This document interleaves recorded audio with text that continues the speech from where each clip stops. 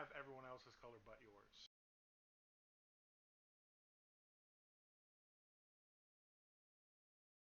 Oh.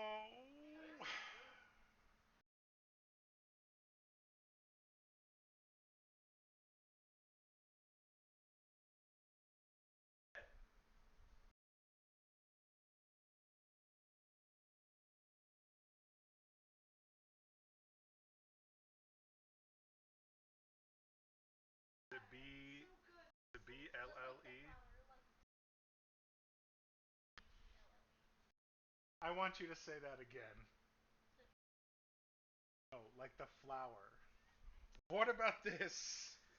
Makes it seem like I know what the fuck the flower is.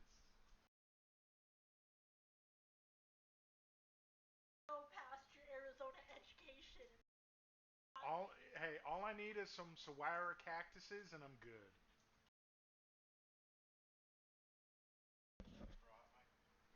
Hope not. Is it coming through?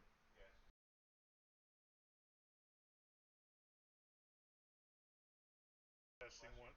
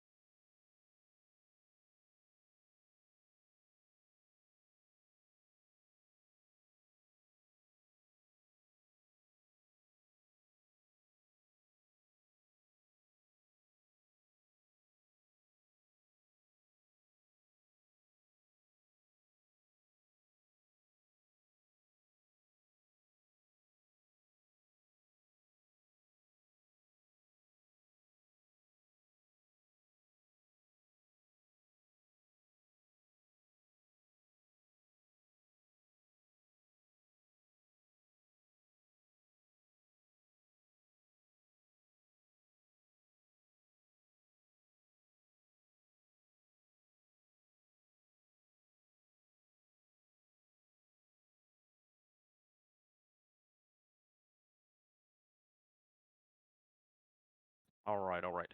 Hello, everyone, or everyone, 안녕하세요. Roll 20 and Discord. Afternoon, sir.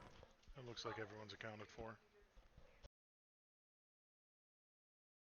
All right. I'm not quite ready. Give me just a few.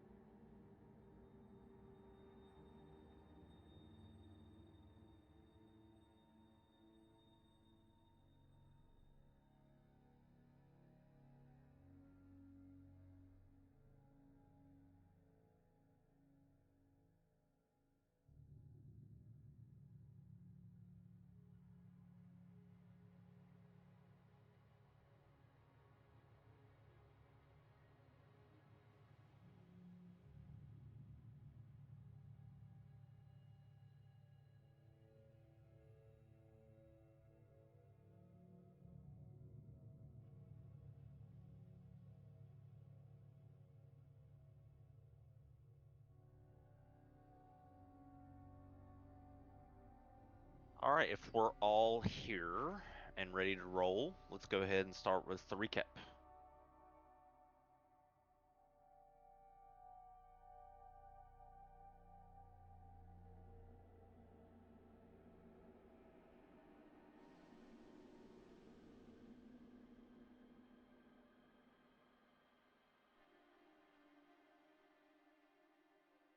We're debating on who's gonna do it.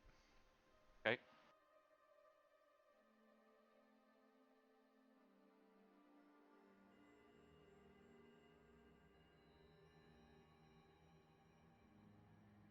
As someone who forgot to use their inspiration last time they did the recap, let's see if I can remember this time. Alright, so we started in the cave with the green but good water. That was a trap, but it's post combat, so everything's chill. So we explore the cave a bit. Everything's chill, it's fine. And Tobin finds, and we just kind of wake up slash release a fairy called Nephili. Nephi. Words are hard. Nephili. Haha, thank you. Nephili. Who was imprisoned by the wizard who was setting all the traps and killing everyone. Um, but she's gonna come along for the ride for a bit.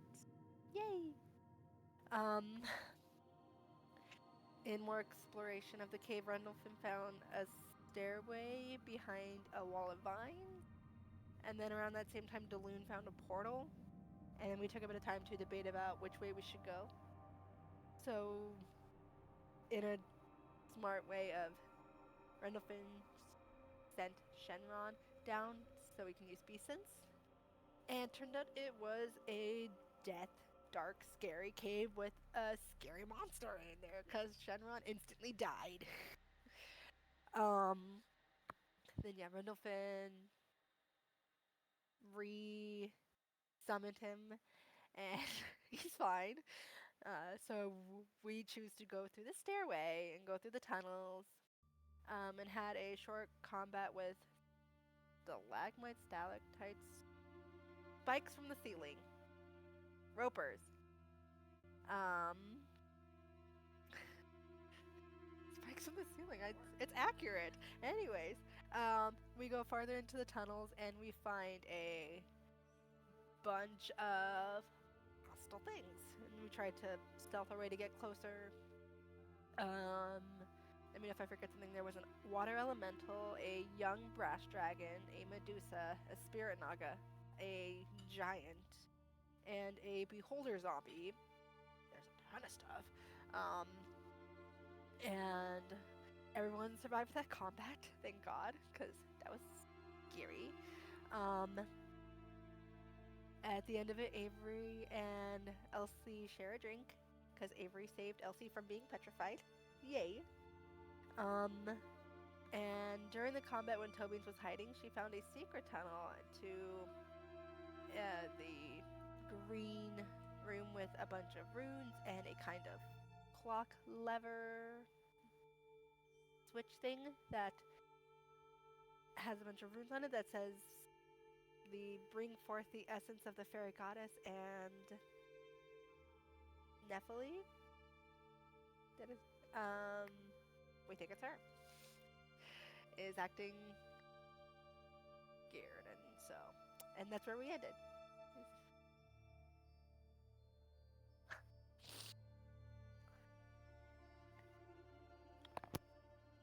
All right. Take 1d8 of inspiration.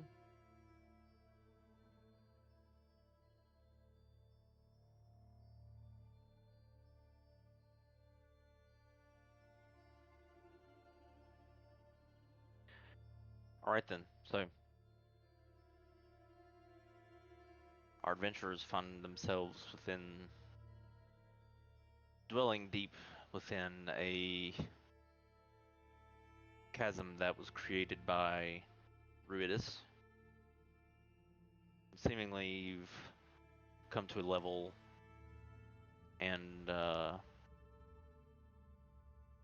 discovered a quote-unquote puzzle of sorts,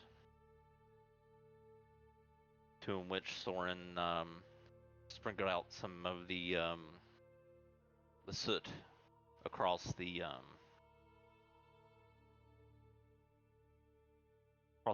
edgings and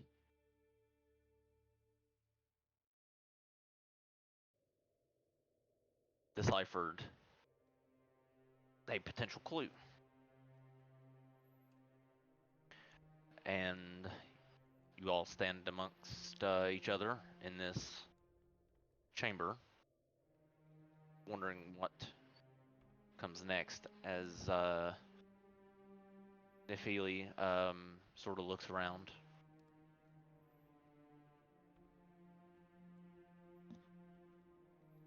What do you wish to do?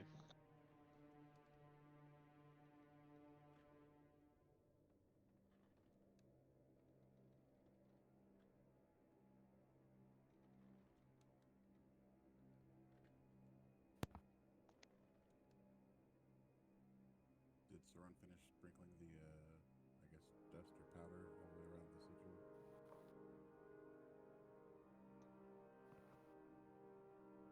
Yeah, he did, and then it formed the letters.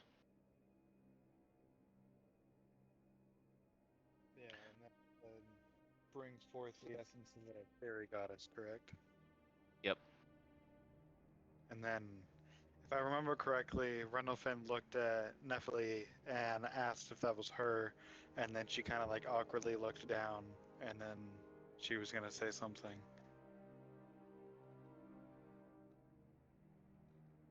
Yep. So Nifli sort of abashedly looks around,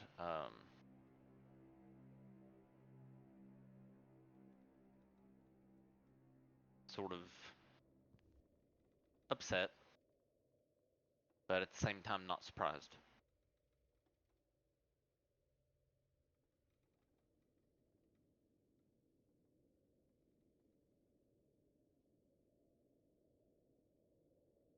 So he's gonna go up to Bree like, there's nothing to stress about. It's just a prick on the finger, and you're fine. That's what it was for me when we did this last time. All it is a little prick on the finger.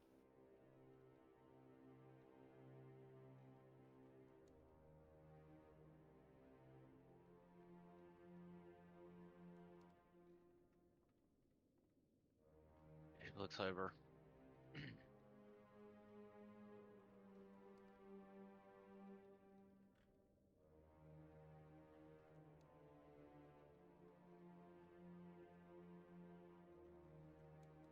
I don't think says I don't think it's my blood actually that it's referring to.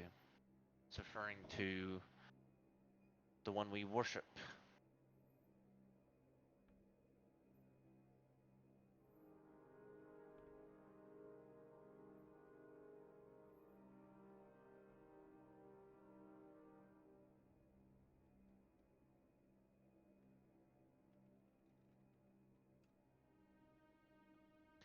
And the fairy that we need is my mother, and she's no longer, or she's not here.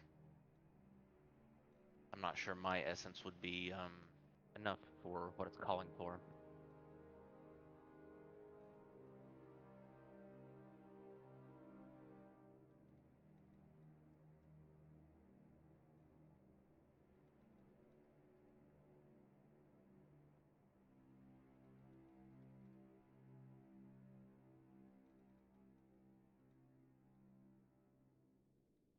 She pulls out a chunk of mistine, and it starts glowing this blue color.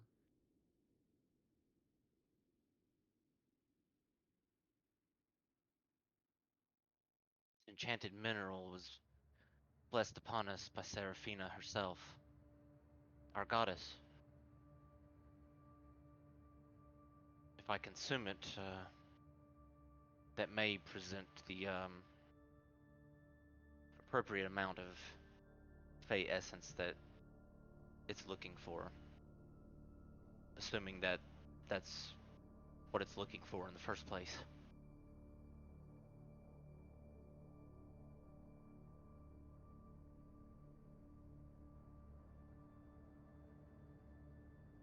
Elric is going to speak up and say, well, before you try something, do we want to consider taking a rest here? You know, that last battle took a lot of our resources. Some of us are still hurt. Do we perhaps want to rest first before Nifley tries this in case it triggers something that doesn't give us the opportunity to rest? Not say no.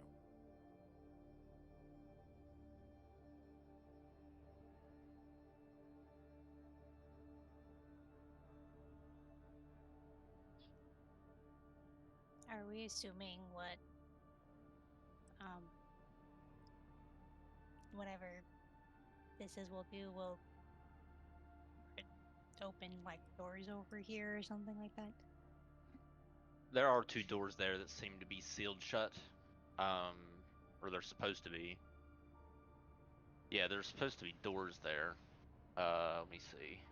Oh, I know why. Doors. Hang on. Yeah, the doors are there. I'll work on trying to get them to show up. There we go. Okay. So There we go. are they like sealed, or are they just like locked? Or can I investigate? Investigation check as you approach the doors.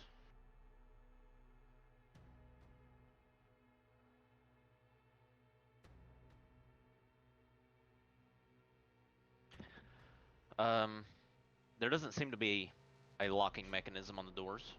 These 2 double doors that you see here. There is a like a ripple effect that waves across the front of the stonework of the door as you try to sort of push on it and pull on it.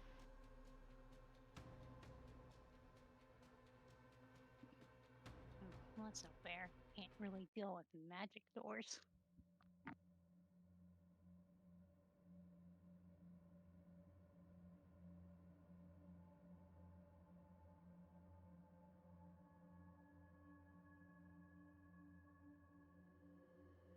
Alright, so we're taking a long rest to reset since this seems like a safe enough space to stop and before we head into who knows what. Would a short rest be enough for people? Just like a long rest is a long time.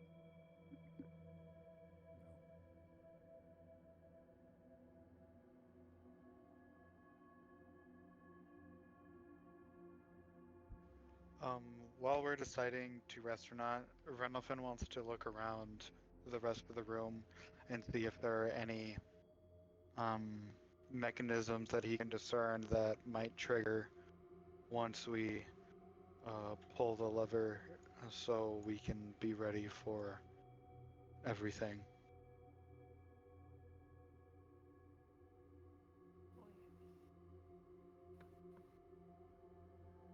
I say we can shoot for a long rest, and if something comes up to where we only get part of a long rest, then we'll deal with it.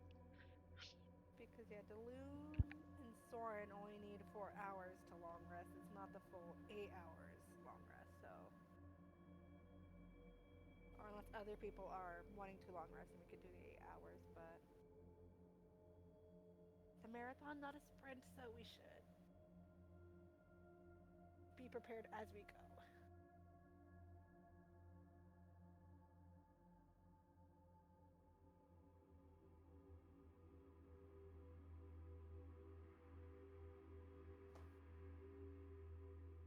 I vote long rest, and we deal with whatever consequences come of it.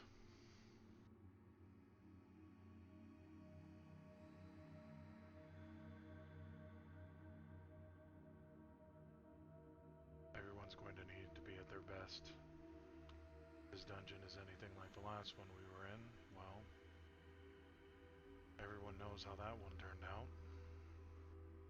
So,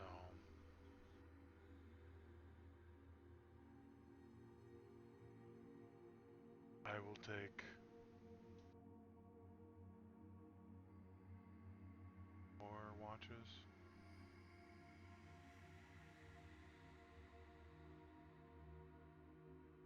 I will take the first watch.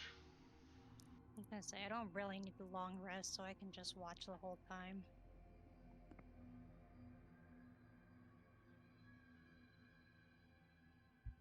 Won't that give you exhaustion? If you stay awake that Have entire we been awake that long?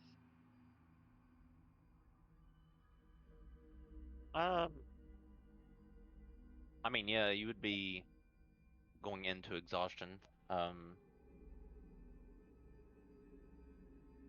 Well, if you were to stay up you would have to take your long rest at a different time than everyone else. It would throw off your sleep cycle. But you would be a few hours away from a point of exhaustion if you decided to do that. Fine, I guess I will long rest as well then. Can take a watch.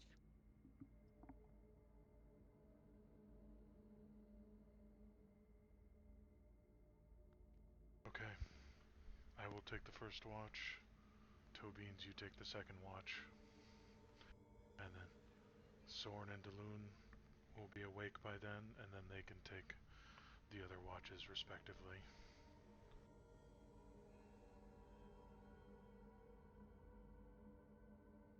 Woohoo! Sounds like a plan. Can Rendolphin do his room investigation before we long rest? Yeah, go for it.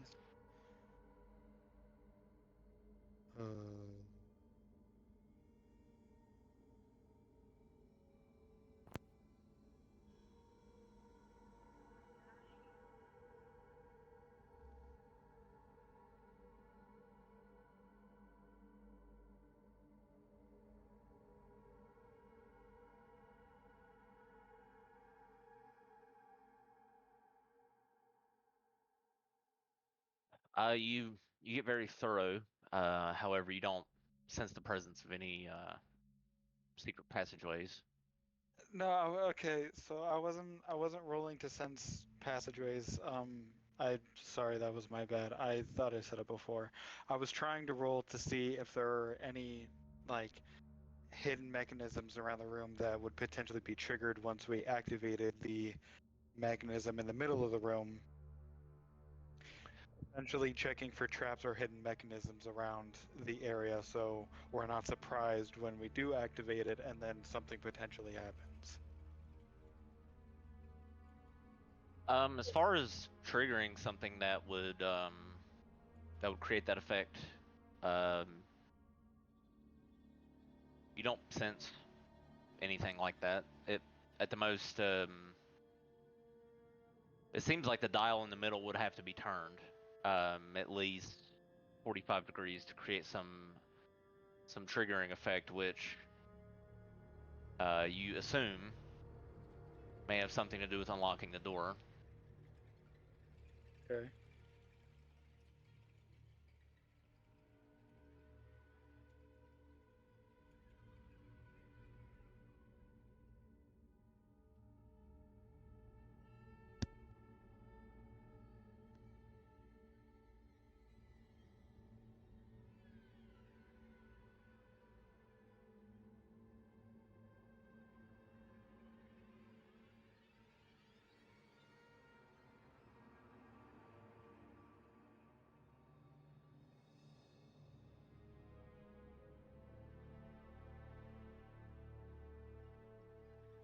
All right, so you're long resting.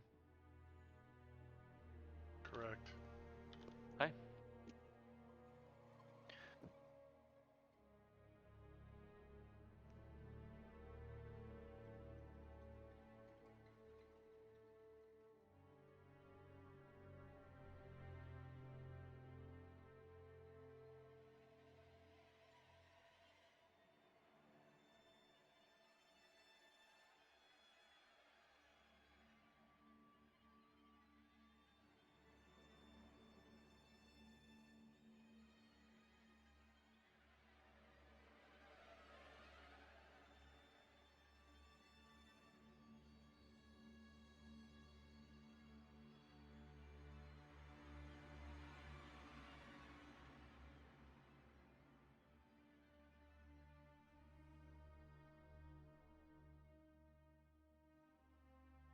Alrighty.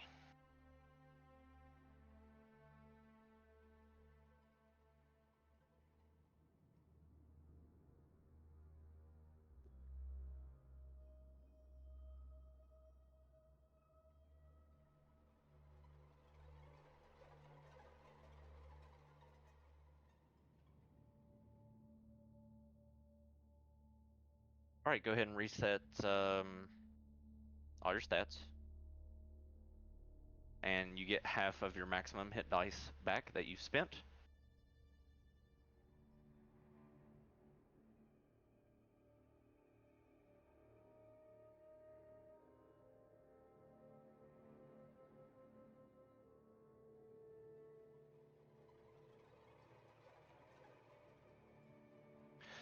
Tubbings, throughout the night, you feel a pulse and vibrating sensation from the Iltham rod.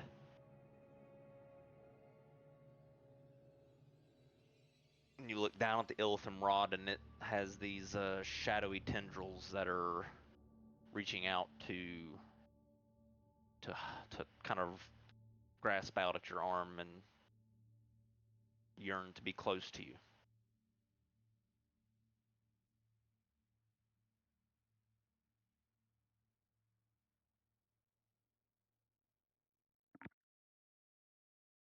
Um,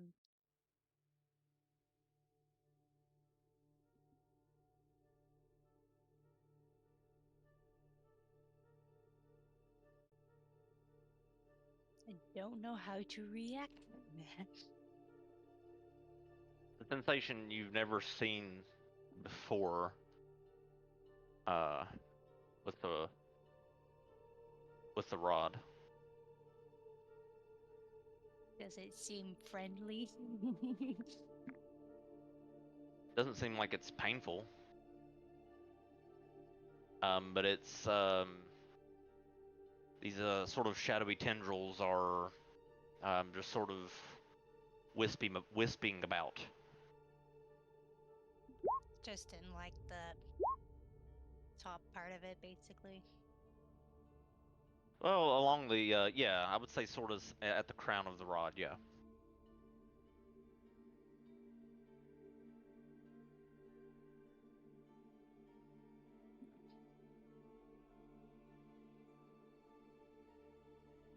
I guess, can I touch it? I don't know how to. I want to touch the tip. Alright, so you sort of place your palm over the tip where the tendrils are sort of lashing out, and they just softly grasp your hand. You don't feel any sort of pressure or anything from the rod. However, you do feel a psionic connection between yourself and the rod. And then a soft ping in the back of your brain. And it sort of washes over your entire cerebellum. The rod,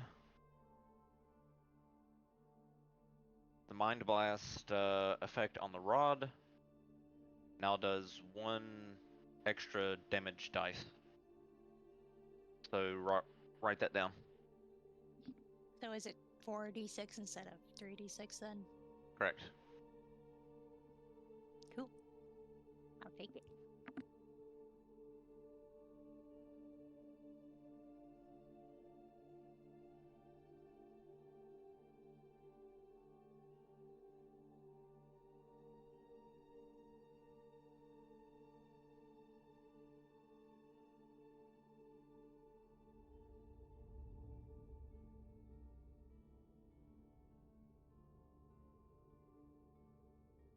Does the DC go up at all?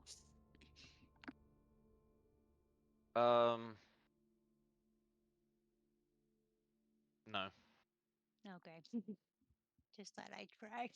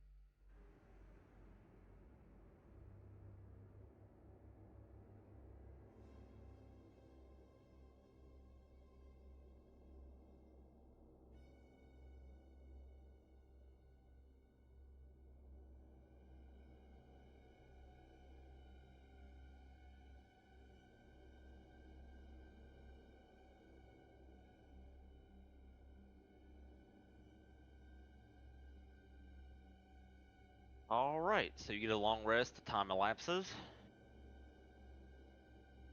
What do you wish to do now?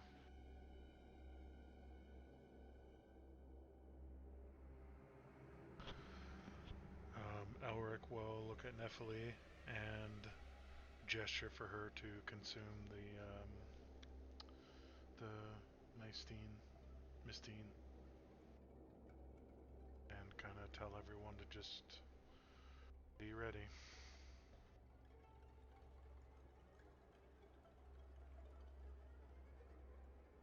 You nervously take some of the mystine and begins to sort of draw it in with the jewel stone in her abdomen as she will grow into one category size larger, and it absorbs in, and her eyes flash this blue as the mystine is completely consumed.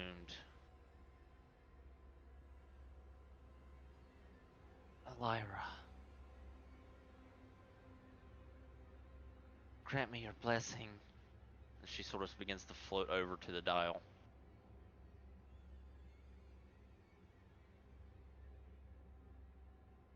Places her hands on it and begins to turn it clockwise.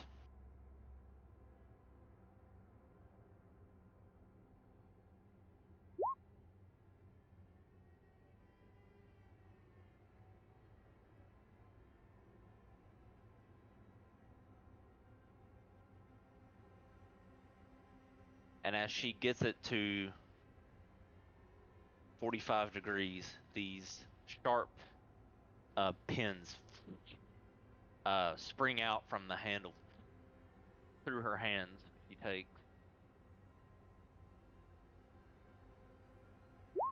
7 points of damage, and you see some of her blue phalite begin to be drawn from her as the symbols themselves fade out, and a flash of blue waves by you all, knocking you all on your ass. Waves over the room and bathes the door. The door ripples,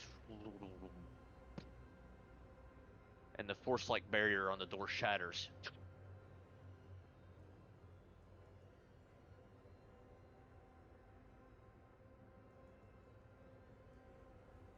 Nifley winces in pain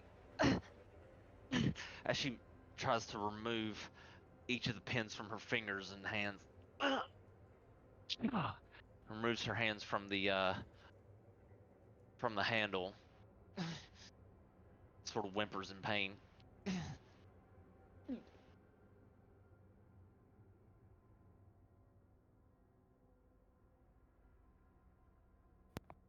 Elsie's gonna go over and try to help her get the pins out of her hands. Well, the pins were in the handle, and they're still they're stuck out from the handle. So she had to remove her hands and some of her fingers that were pierced by it. Like she had to slide her hands off of the pins.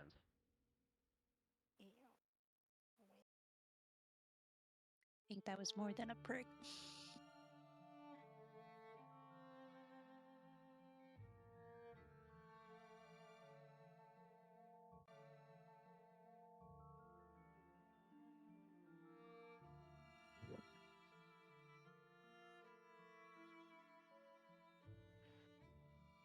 Seraphina be damned.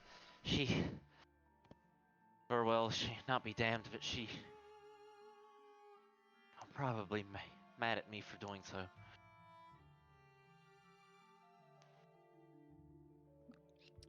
Before we move on, does anyone need any more health potions?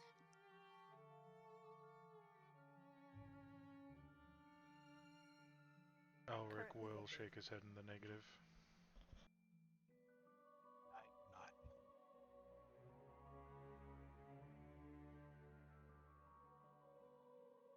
Oh yeah, I better long rest Avery.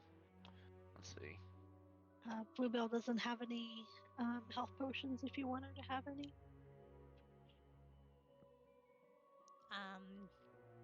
If you want, I can. We have 6 greater healing and 5 superior healing. If you want some of those.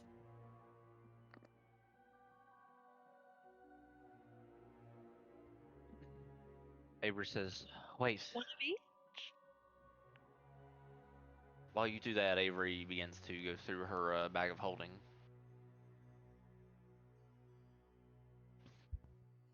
Before we go,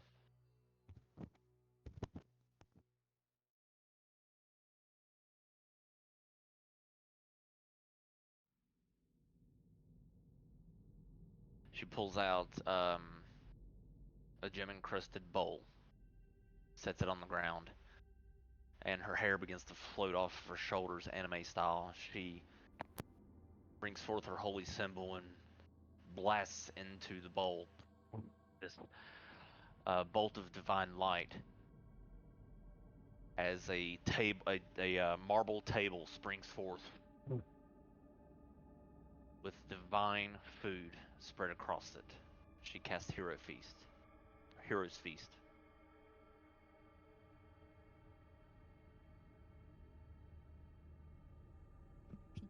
Why do I feel like this is a sign that we're about to go into a very hard battle? Take what Yeah, we can get. this doesn't feel foreshadowy at all. Everyone just say thank you, Avery, and let's go. Why are we questioning? Avery looks around. This is the first time that I've walked through a pair of doors and there's been something fearsome on the other side. It's something I wish I could have done to groups I've been in the past that just wasn't as powerful yet. She shrugs and sits down. That bowl costs a lot of money, so I'm going to eat. I don't know about you. She sits down and begins to eat. Elsie will sit next to her and also start eating. Same with Elric. Randolphin will sit down and say thank you and nod his head in politeness, and then he will also begin eating. Yep, so some of the best food you've ever had for those of you that do eat, which I'm assuming is all of you.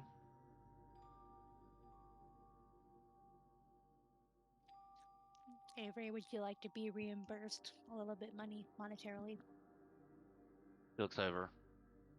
No, I don't need the money. This to me was an investment. I can't let the Forge Keepers die. Then who would save us against the Lich King? Think about it.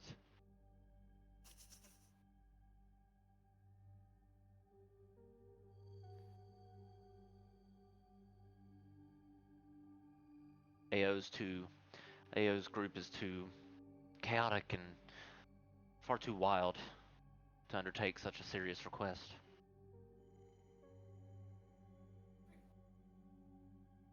Alright, so each of you increase your hit point maximum by 2d10. Which you also gain that number of hit points when your hit point maximum goes up. So 11. You don't get to roll, the caster rolls. So each of you get 11 extra hit points. No, my bad. I didn't word it properly. So 11 extra hit points and 11 maximum. Let me make sure I do Avery as well. So that's okay.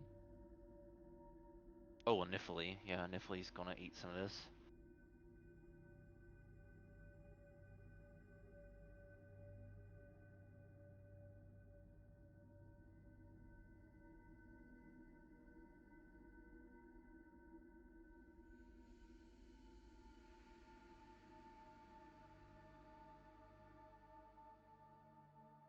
Okay.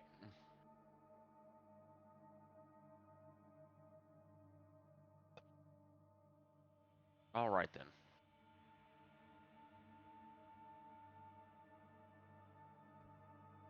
All right, this little gold orb on my NPCs to make sure I realize and remember that they get advantage on wisdom saving throws.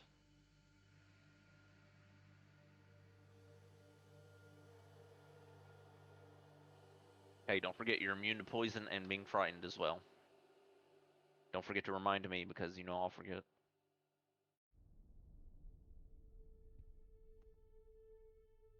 All right then.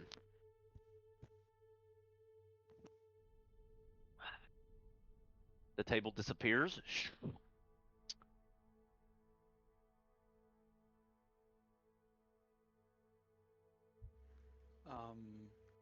Rendolphin wants to try to listen to the door and see if there's anything beyond it, if he can hear anything. Perception check. Go ahead and hand out potions if you're going to do that, Toe Beans. Well, I think Bluebell's the only one who wanted some, so I'll give her 2 greater healing and 1 superior. Okay. Can I also get 1 of each? Sure. 1 greater and 1 superior, right? Yeah. And we still Cool. have 3 of each left. We also have 3 potions of fire resistance that I'm not sure where we got. I don't know if anybody wants one of those.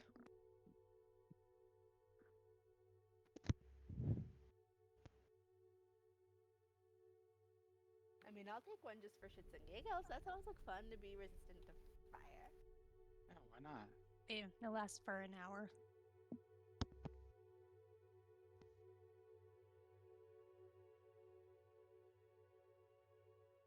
So 1 hour of fire resistance. Yeah. Right? Just making sure I got it. Did Rendolphin want one too? No, he has a spell that he can make himself resistant to damage that he takes, so he's fine on resistances.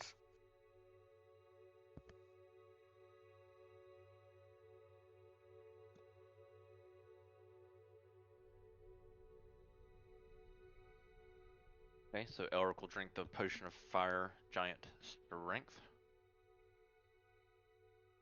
All right then.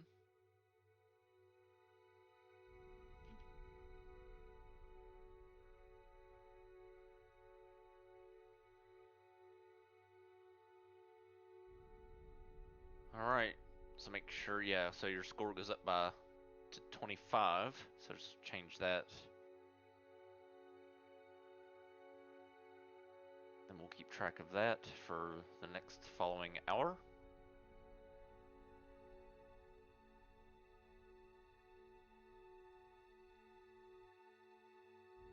All right then.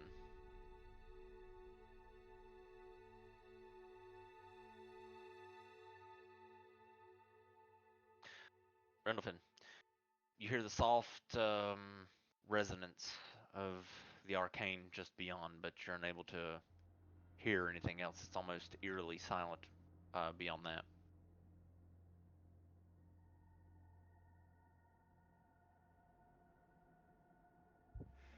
Okay, I will convey that to the party and look to our fearless leader for guidance, aka Elric. Was this voted on?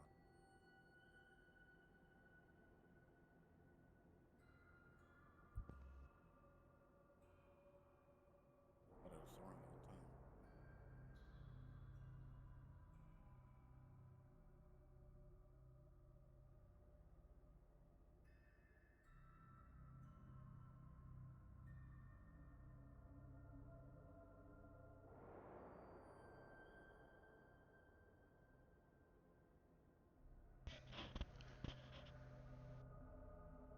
So Elric will look around to everyone and make sure everyone's ready, and then he will put one hand on one of the doors that he's in front of and just kind of try to slowly push it open.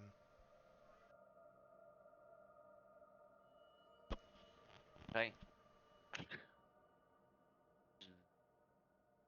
Feel sort of the arcane essence just sort of pushing open as the door scrapes against the stonework below as well.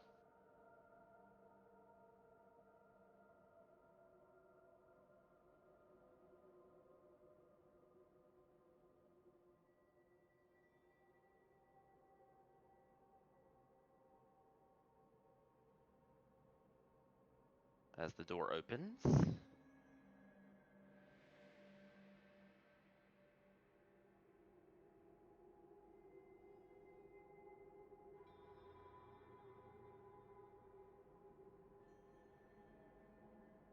before you a very big sarcophagi in the middle, it seems like from here, with these arcane beams being coalesced cross-like in the center of it from each corner of the room. You hear the soft resonance of the beams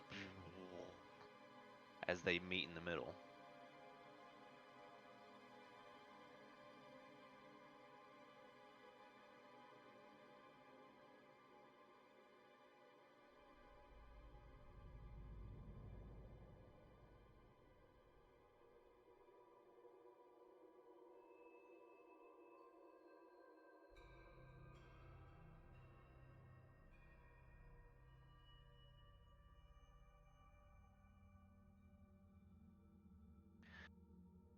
Down below, the stonework you're walking on are these. Is this green, like almost like a void space, suspended in motion, almost like what you would see in the center of a nether tear, only much wider, much larger of a space.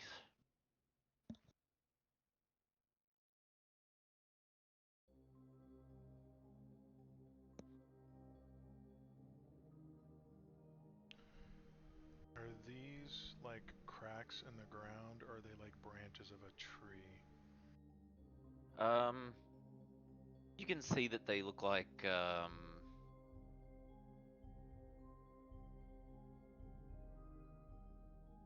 sort of like branches, yeah. Very inky and sort of look like they're spread across the ground a little bit there. I want to slowly approach them, and I want to look and see, do they do anything as I get closer? Do you walk into the beam? Oh, no. So how high are, I guess I should have asked this before I fucking started moving. How high are the beams? Because on the map it looks like they could be, like 7, 8 feet off the ground. I would say they're. Let me see. So that's 17. Okay, you might be able to fit under them actually. Yeah, I think you can. They're actually 10 feet up, Okay. or 7 feet up. Sorry, 7.5 roughly. Okay. So unless you're that tall, you should be able to kind of go under the beam. So yeah, there you go. Yeah, Elric's about 6'5", so yeah, even though he'll still duck his head a little bit as he goes Yep. under the beam, and then yeah, he just kind of wants to stop right there just to see if there's any movement from the branches at all as he gets closer to him. You look down and it seems almost like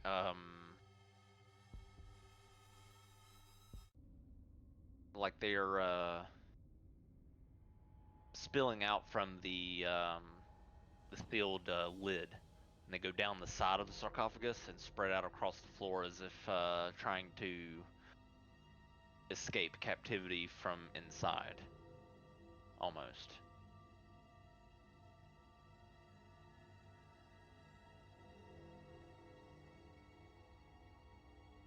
Is there anything about these machines that would discern like how old? I can barely hear you, Deloon. What was that? Is there anything that these machines would tell how old it is, or the makers, or anything like that? Uh,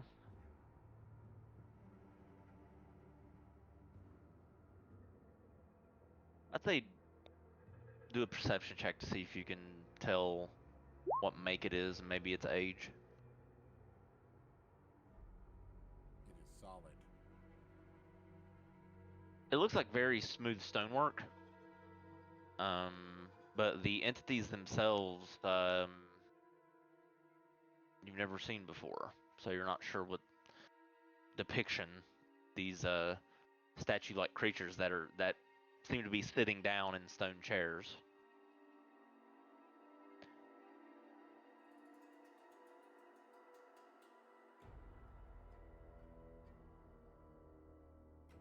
of course, the center where the beams are coming from, the center of those statues, it's so bright that you can't make out what is in the center of it. It's almost hurts your eyes to look at it. Okay, yeah, I was just about to ask if I could identify the I guess the mold or whatever on the lid, but you're saying it's too bright to even kind of look at it.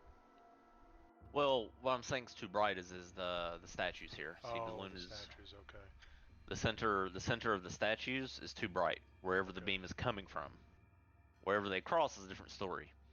Okay. You can see that they cross right into the lid, right where the arms cross, maybe a little lower than that, of the depiction on the lid itself, which is a little high up. You'd have to be able to see it from above. So Nifley takes flight and we'll fly over here and look at it from above.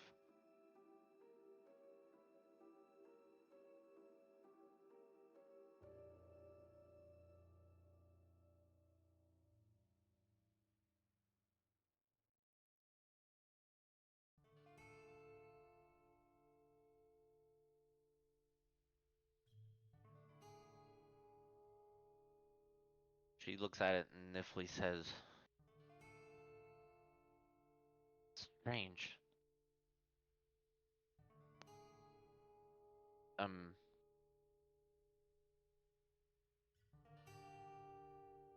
she flies over to Beans. I need you to come look at this with me." Okay.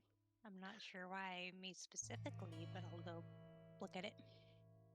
All right, she before you go over there, she um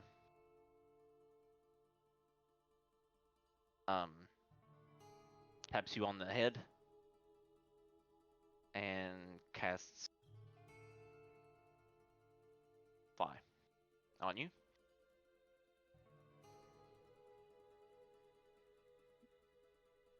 Huh. Okay. Are we Then flying somewhere?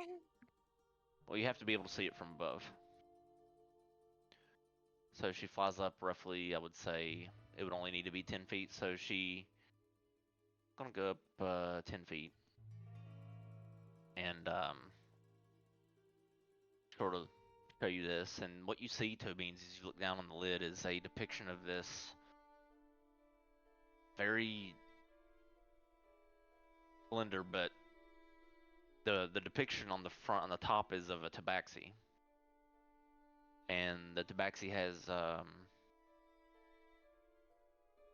familiar looking pair of rods in between each hand. And it looks on the depiction as if there's these tendrils spreading out from the crown of the rods, um, almost wrapping the individuals around the shoulders.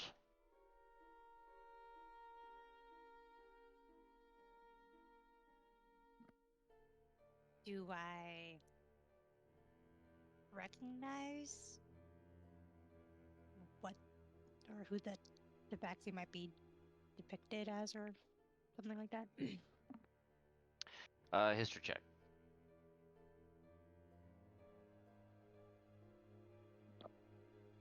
I am notoriously bad at those, so let's see. Yep. Notoriously bad. At the moment, best you can assume that there's been a long line of your kind that have been wielders of the rod. Best you can guess, and maybe this depicts one of them. You're not sure which one though. If I pull out my rod, does it have any sort of reaction?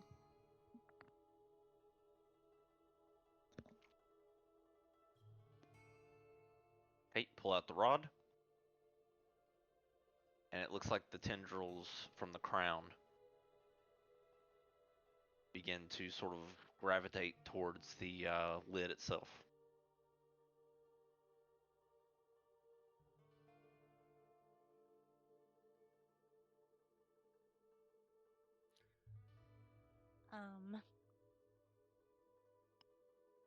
I guess if I get a little bit closer to it without really touching the beams, can I like tap the rod to the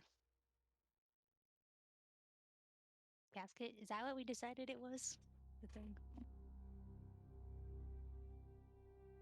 It looks like a sarcophagus, like a very, very big one. So yeah, I mean, if you want to like press it against the sarcophagus, you can.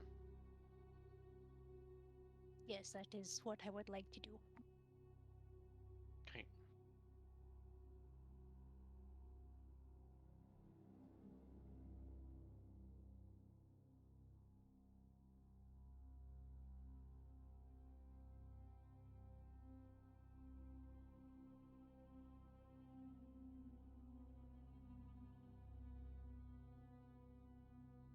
Okay, so the Iltham rod, you notice the tendrils sort of lash out and adhesively stick to the sarcophagus lid. And the rod itself remains in your grasp, but the tendrils from the crown lash to the lid.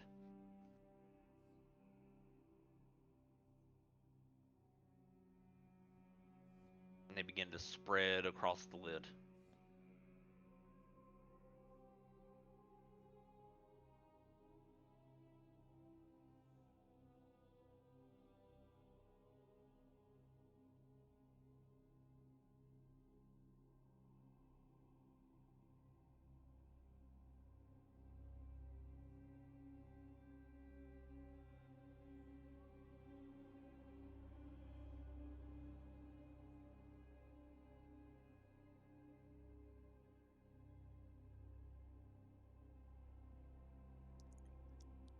I literally don't know what to do from here.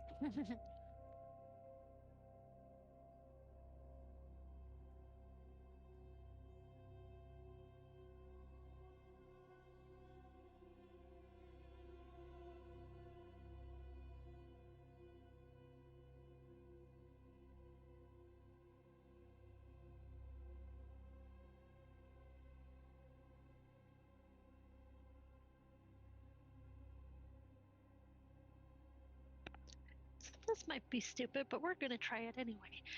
Can I take my sword and try to just like swing it through the beam to see if it does something, if it feels like it's solid or just light, or That's it has a exactly what I was reaction? gonna do. The rubidium sword?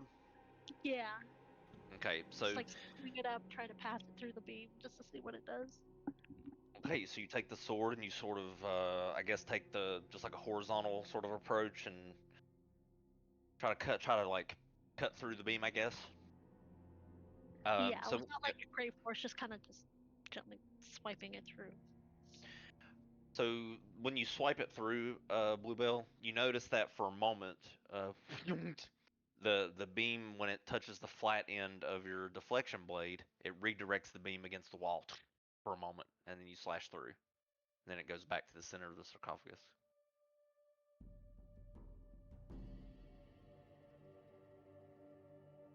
What does it do to just steal?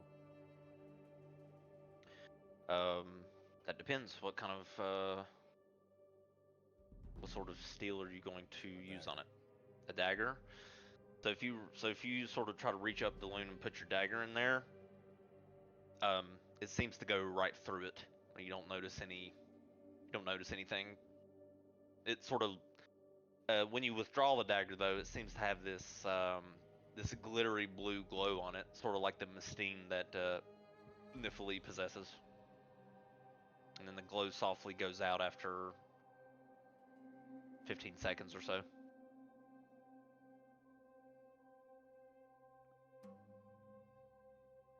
Can I jump up and try to just put my pinky into the beam? Yeah, you jump up and stick your pinky finger into the beam. It gets really cold.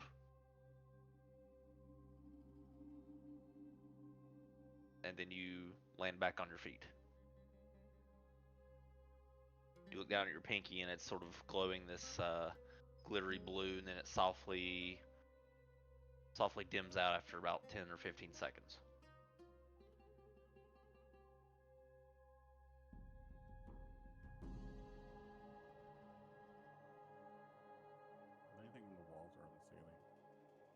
What's that? Anything on the walls or ceiling? Perception check as you look up.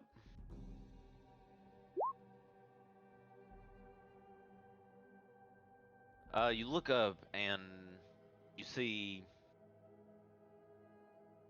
this jewel stone in the center, above the each of the statues.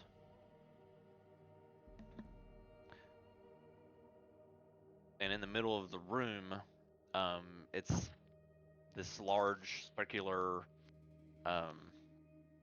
dome-like structure which is cracked and shattered apart. Looks like it may have contained something at some point, but it's gone now.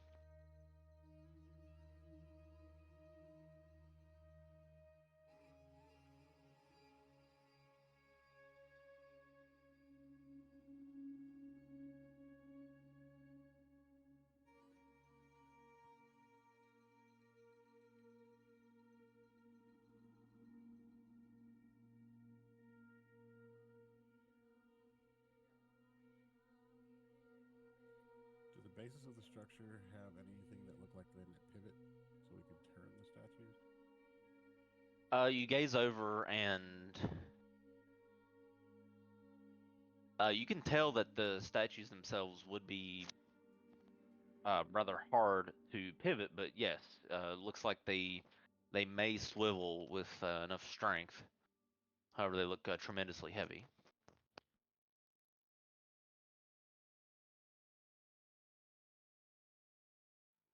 I'll relay all of that to the group. Elric is going to step below one of the beams and will mimic what Bluebell did, and he'll just kind of go with each of his swords, Stormcaller, Bite, and the Demi-Steel, and just see if any of his blades mimic the same thing that the Ruidium sword did as far as deflecting the beam of light when he passes the blade through it. Okay, so you swipe each of your swords through, and no noticeable difference than what happened when Daloon put his dagger through it.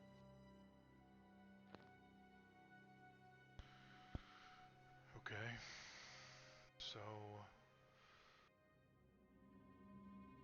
question is, do we want to open this in the middle? Tobians, it looks like it has some connection to you. Is that true? I mean, it wouldn't be an I don't know how to talk. It's possible. I don't seem to recognize the tabaxi on here, but it looks like he's holding two of them rods, so it must be connected somehow.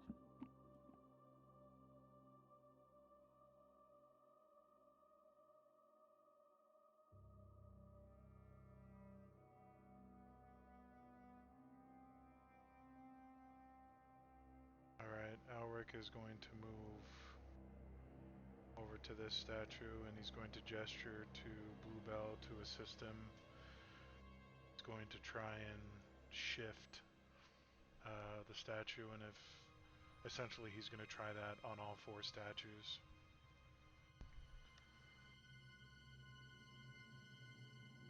Okay.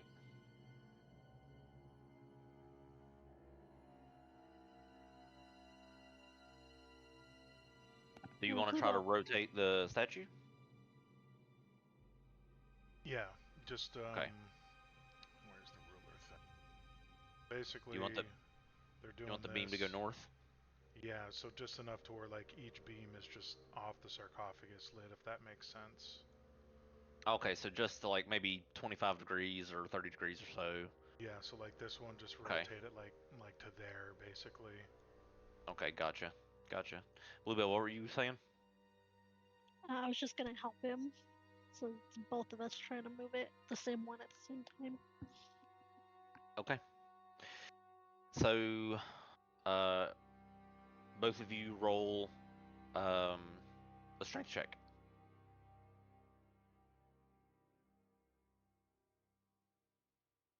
Or one of you can roll with advantage. You choose.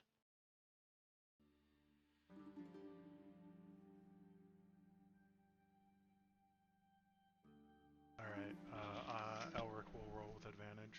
Strength check. All right. So you feel the fire giant strength sort of coursing through your muscles as you go to push. All right. So the statue itself, I would say you get the beam moved about. I can't move the actual beam on the map, unfortunately, but the beam Right. moves Okay. out of the direction and is now cutting straight across into the wall here. However, the other beam is coming straight across into the statue, the beam from the northwest. Yep, So then you get it. Elric and Bluebell will rotate over to that statue and do the same thing. Or try to do the same thing anyways.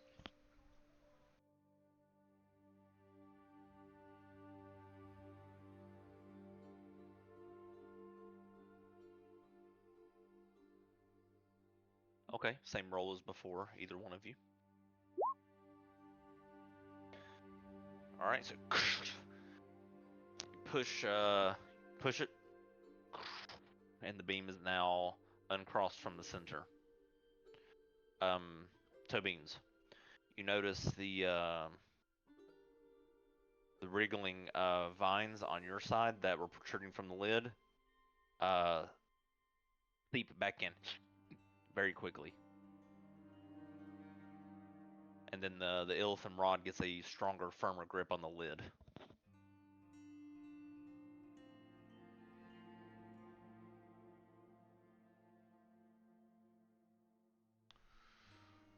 And then Elric and Bluebell will go to the other two, so this one and then this one, so I'll just... You want me to just roll for both? Sure. Those are saves. Oh, why am I clicking that one?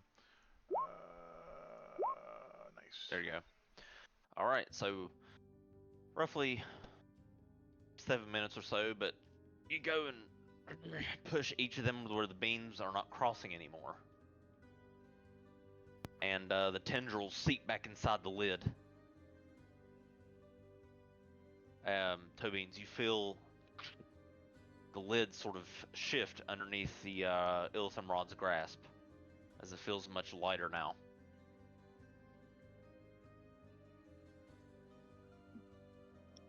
Is in the rod or the lid? Like the rod's tendrils from the crown are wrapped around the lid now, and it's looks like it's like grabbing the lid. So the lid feels like it's shifting from the rod's grip.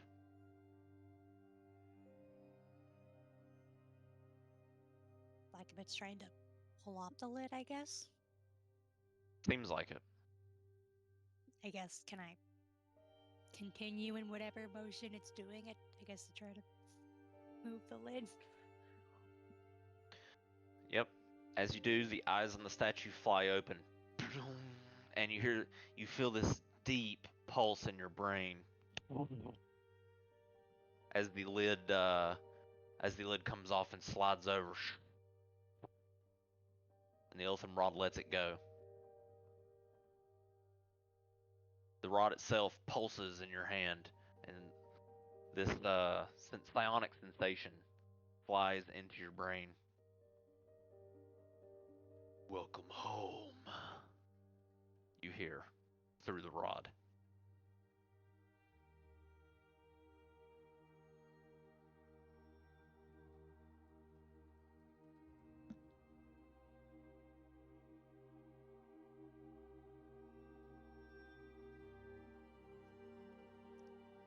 I guess, can I look inside the sarcophagus? You see this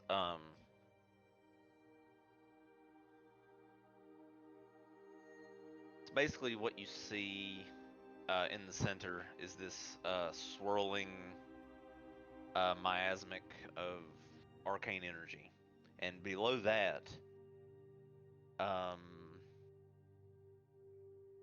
is this, I guess, glass,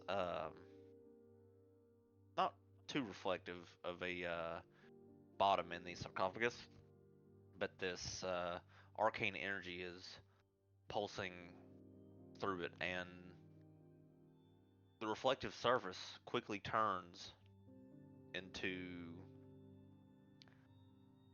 this immensely green lit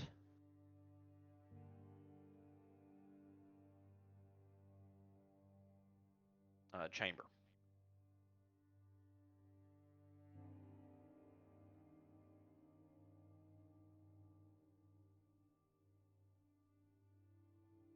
And then it's at this moment, Toe Beans,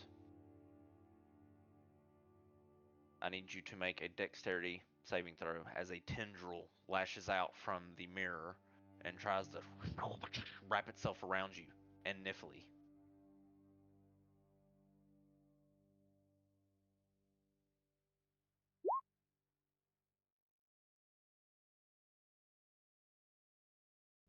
Alright, Nifley, it's a 14 as well.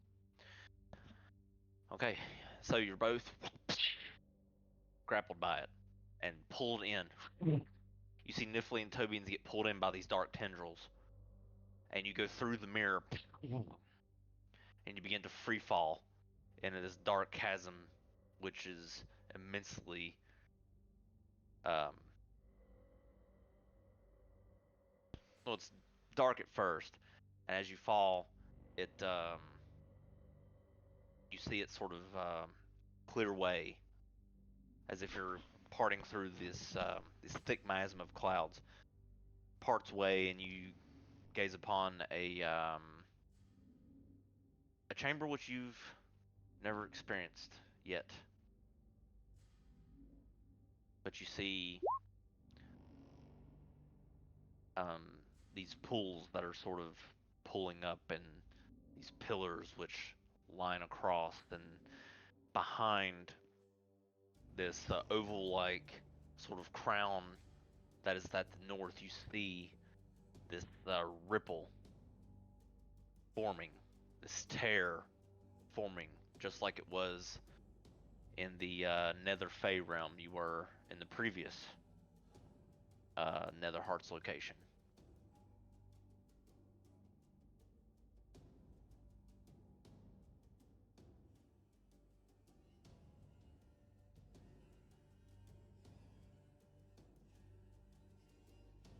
Avery moves over to this side. What happened? Where is she? She sees Elric draw swords and jump in. Are you mad?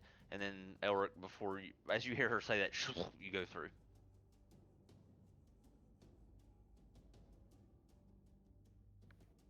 I was gonna look at Avery. It's like, we're all mad here, and just go also jumping straight in, head first, like a normal person, not feet first. She sighs and jumps in. And I you was thought gonna AO's say group was not chaotic and mad. if Elric had the opportunity, as Avery was yelling at him, he was gonna say, "Welcome to the Forge Keepers," as he jumped through the mirror. I'll see them like, why are you going feet first, dumbass? Renfin is going to stand on the edge of the sarcophagus, hold his hands out, and then, like, backwards, Assassin's Creed style, just fall into the thing with his wings spread. And then Shenron is going to dive after him.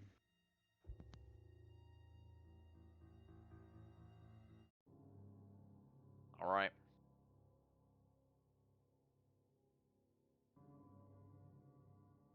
All right, I'm assuming you all go in. I guess I get that at this point. Yes. Make anyone Yeah. stay behind? I mean, Bluebell wasn't gonna do any of the frilly jumping in, just jump in. Okay. Soren, I guess you're heading your way in there too. As you all make your way, so parts open, and you guys land on the ground, expecting the landing to hurt, only to psionically be grasped as the tendrils grasp you and then softly laid you on your feet. Oh, I was gonna ask if I could superhero land. Sure, I mean, you can, yeah, if you want to. It's not as dramatic if I'm put down gently.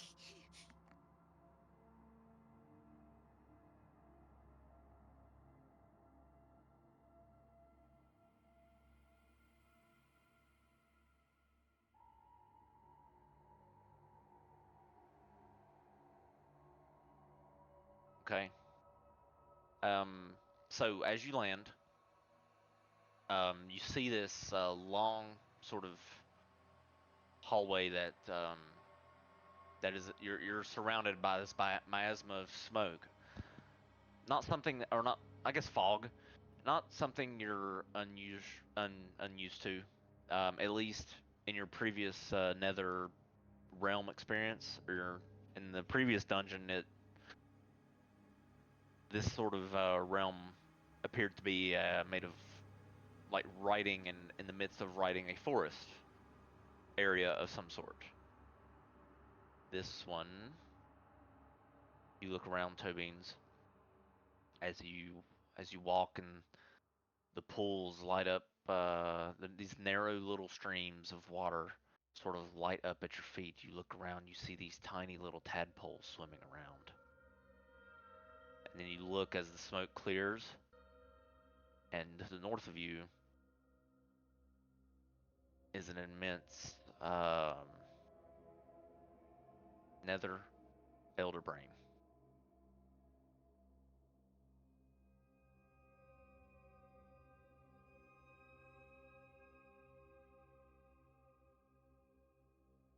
Emotional damage.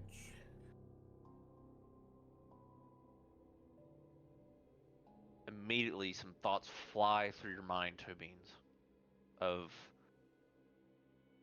the memories your Ilitham Rod has shared with you in your dreams, and nothing quite as sinister as the way this one looks. Something is different.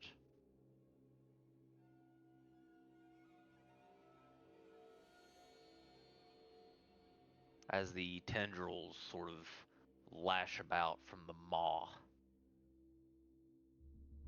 you see these tiny little tadpoles swimming in the streams at your feet. And if you focus, you can almost hear the tadpoles speaking to one another as they swim by, Tobeans, as your psionic power almost feels like it multiplies in this zone. I'm gonna go pee real quick. Be right back.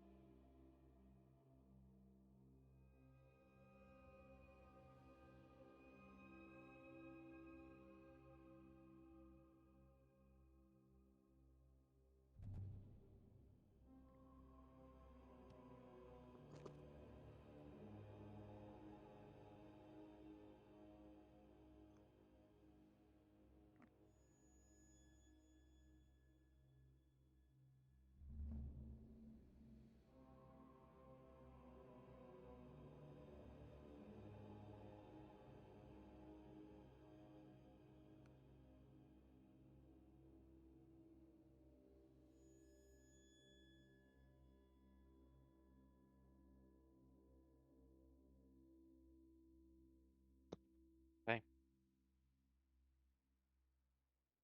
So, Tobeans, you find yourself amongst this. I guess we'll call it a nether brain.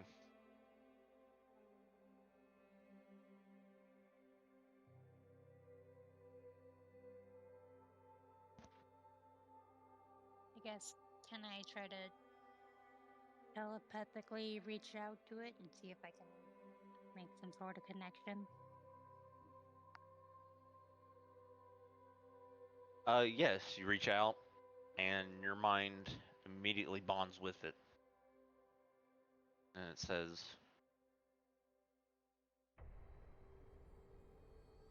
"Welcome, welcome home."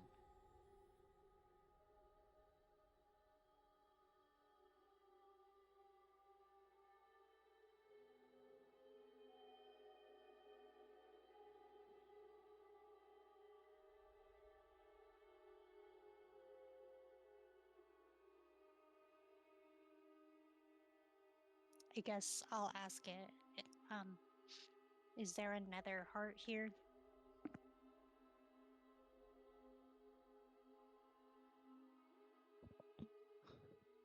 A green-like energy pulses from the brain.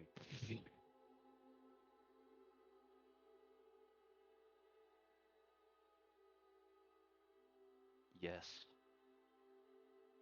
a mighty gift from Ruidus. A domain of my own, to rule as I see fit.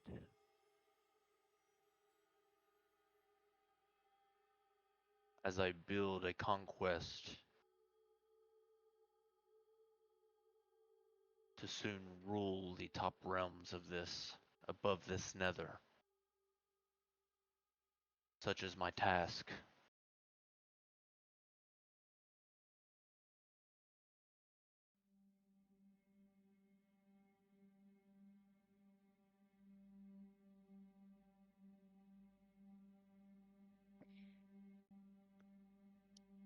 Um, I don't know if there's a way if I could tell this or not, but can I tell if like it's under any sort of like mind control or if this is like actually what it's feeling?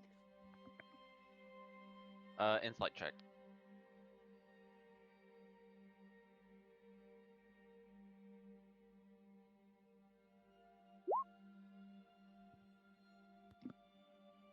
Could I possibly add to that roll since I am proficient in it with one of my energy die? Sure.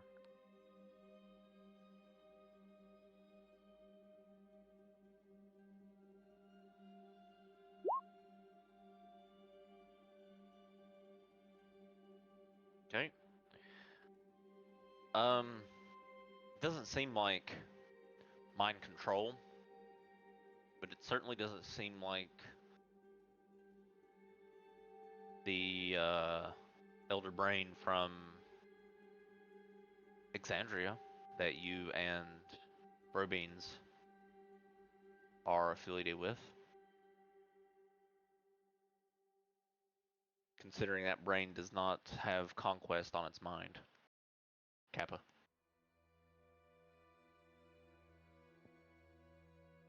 You feel a sinister urge from this brain to dominate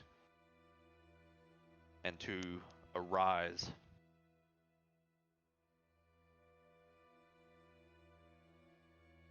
As you try to peer into its thoughts, which are shared with you through the telepathic link, you can sense that it wishes to surface from the nether after amassing an army of Illithid.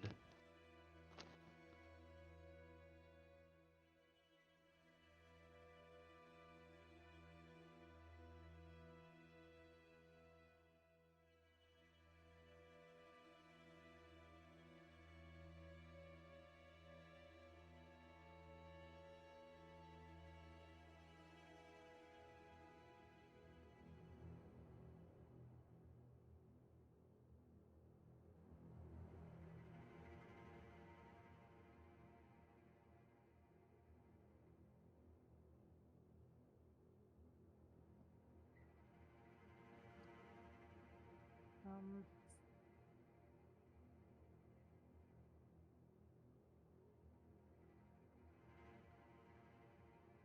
do there appear to be any other beings in the room, or does it appear to be alone?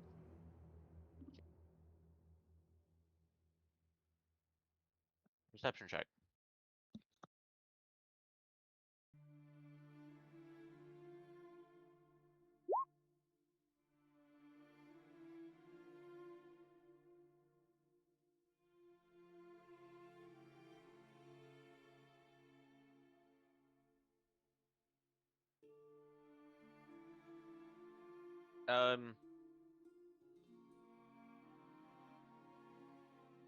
At first you sort of didn't notice, but now you can see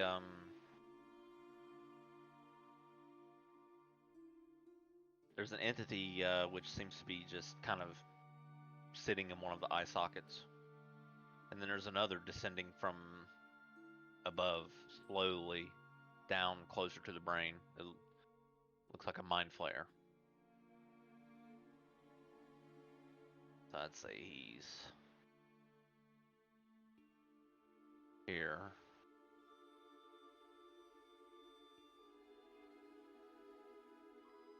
But he's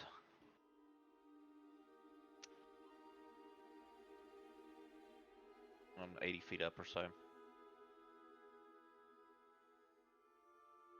The other creature in the left eyeball is just sort of sitting there, sort of smiling in your direction. This gray skin and white hair like a drow.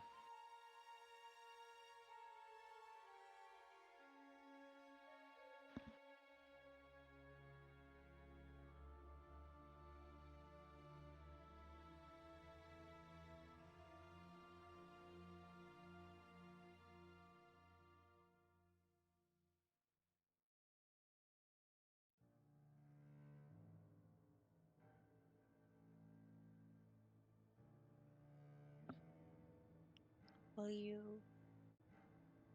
Or is another heart literally like in its brain?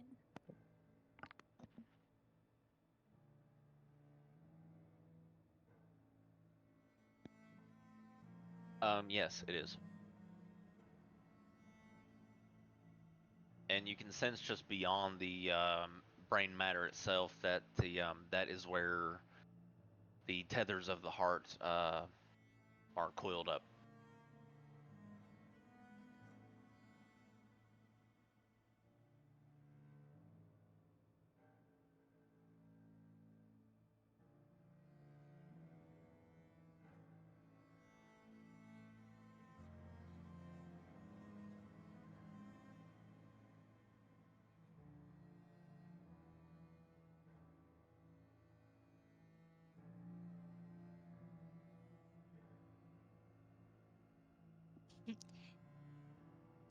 Am I able to make a connection to Brobeans?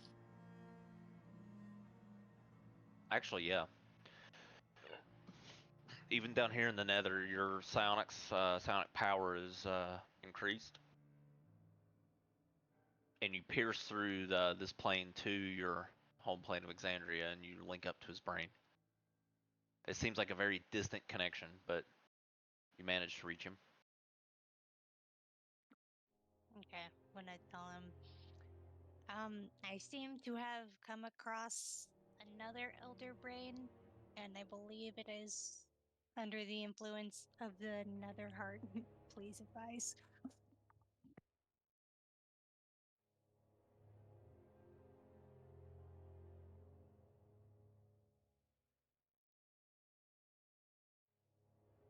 He responds, uh, uh a brain within a nether realm. That's, well, I guess it's possible if you're laying eyes on it, but the only brain that exists in our realm is here in Exandria, so the one you're with now is more than likely a copy from our reality, which is troublesome. That means someone has shared information to the Lich King about the brain. Don't listen to it. It is more than likely sharing the memories of our brain with it. It may look like the one that we are advocating for, but it isn't.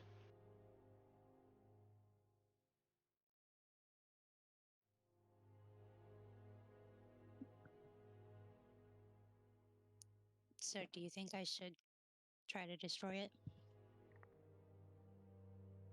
I think you should run. Have you any idea what it would take to fight such a thing?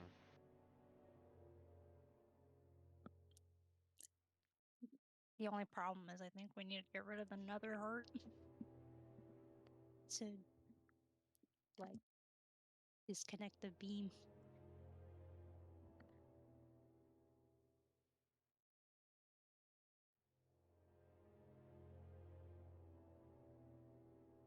If it's in the brain, then you'll have to break the membrane from around the brain and get to the center of the brain itself, where the heart may rest. Assuming that's where it is. You should be able to feel its presence if you focus, since you're in the room with it. And Tobins, you have already, since then, yes, the brain seems to be cocooned by these illithid tendrils that are sort of consuming the heart, and it's just slowly pulsing from inside the tendrils.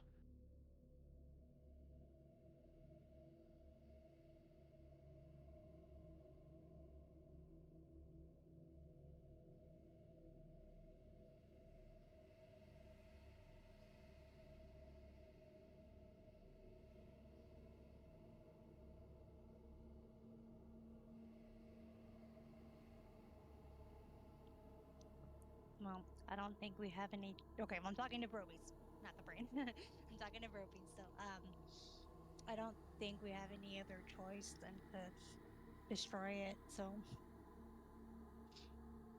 if I don't make it out, then I'm sorry.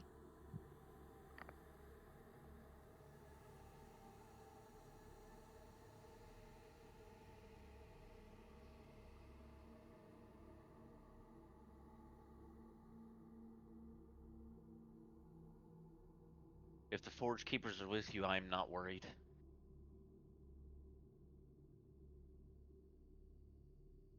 If anything, you're probably the most prepared one there to deal with such psionics that they wield.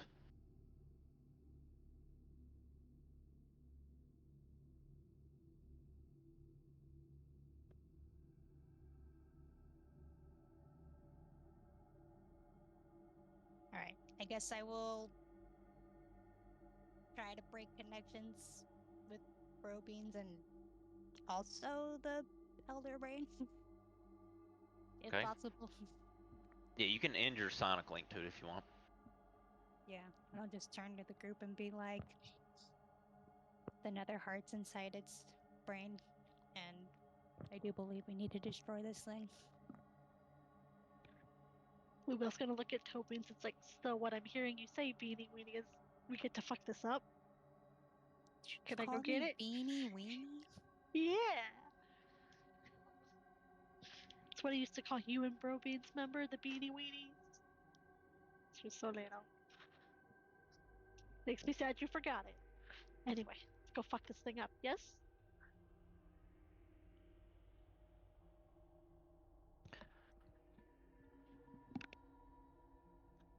As that thought crosses your mind, I hope I got this right. I think I do. Alright, as that thought crosses your mind,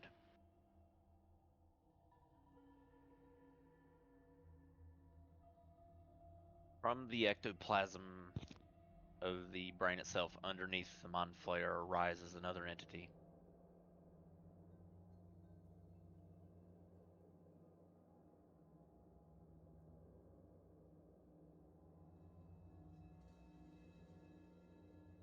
Its eye slowly opens and flashes.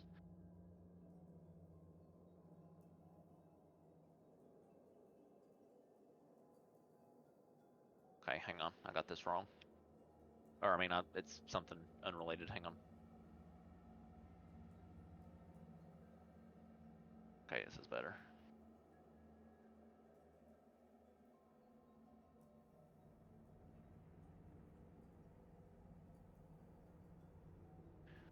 And you see a beholder emerge from the ectoplasm of the brain itself.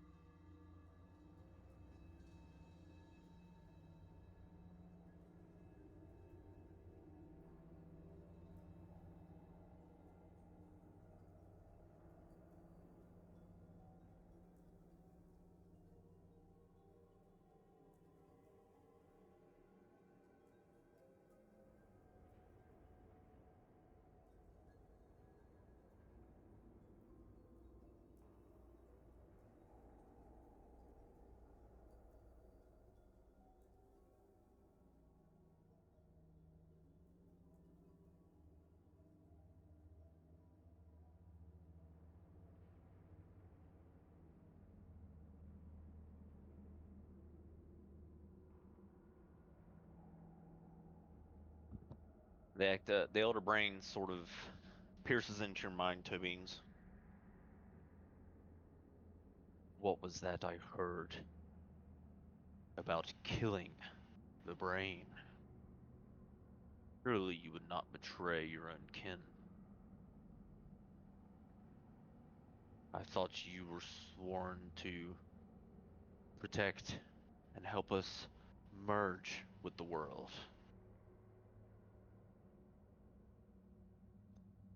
Well, you are not my kin, so I have no loyalties to you.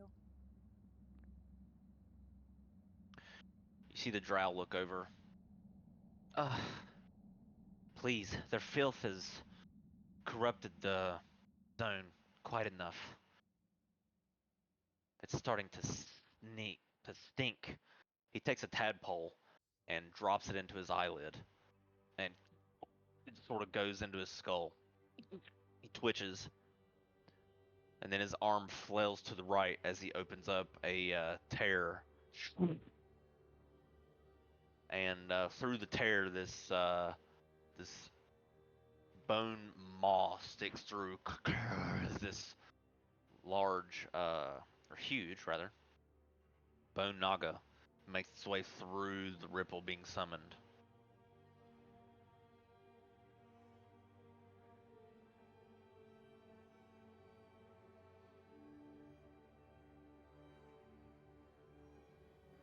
And behind it, a Bargora jumps through as well, roaring and smashing his fist against his chest.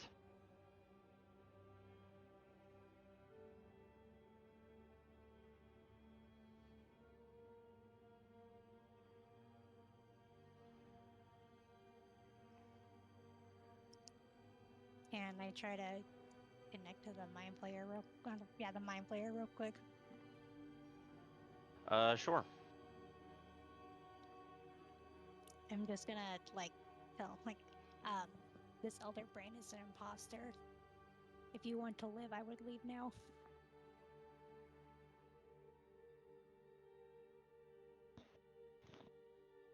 There is no leaving.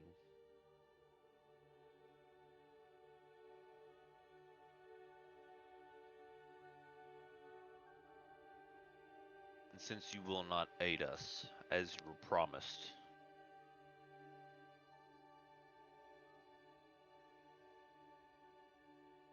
then you and your friends will become our food.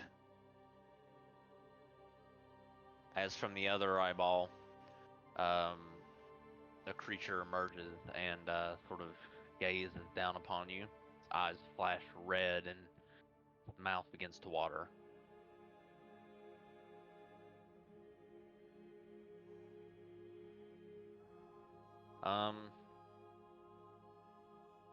Tentacles writhe, and the area pulses with energy. I need everybody to roll initiative.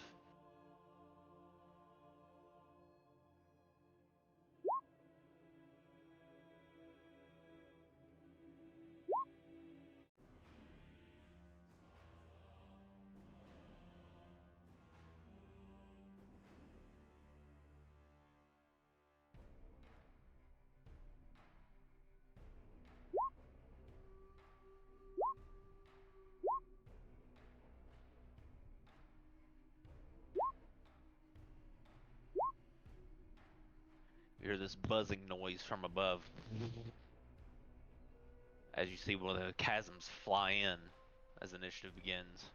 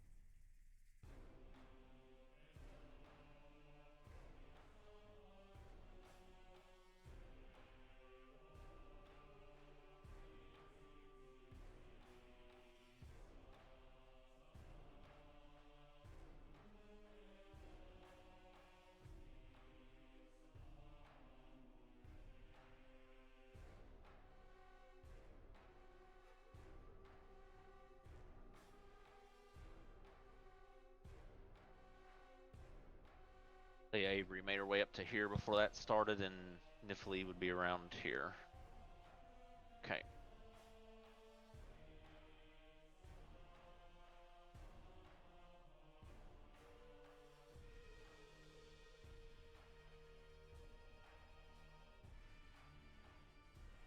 Okay.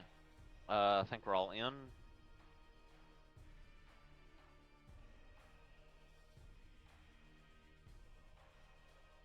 Bluebell, you don't have like the advantage trait yet, do you? Or do you? You should. I do, and that was it. Rolled with advantage. It rolls it twice and takes the higher because I rolled a 7 and an 11. Okay. So Good. that is with advantage. Okay. Elric, it's your turn.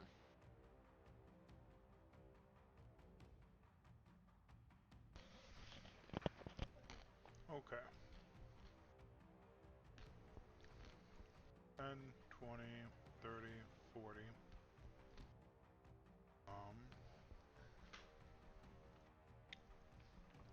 Where is that fucking thing?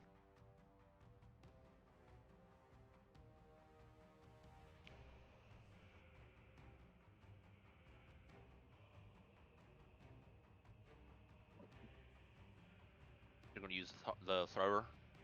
I'm trying to figure out what the range is. Should say under. Yeah, should say under the sheet. 20, 60. Yeah. Okay, so that's... So I've used my movement there.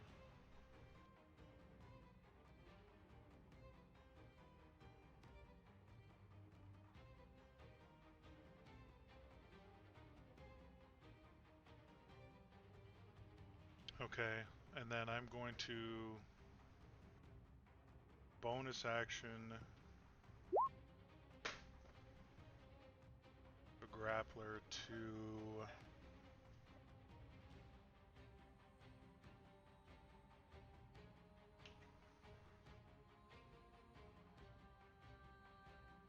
I'm gonna go right there. Okay, you pull out the grappler and go to use it, and as soon as you bring the grappler out, its magic power has been sapped away. As you look over and you notice, the beholder is staring straight at you.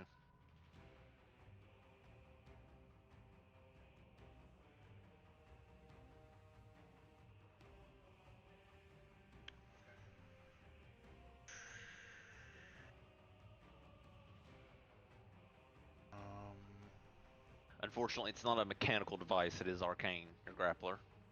Oh no, I gotcha.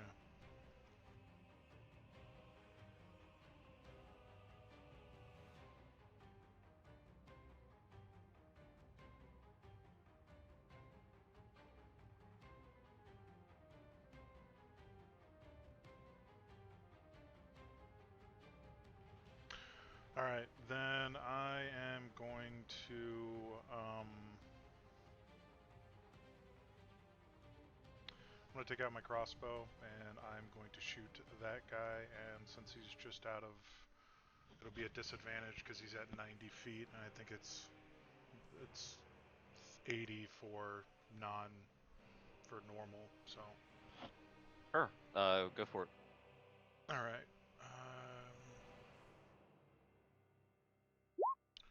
12. It'll miss, so it just goes wide. Oh, I think I had... Yeah, that was from Blast, so it should have been 10, so even worse. Alright. Oh, the Balgor is supposed to be over here. Sorry. I'll take 2 more shots. 12 again. Alright.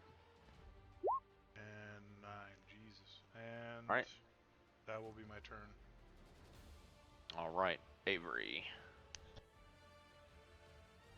This is gonna be tough because that cone is definitely in the way.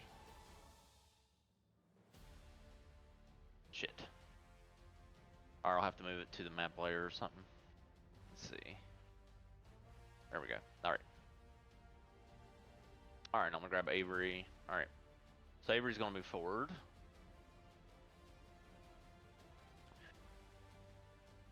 Let's see. It's not concentrating on anything.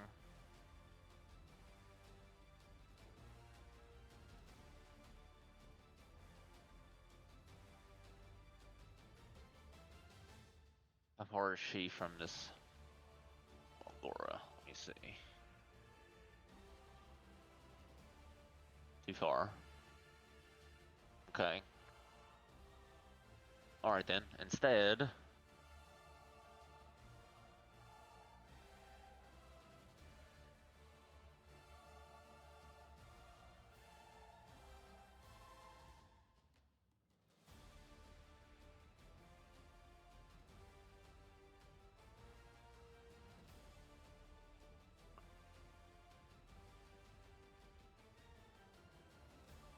okay, she's just going to let's see, it's 5, 10, 15, 20. Move up to here. Now it's the Naga's turn. Alright, the Bone Naga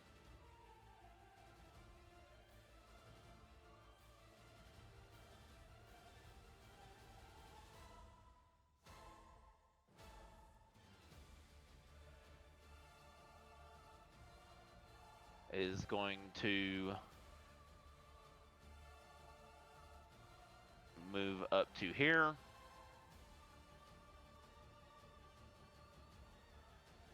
And he has reach.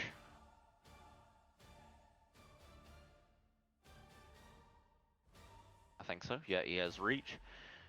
And he is going to try to bite Elric. 24. That hits. Alright, 14 piercing. And 14 poison. As this huge Naga bites into you. Daloon, Nice. it's your turn.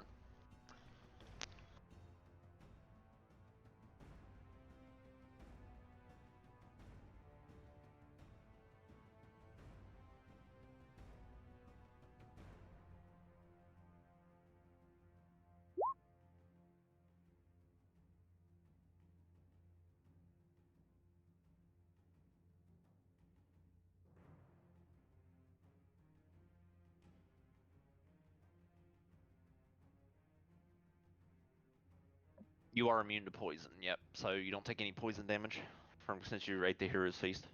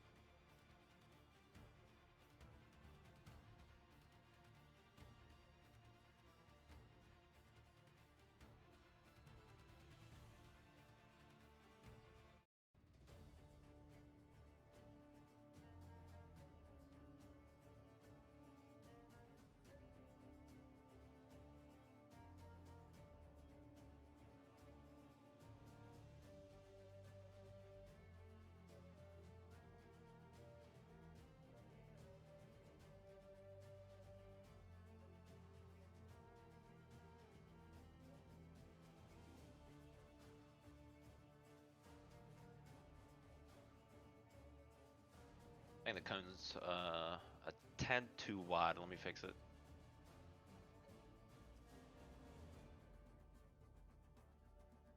There we go. There we go. Okay. There we go. Yeah, it should be that, like that. Okay. Something like that. Vision cones, yeah. It's supposed to be. Oop, I moved the map. I gotta put it back in the right layer. But there you go. It's roughly like that.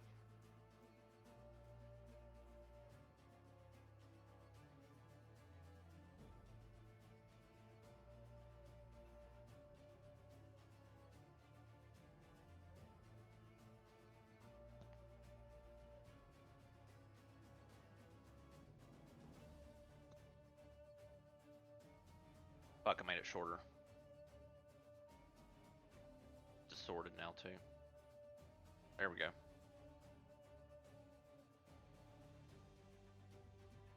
There. What I meant to do is rotate it.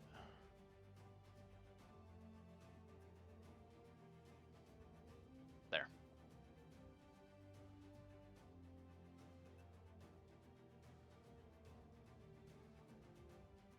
Okay. Alright, cool.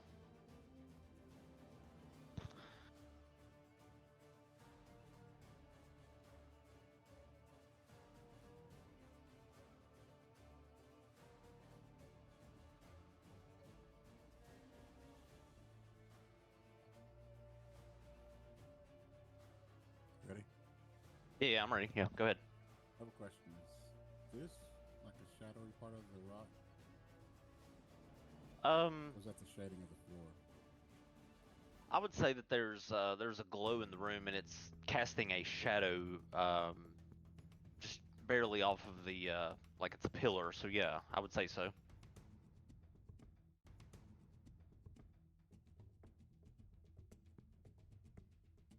then more specific. Then is this a shadow there next to this rock pillar? I would say about 3 feet of it is, yeah.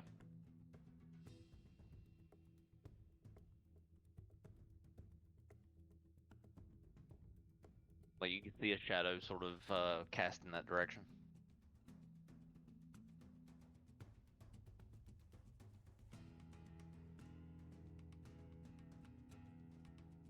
Could I use the small shadow to roll into a shadow walk?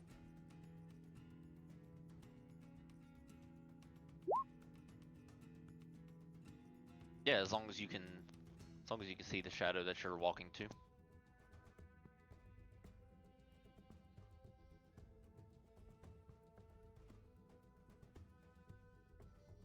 Yeah, you could do that.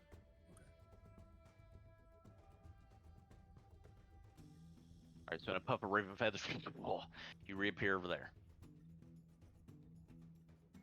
Then I would like to just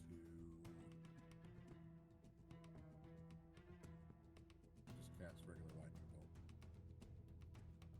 bolt. Where? Which direction? On the mage? Okay.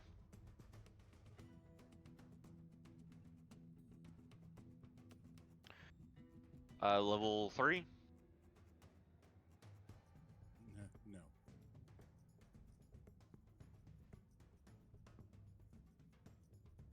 Okay, which, how high do you want it to go? 5. Level 5. Okay, the mage will use his reaction, level 5 counterspell. Counterspell the lightning bolt. This is all working perfectly. That's it. That's my roll. Alright, Elsie, your turn. Alright.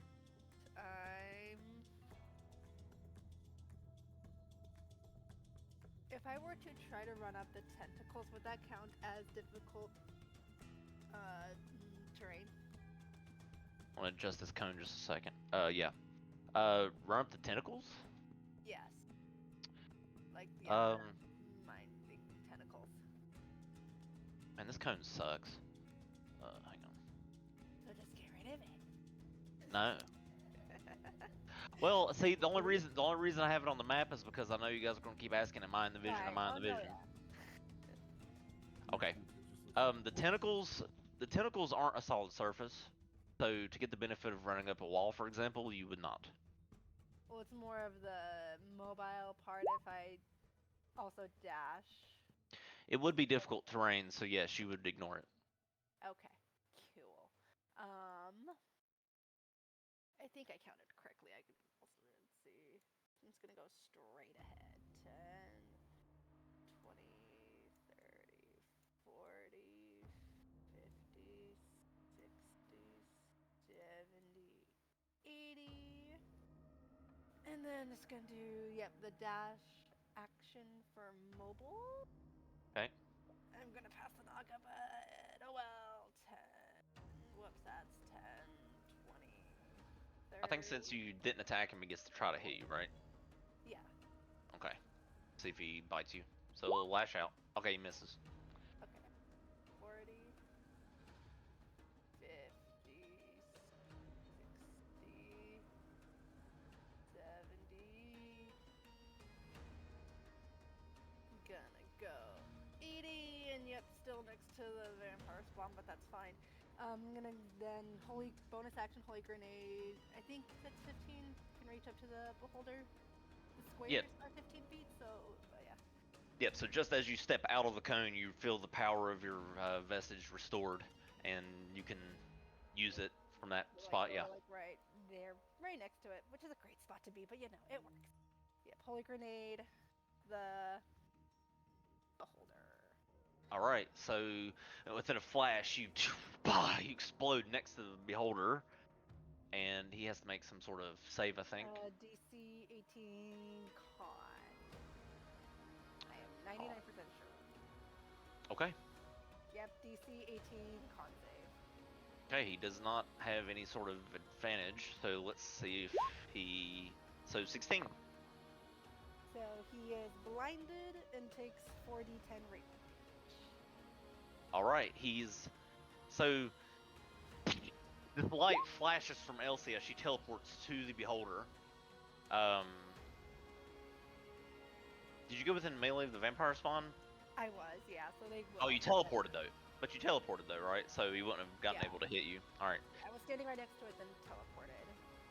Alright, so the beholder, blinded by the explosion, take you 29 points of radiant damage.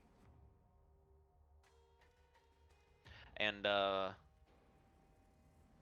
Elric, Avery, and Bluebell, you feel your magic items restore in their power for a moment as the beholder's eyes sort of blinded and it's squinting.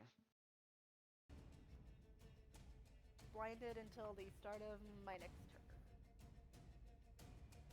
turn. Okay. Good move. And that's let me make sure I mark it. Alright, blinded. Alright.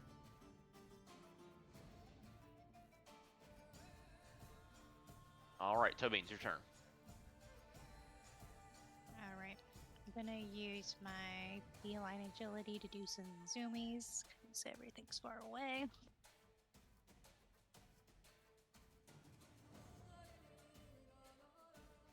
It's 20.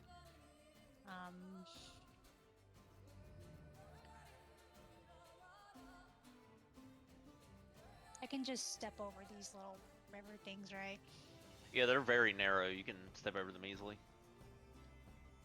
That'll be 30, I believe.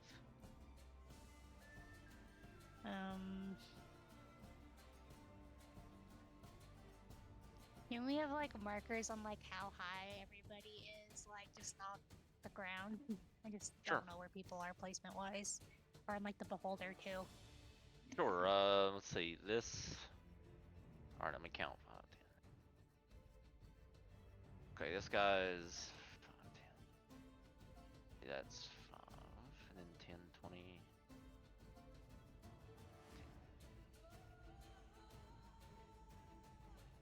I'd say this is,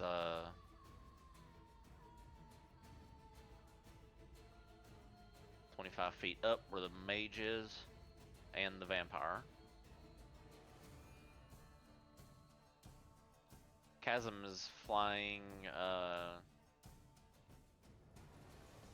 say about 45 feet in the air over here. Balgora's on the ground over there. And the Arcanist, the Mind Flayer, is just above the brain right here. Should be lower than 80 feet. Let's see, yeah, he's not quite 80 feet. I'd say he's lowered a little bit. If I can find the fucking link, there it is. All right, so. Oh, so from the ground he would be 80, but I'll say, because that's the top of the brain. Where Elsie is 30. The Beholder is 30 feet up. And he's also levitating, so I forgot to put that on there. So 35 because he's hovering just above the lip there. Elsie's at 30. I need to get fit. I think for the next game I'm gonna get little height markers just for the terrain. And the Mind Flayer is 30 feet above the brain. So really far, so he would be 60 feet from the ground, or 65 feet from the ground roughly. Everyone's so far away. Okay, I'm gonna move some more. Let's see. And I'll put 60 for the Mind Flayer, but he's 30 above the Beholder.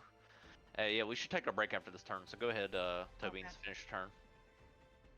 10, 20, maybe about 30. I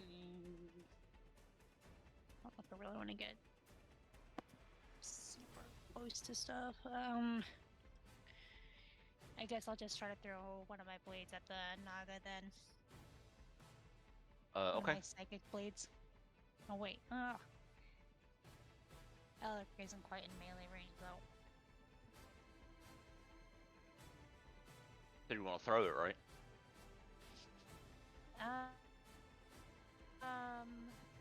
Actually, maybe I won't, because kind of pointless if I don't have my sneak attack. Maybe I'll move some more. I think that should just be my movement.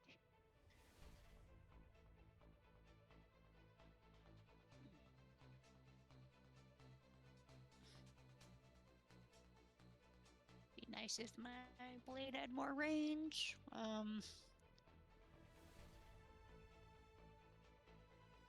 I also don't know if, like, the tentacles are an obstacle. But,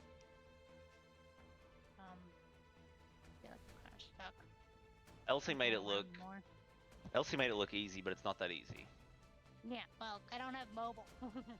Right, they're slippery. They're hard to traverse for a normal person, without like a bunch of feats and stuff. But I assume that they're like, not gonna try to grab me or something. Nifley's still concentrating on fly. You should have like 5 minutes of fly left. I thought it would have been over by then, since it took some time for the beams to be moved, and then Oh, we that's were, true. like, chatting for a bit, so I kind of feel like it'd probably be over by then. Probably, yeah, because you fell down. Okay, the beams, that took roughly 7 minutes. Okay, and by the time you get down here and have all those conversations, then yeah, sure, I guess it would expire. Okay.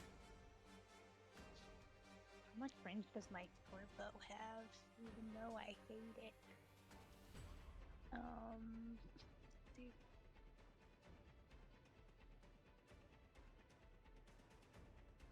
Oh well, I'll just move some more. Oh, get off. Alright, let's see. I think I just used my original movement, so I'm going to bonus action dash, I guess, or cutting action dash. And I guess just go through the tentacles. I don't know if I have to make, or I guess would that be difficult terrain, just trying to like bob and weave them, I guess. I mean, kind of, tell me where you're trying to go. Like, where are you trying to end up?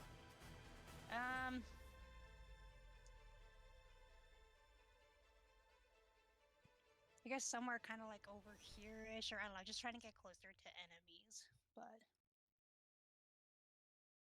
I guess if you had to pick a specific spot, maybe like right here. So, like,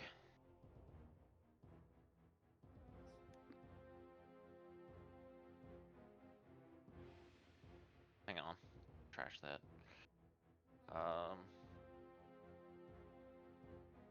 So right there would be 25, and then you could try to go over the tentacle. So each tentacle's like difficult terrain. So 25 to here, and then it'd be like 35 to there. Yeah, I mean, I'm also using my zoomies, so I have double my amount of movement. Right, so 45. I should be able to move another 60 feet with my cutting action. Then yeah, you can get here. Okay. Then I will do that. Sorry, this is taking forever. Am I within range of something? Yeah, I think I should be in range of that, right? Because You I are. have 60 feet, so if it's like 30 and 25, I should be in range of that. You are. Go ahead. Cool. I want to throw it at the. Oh dang! I still okay. Whatever. I still don't have my sneak attack up, but it's fine. It's fine. I'll just attack it as is.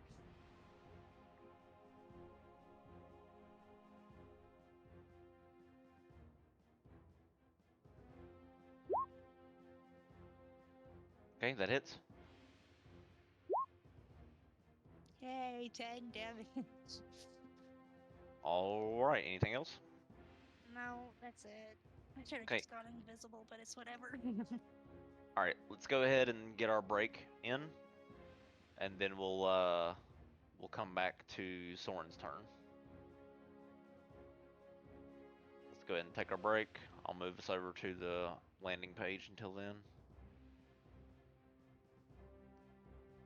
All right, let's get our break in and then we'll return.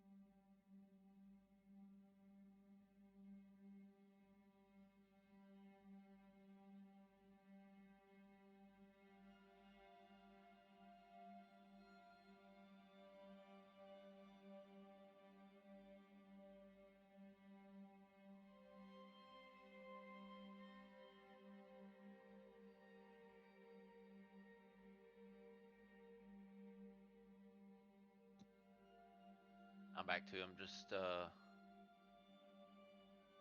making a more accurate vision cone, because I don't have a template for it. Just want to draw it.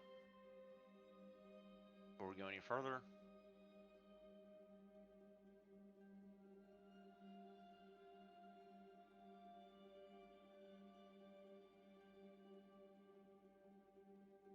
yeah, might as well just do that. Okay, that's better.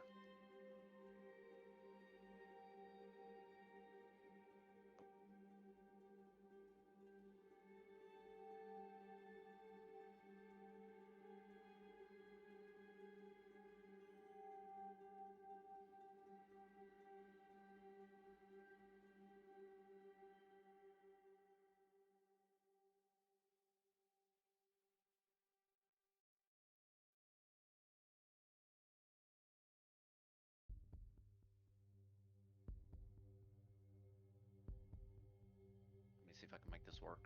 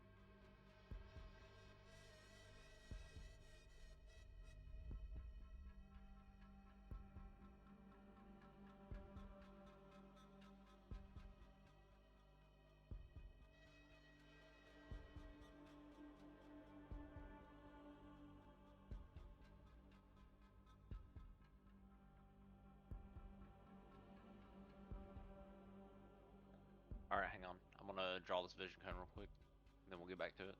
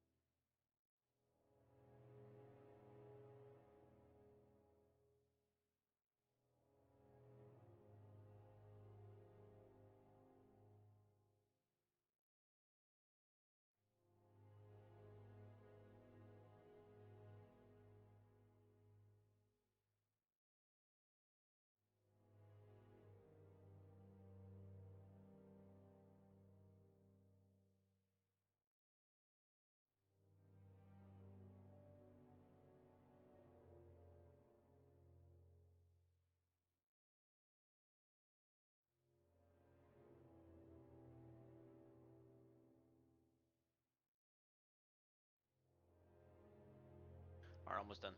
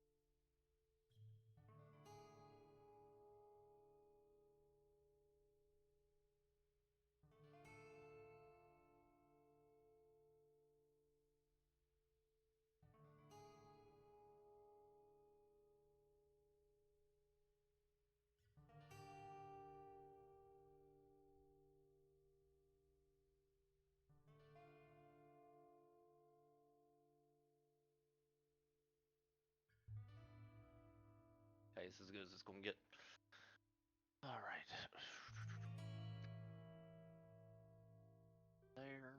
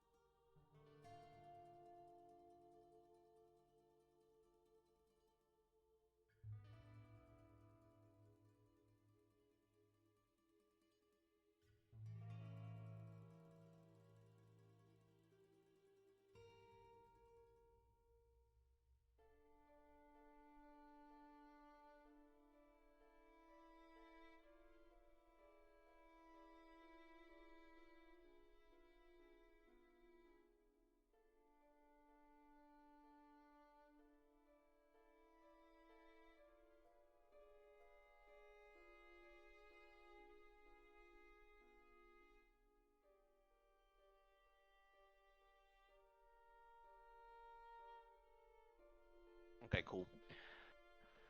All right, everyone seems to be back. Let's see.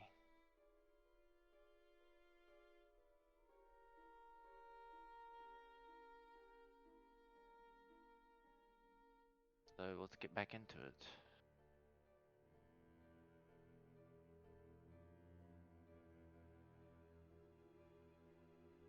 Okay.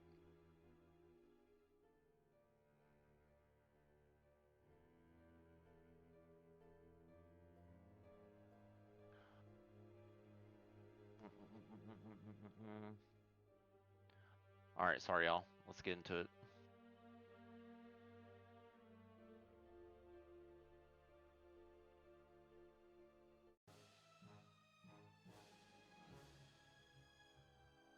right.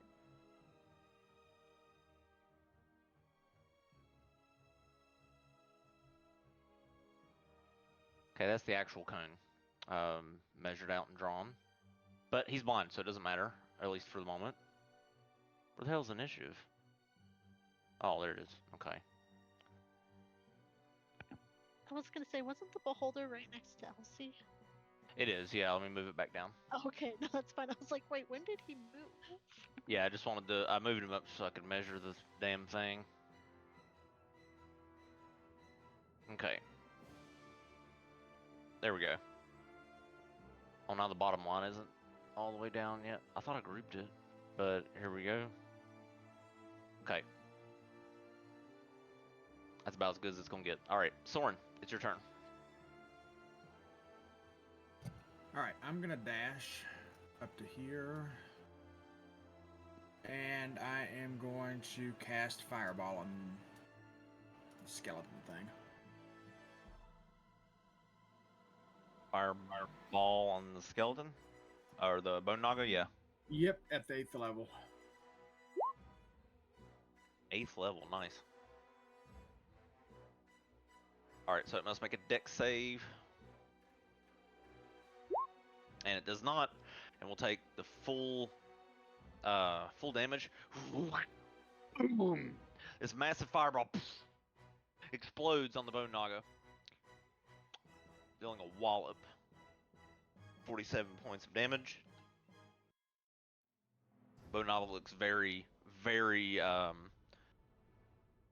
very damaged by that fireball.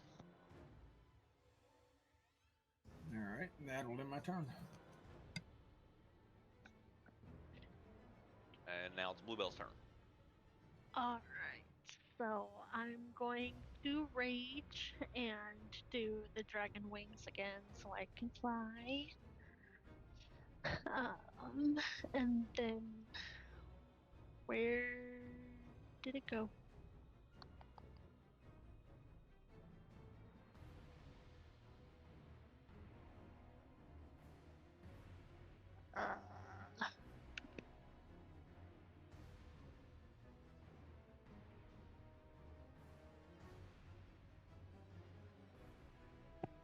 Okay, and then as part of the bonus action, when I rage, I want to do half my movement. So that's 20. Yeah, 60 feet to go. So let's go 10, 20, 30, 40, 50, 60.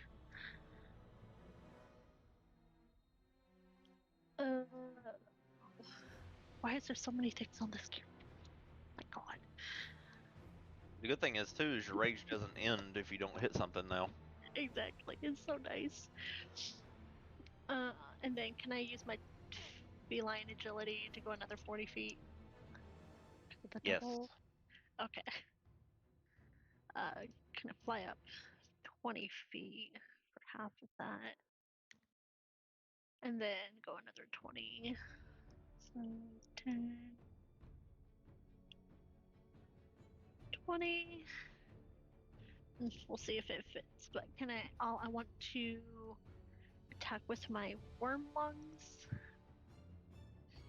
Use breath weapon and try to angle it so I can hit as many of them as possible within what they can reach. If that makes sense. For 60 feet of a cone. Okay, 60-foot breath cone. Yeah. What sort of damage is it again? I forgot. Acid. Okay. Oh, here, I'll roll the damage thing. There we go. I forgot to uncheck the Great Weapon Masters, which is 64.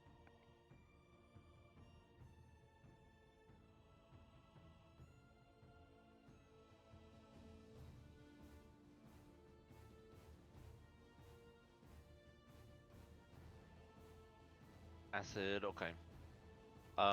Grab that cone real quick so we can be accurate here. I do have 60 feet cones, fortunately. Okay, so 60 feet cones are 12 squares, so let's see, 5, 10, 15, 20, 25, 30. 1, 2, 3, 4, 5, 6. Okay, a little too big, but let me adjust it. Okay. And rotate it. Alright. So, in this direction? Yeah, pretty much as many of them as I can hit within the cone. Alright, Beholder. Whatever it needs to be. Alright, Beholder, the Vampire, and the Chasm. The Chasm. Well, I don't know. He might be a little too high. I think the Chasm is too high for the breath if you want to get the Vampire and the Beholder. Yeah, I'd rather focus on the Beholder, not the Chasm. Okay. If I have to pick So- one of them, pick the Beholder. Alright, so the breath will reach the Beholder and the, Would it also hit the Elder Brain? Would it have to do a save? Yeah, it's gonna hit everything. It's gonna hit everything in the cone. Okay. Yeah, it's gonna hit the skull and all that stuff. So Okay, cool. so your after breath, raw. You hear Bluebell rage out. She begins to fly up, and then release her dragon breath. All right. So that's gonna be a dex save. All right. Start with the vampire. 17. I think It's a DC 18, so that fails. indeed. Okay, and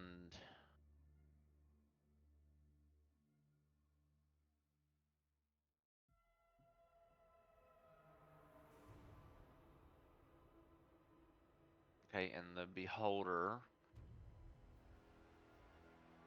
That's gonna be 16. That's a fail. All right. Okay. So this massive amount of acid damage blasts out against them. All right then. I was gonna say, would the Elder Brain take damage? Is that something that would have to roll? I mean, what you see is the acid sort of sprays up against the outer sort of dome of the brain, and it begins to fizzle a little bit in some parts of the outer shell of the mandible and the eye, where the vampire is standing. You see the acid sort of seep in and begin to melt some of that away. So you see visible, like you see the breath sort of do some damage to the cranium. Cool. And that's it. I think that's enough for one turn. Well, the brain literally cannot move, so it can't really move out of the way. All right, so vampire, not happy.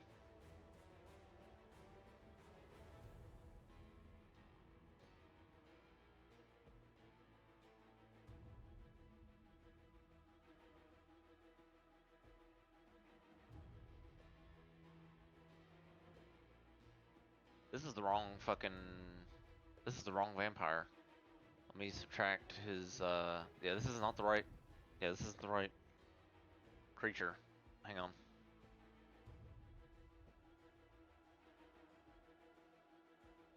Hey, he's supposed to be this creature. All right, let me. Oh, I see why. All right, let me put his HP on here and then subtract it from all the damage he's taken. Okay. That's. Yep. And 16. Okay. Okay. So this is not the right creature. What's the initiative's 12? Okay. So 12. Okay. All right. Okay. So he was right here, I believe. Right there. So, all right. What are you gonna do?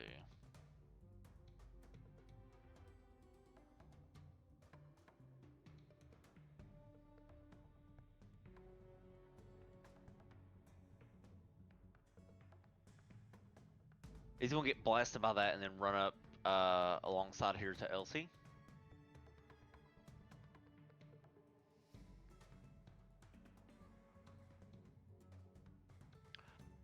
He is going to first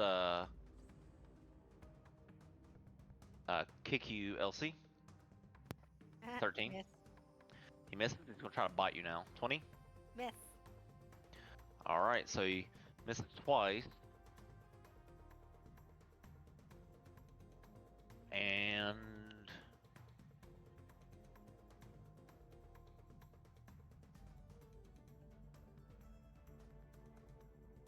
okay.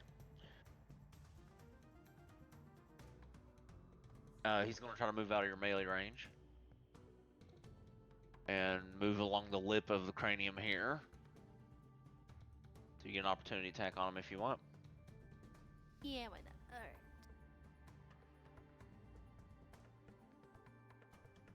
18, Hits. 10. For shits and giggles, can I make it a stunning strike? I think I can, because I think it just... Whoops. Well, does let's see. When I hit a creature with a Melee weapon. attack. Sure. It counts, yeah, so sure. I'm just gonna He must DC so 10 18. 10 points of damage, and he must make a. He has to make a save. Okay.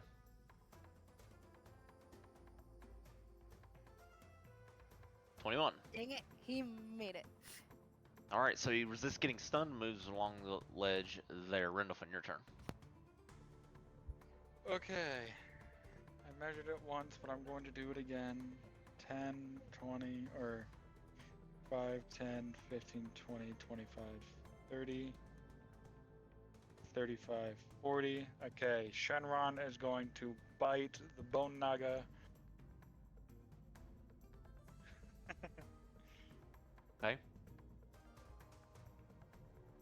For 16. That hits. 9 piercing, 8. I think he was an acid dragon. I don't think I changed it. Alright, he bites into the Naga, and Shenron manages to snap sort of the spine of the Naga. Sort of, he cracks into it, and this little bones sort of like shift apart and snap, and the bone Naga falls to pieces.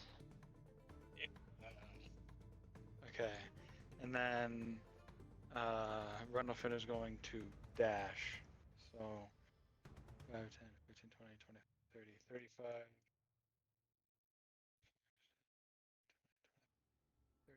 35, right there. And that's going to be his turn. Okay, alright. Give me just a second here.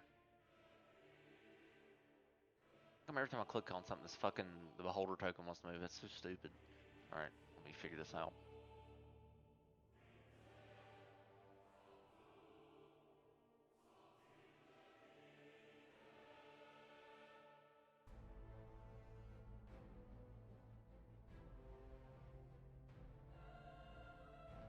Okay. Alright, so you said you move to there and end?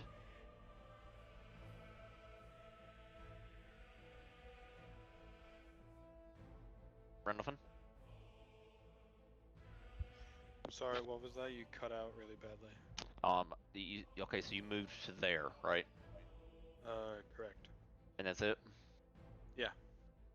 Alright. Just Balgora is going to crouch and jump to here, and then run up to Daloon. Okay, let's see. Been a while since used the Balgora. Let me see. So he. Alright, he gets to make 3 attacks. So he's gonna punch you, try to punch you twice at least. Why is this shit not. Okay, here we go. Toggle, toggle, toggle. Alright. 9, that misses, and for some reason it's auto rolling damage. Alright, turn that off. Alright, fist again. 13, I think that misses Daloon as well. It does.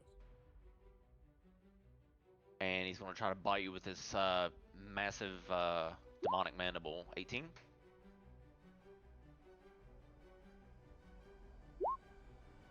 Shield. Okay, so just before the mob bites on to you, your arcane shield repels his bite. That's his turn. The chasm is going to fly down to Toe Beans. So this chasm flies down to Toe Beans, just like 5 feet above her head or so. Let's see.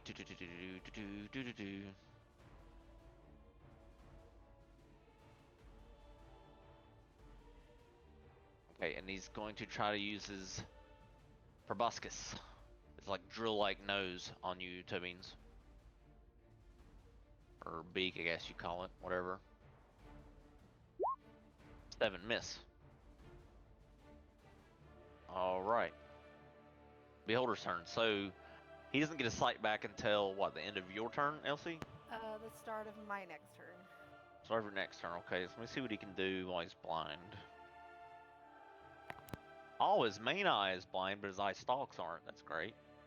Wait, how does that make sense if it's like a flash that... Let me see. So... Okay, hang on. Hang on.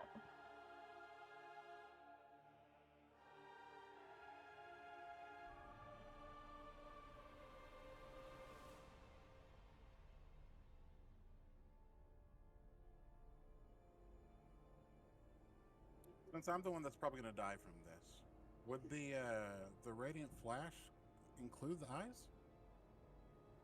Okay, so the beholder cannot see. So since it cannot see a target, it can't make a ranged attack with an eye ray. But he can try to bite Elsie with disadvantage, I think. Since he's blind, so Elsie, he's going to try to bite you. 14, misses. Miss. I'm sorry, what was that, Deline? He didn't get to do anything. I don't know if... I was going to say, since I'm the blind one, or I'm probably the one that's going to die, would the blinding flash include the eye stalks? I was just curious. Oh, yeah, so he has to be able to see through his main eye before he can target someone with an eye stalk, apparently. So since he can't, best thing he can do is try to bite Elsie, and he's going to try to fly away from you, Elsie. He knows you're close. You've already used your reaction to opportunity attack the vampire, so you cannot attack him. He's going to fly back to here. And he's going to fly upward 10 feet as he moves back. And it won't let me click this token and change the fucking thing. That's so annoying. Alright, hang on. Yeah, it won't let me change the feet of it. With the damn thing attached to him. Okay, now I can change it. Alright, so he's gonna go up.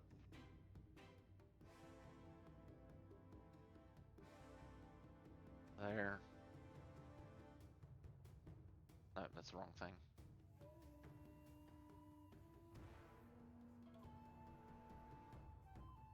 Alright. Back to here. Alright, Nifley. So Nifley is gonna fly innately, because she can. 10, 15, 20, 25, 30. 20.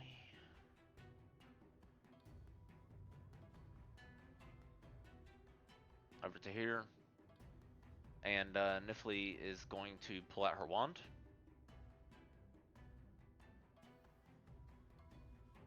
And she is going to shoot the Bargoro with her Phalite wand.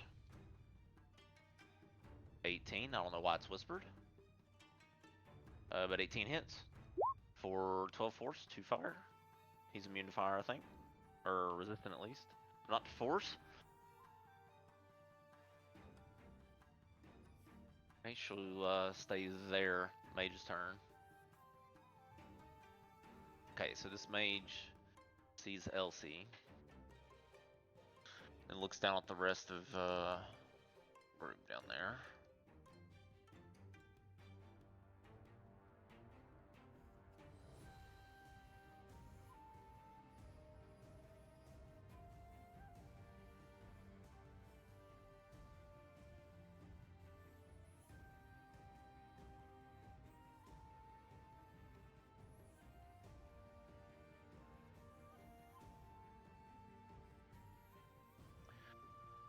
Okay, Elsie, he's going to coalesce a lightning bolt and try to zap you with it at level 3. So he blasts the lightning bolt in your direction, Elsie.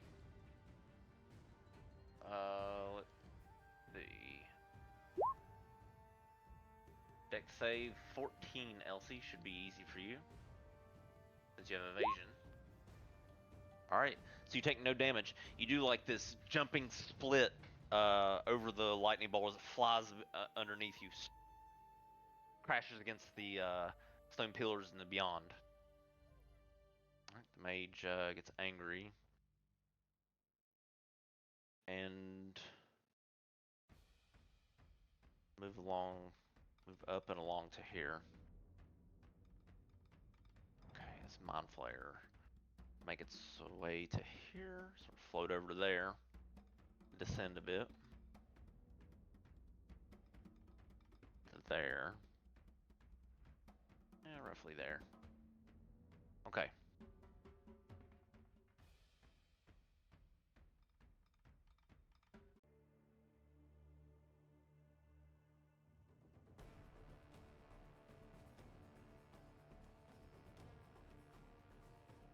All right.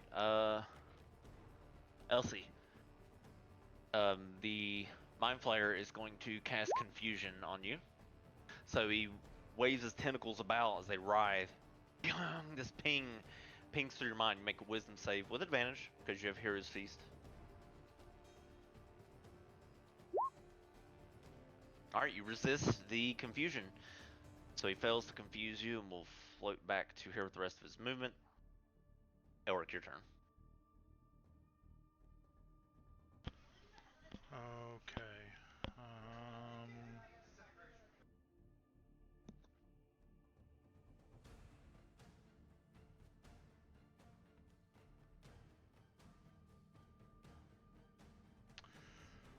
I'm going to 10, 20, 30, 40. Are you fucking kidding me?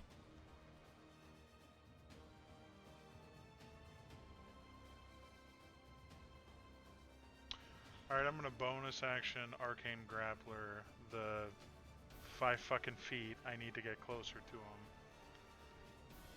And then I'm going to start attacking.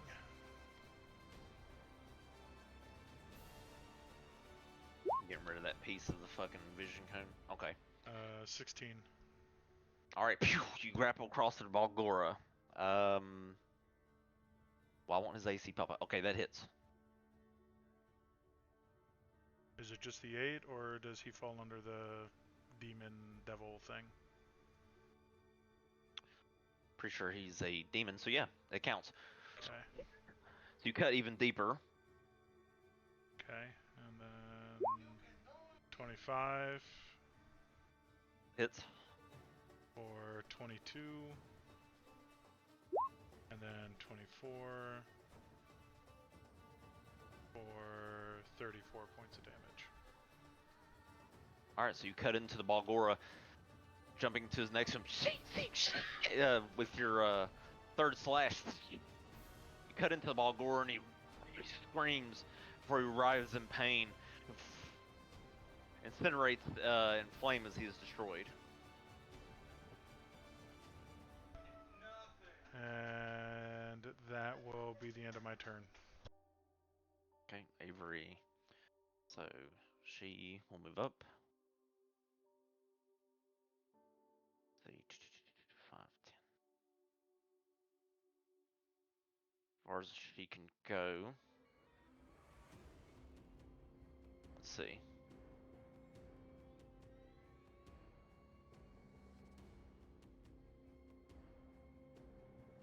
Alright, so she... Oh, that creature... it's not 45 feet up, it's right above toe beans. So that means... Alright, he's just in Sacred Flame range. Alright, so he must make a dex save. Fails.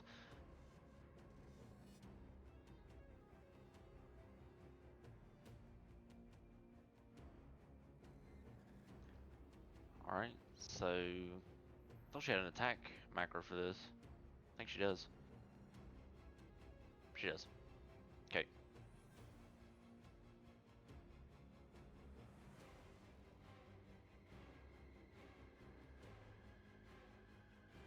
Alright. Chasm takes 9 points of damage. Alright, Delaney, your turn.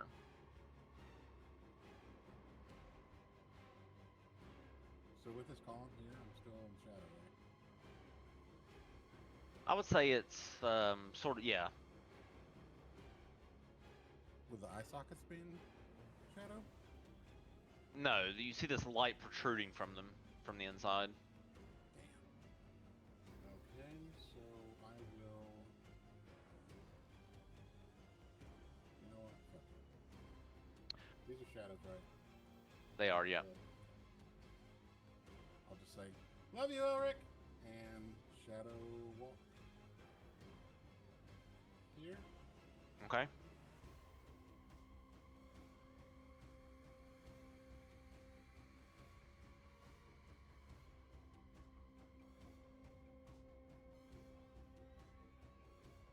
This guy's on the edge.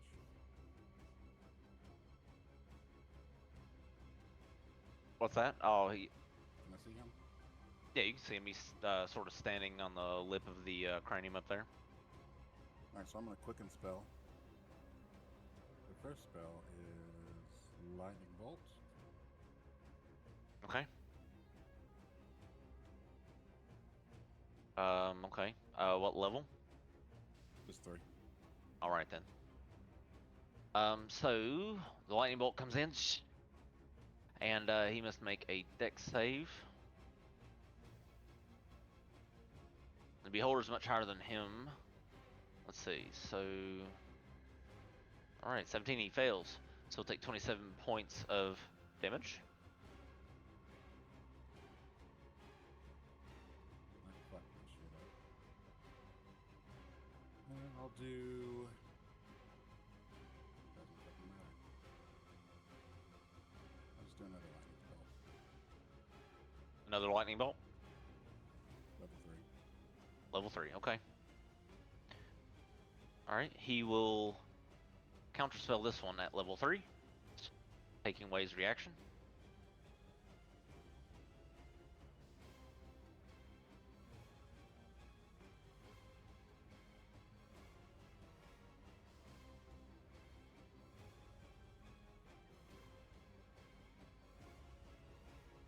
That's it.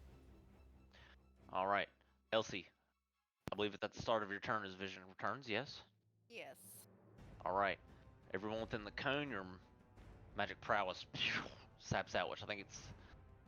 Bluebell's just your sword, and Elsie it's all your magic items, but yeah, I think you're all relatively... Most of you are outside the cone anyway. But yeah, the vision comes back in the beholder, and since it does, a layer action kicks in. A solid surface, right here behind you, Elsie. An eyeball opens up and shoots a ray at you.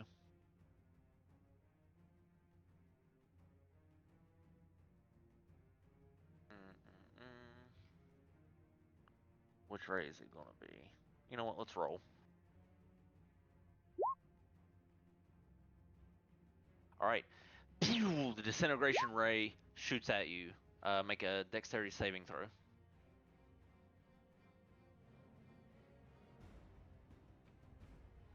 Alright, DC 16. Mm-hmm. Normal, not advantage. Normal. I'm going to use my inspiration for this. Okay. Okay, so 20. All right. So the eye disappears as it shows up from behind you. The disintegration ray spirals off into the distance. After you just manage to dodge out of the way. Now it's your turn. Alright, so is the beholder 40 feet from the lip, or is he just 40 feet from the ground? He's 10 feet above the. He's 40 feet above the ground, but that would be 10 feet. That would be 10 feet above the lip of the cranium there. He's in Okay. So then I'm something really gross and just run across the brain. It's liquid, but with unarmored movement, I can run across liquid and grossness. It's fine. Okay, so you're going to try to run across the brain. Yeah. Okay, as soon as your foot steps onto the brain, you take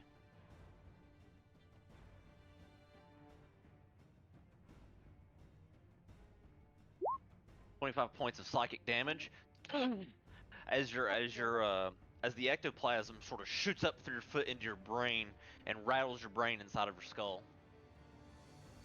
You get dizzy for a second, and then you realign yourself when you get to the cranium and step out of it. And I'm going to just jump up again, or not jump up. Holy grenade back up to him. Okay, so you're gonna teleport back up and flash again. Yep. And then And he can I must. try to grab on, so I am like holding on to him. Yeah, Try make to an like, grab on.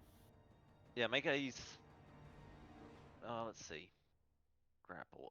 Make an athletics check. And All right, you try, but the ice stalks are too slippery as you slip out after exploding. However, he still needs to make a con save, I think. Yeah. Natural 1, so he's blind again. Blind again. So and the vision goes out again. with shitty damage, but damage, and he's blind again. All right. So would the athletics count as my action? Because the holy grenade's a bonus action. So do I still have my action, or was the trying to grab on the action? I want to say trying to grab on would be considered a grapple, so action, yeah. Okay. Nope, that's fair. Just want to make sure. Different from being able to try to balance yourself. Like if you were on his head and balancing with your feet, it'd be different. But no, yeah. So the way he is, it'd be grabbing on. Yep. No, yep. Let's see. And that's it. All right.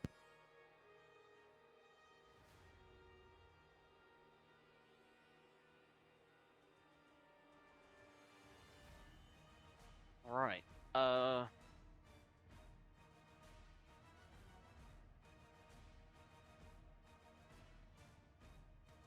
Okay, I believe. Elsie, at the end of your turn, the vampire is going to run over here using his legendary action to move. And move him close the distance on you. Toby, it's your turn.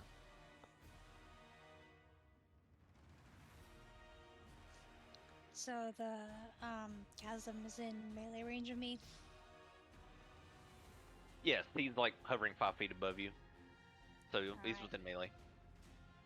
Let me make sure something real quick. Okay, yeah, I'm going to steady aim melee psychic blades. I get advantage, and that's also sneak attack. Right. Go for it. 26. That hits. For 36, I believe. Okay. And that's all I can do. Okay. Let's see.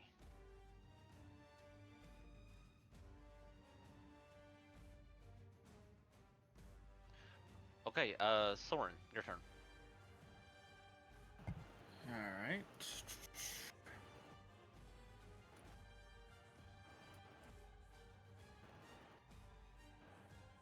All right, I'm gonna launch a fireball at that creature up there. All right. Towards the chasm, this fireball, this orange beam, beep, sort of pinpoints and boom, explodes above the chasm, just in range, and sculpts around Toby and Mashore. Oh yeah.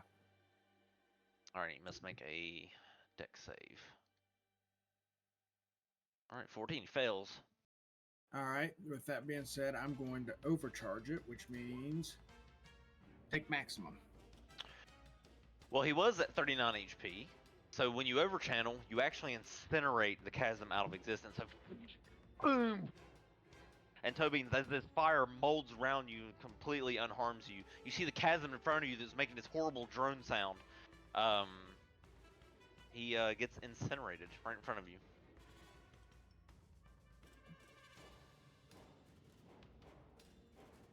And this fireball attack.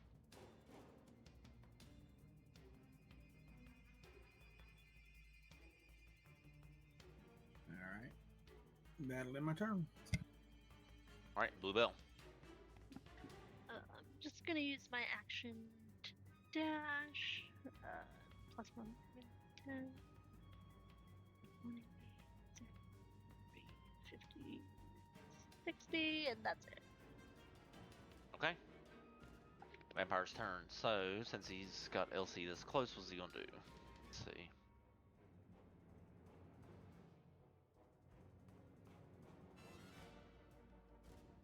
Oh yeah, he can... Okay, he hasn't taken radiant damage, so he can regenerate. The vampire regenerates, and then... Let's see.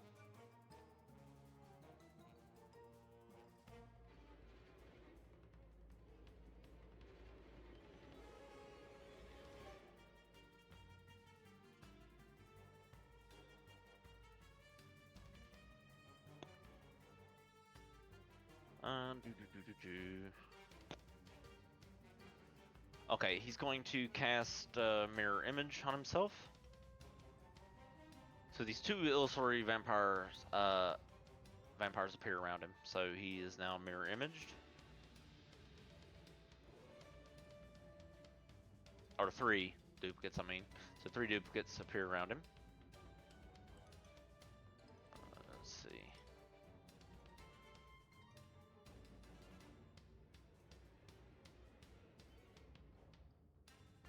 Okay, that's all I can do. Rendlefin, your turn. Okay, I have a question with regards to mounting. Mm-hmm. Does it cost an action if I were to mount Shenron?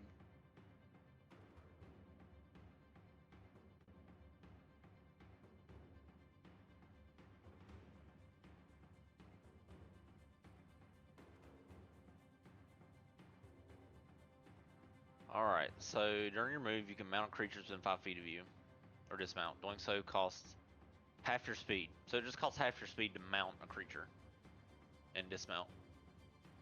Well, I can do that anyways. So I'm going to mount Shenron, and then me and him are going to fly, let's see, 5, 10, 15, 20, 25.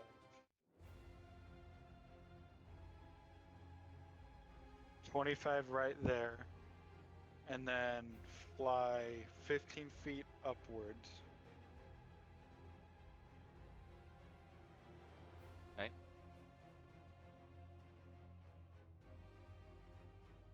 I'm going to fire a lightning arrow at the Illithid. Okay.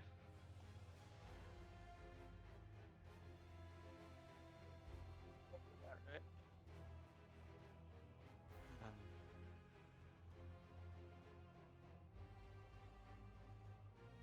Alright, so your bowstring crackles with lightning energy as you aim. That's a 26. I should need to take off advantage. That hits. Okay. For 7 plus, or he has to make the attack roll as normal to target. Creatures around Okay. him have to make a save. Okay, yeah. So 48, 16, Okay. and then he's gonna shoot him again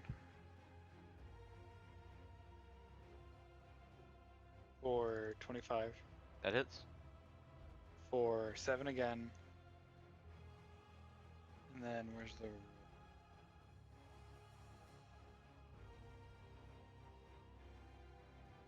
Yeah. Okay. And then Shenron is going to use his action to dash. Okay. So 5, 10, 15, 20, 25, 30. Right there. And that's going to be it. Okay, Beholder's turn. He's going to try to bite LC with disadvantage. 20. Miss. All right. So he is going to blindly move to there. Move his vision coming over. He moved out of range, Elsie, so if you have a reaction, you can... Oh, wait, he's 10 feet above you, so you can't. Alright, so he moves... well, he would have to move in range to bite you. So move, yeah, so I'll subtract some of that from his movement. So he would have to move... Well, yeah, he would have to... Yeah, that doesn't make sense. So he'd have to move close to try to bite you anyway, so... He can't reach you to bite you anyways, doesn't really know where you are. So I'm gonna say he just moves to here. That's all he can do. Nifley. His vision cone's all fucked up. Should've just left the other thing on there. I'm gonna try to draw one after this and give it its own stat sheet.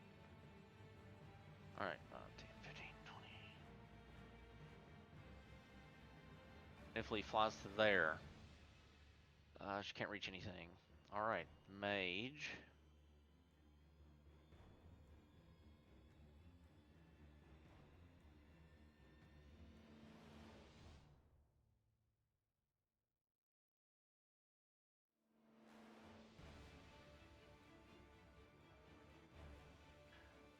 He casts greater invisibility on himself.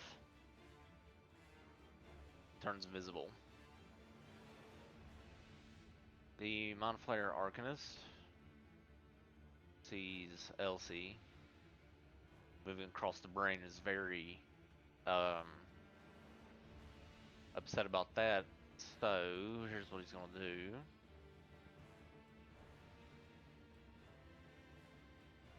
He's gonna move over to. He's gonna float over to Elsie, and he's going to try to reach out with you with his tentacles. 23. It hits. All right, 20 psychic damage. You're grappled. So his tentacles wrap around your head, and begin to. This toothy maw begins to draw you in. So you take 20 psychic.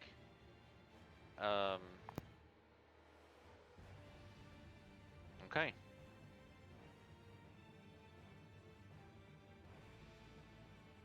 All right.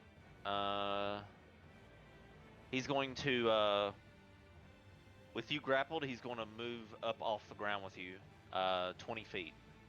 So you're now dangling 20 feet above the edge of the cranium there. Okay. So let's put him. I mean, you're grappled by his maw, so he's 40. Put him at 40 feet above the ground. So you're 20 feet above the lip of the cranium there. Okay. All right, Elric, your turn.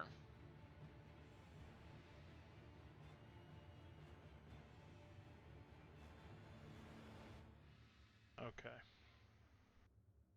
So I'm going to...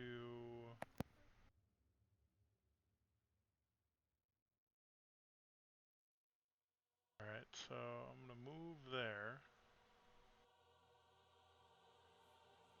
That's my movement. And...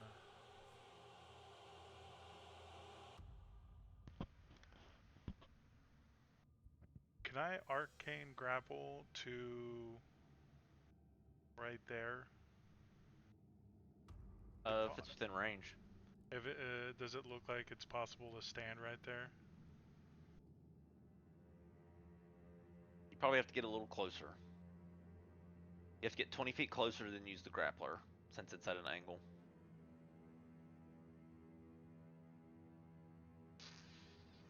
I mean, are you talking about just the eyelid or up here?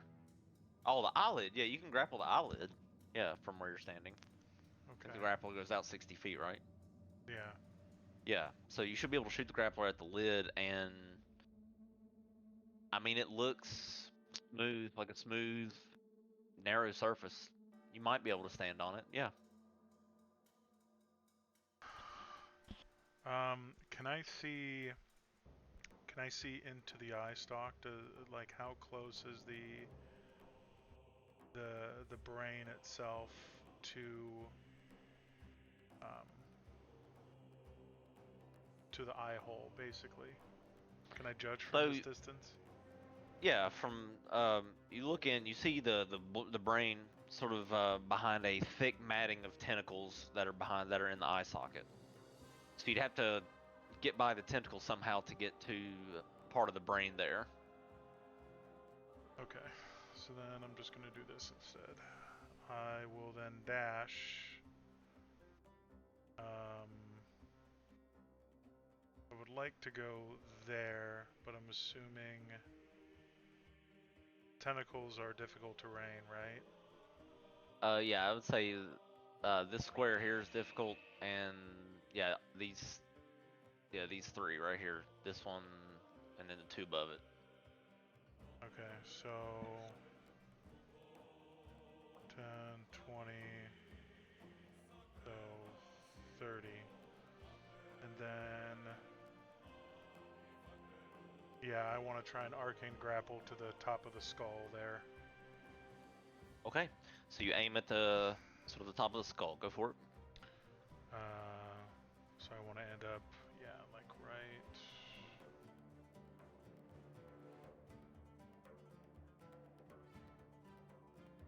right there. All right, so you grapple up, and land there. And that's my action bonus. Yep, and then that will be my turn. Okay, Avery.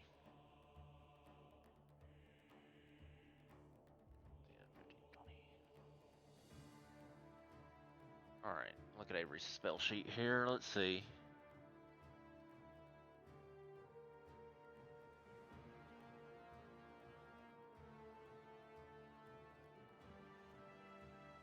She's just out of range.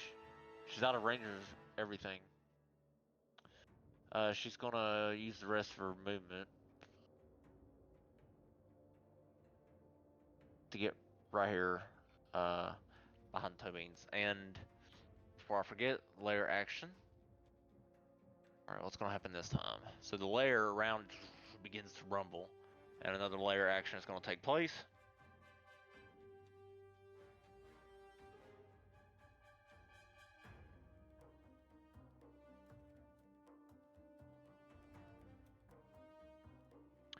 Okay, an eye stalk is going to appear.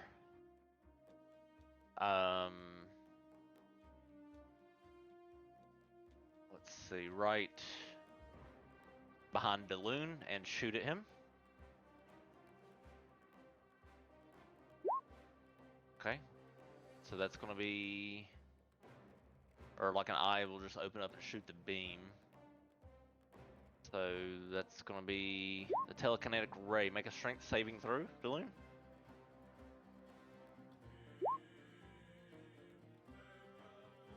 Okay. All right. So this telekinetic ray clashes into you. You're restrained until the start of the beholder's next turn, and it can move you. So let's see. He's going to move you south 30 feet. So just, let's see, that'll be 5, 10, 15, 20, 25, 30 to there. And you're restrained to there by the telekinesis. Now it's your turn, though. Yeah, thanks. I fucked everything up. One second.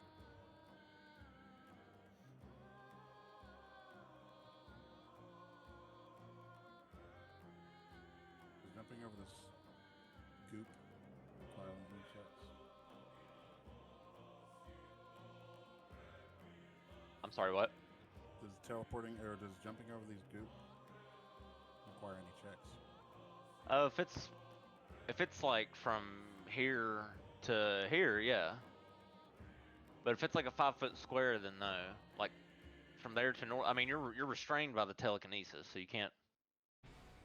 I don't know if you can move. Let me see. I think restrain takes away movement. Oh, there's no checks. Okay. Restrain, your speed becomes 0. Yep.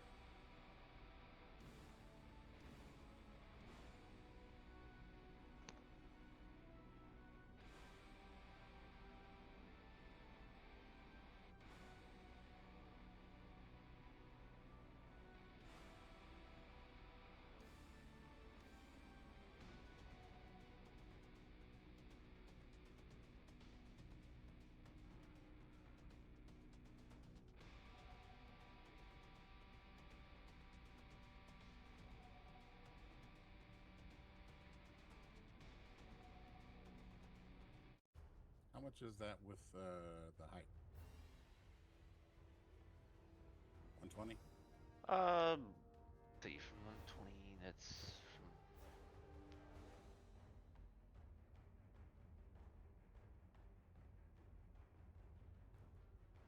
I'd say 100 probably.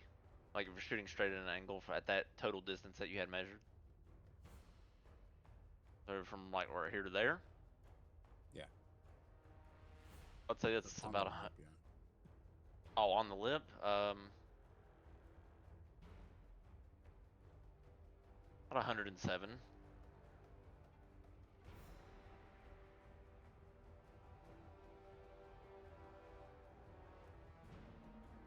Okay, I'll upcast Vortex Warp on myself. Okay. Oh shit. Want to cast that again. Quick, okay, so you're going to use a sorcery point to Yeah, 2 sorcery To points quicken it. Yeah. Okay, so you upcast it and to increase the distance.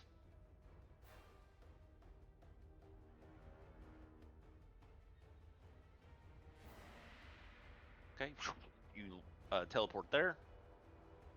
Second spell is Disintegrate on the Illithid. Disintegrate, okay.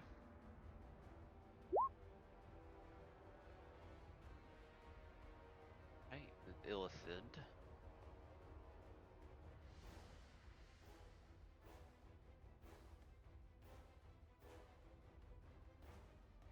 What level? 6. Level 6, okay. Let's see, alright. Okay. Alright, he has magic resistance, so let's see how he does here. He's floating up in the air with Elsie, so that'll be Dex save on this. 19.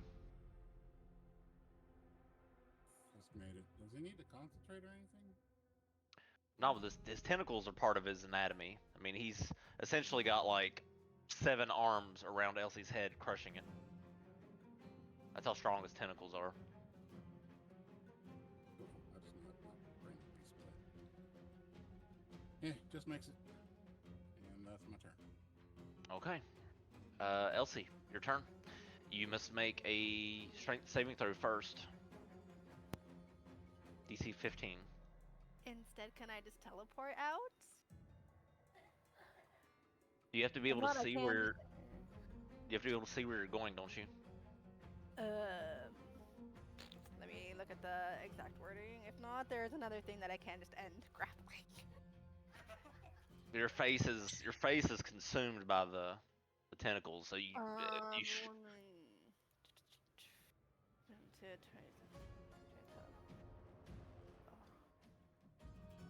Okay, I think yeah, with the holy grenade I have to see, but there's I know I'm getting there. Now you might It's in you the might awakened one section of it. It is working on it. Copy paste that one. one of Jules charges to end one of the following conditions. Yep, so you can do that. I will do that. Okay, so you use one of the Jules charges, and the grapple from the tentacles loosens, and you begin to fall. All right, you fall 20 feet, but you have slow fall Yep. and land on the lip there. So I don't think you even probably don't even need to subtract because it's not that far of a distance to really even calculate. I think. Let's see, slow fall would. Where is it? Slow fall, reduce any falling damage you take equal of 5 times your monk level. 15, Yep. 50. Yeah. So that's It's like 75 points of damage I would reduce. I air. think my mental math is correct. It is. Yeah. You're fine. Okay. So you land there. Alright, so yeah, no action. Crowd, so I just did that. Jewel charge, subtracted, and I want to start hitting the vampire. Even if he's mirror image, I want to try and figure that out. Okay. So with the mirror image, you must roll the 20 3 duplicates 6 or higher to change. Okay. If you have 3, 6 or higher. Roll 6 or higher. Change the thing's target to duplicate. Okay, wait a minute. So, so roll d20 attack. If you have 3 duplicates, you must roll 6 or higher. Okay, 10 plus dex mod. Okay, go ahead.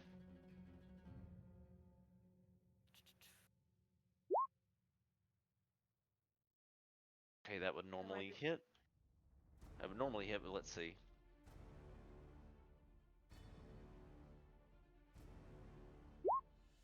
Oh no, it hits him! Yes! Alright, wham! So you hit the vampire.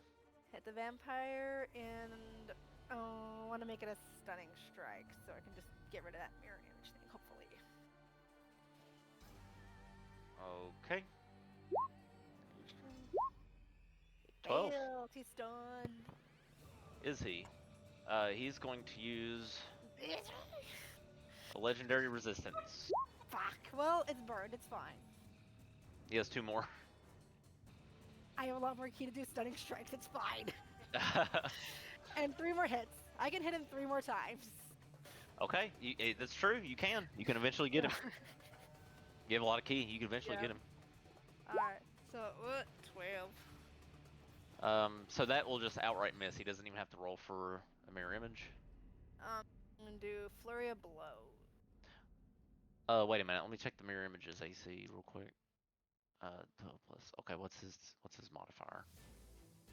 Just to be fair.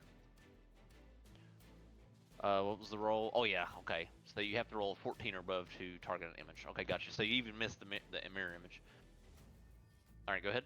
All right, so then yeah, the 12 misses. So I'm gonna do Flurry of Blows on our 15, Miss. 26. All right.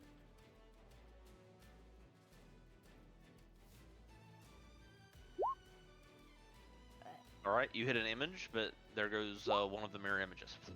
Okay. So yeah, it's 2 more images. Okay. And I don't.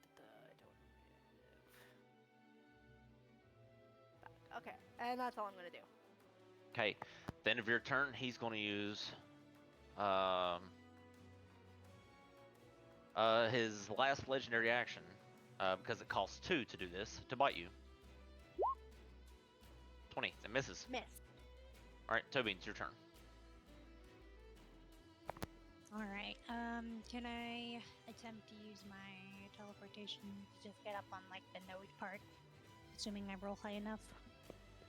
Yeah, so you're going to throw your dagger and try to go to it, right? Sure. Yeah. You can do that. You can do Should that, yeah. just So be you, a bonus action, I think. yeah, you can see the mandible. It's roughly 13 or 12 feet off the ground. Gosh. Wow. So how far does it go? 10 feet. Can I use my luck blade? Luck to roll again. You can, yep. Stupid. I think I can make that with 50 feet. Let's see. Measure it. 10. Yeah, Yeah, it's 40 to there. Yeah. Okay, so yeah. So yeah, I want to get up there, and then can I just climb up to the top? With the rest, yeah, with your regular movement, yeah. 10.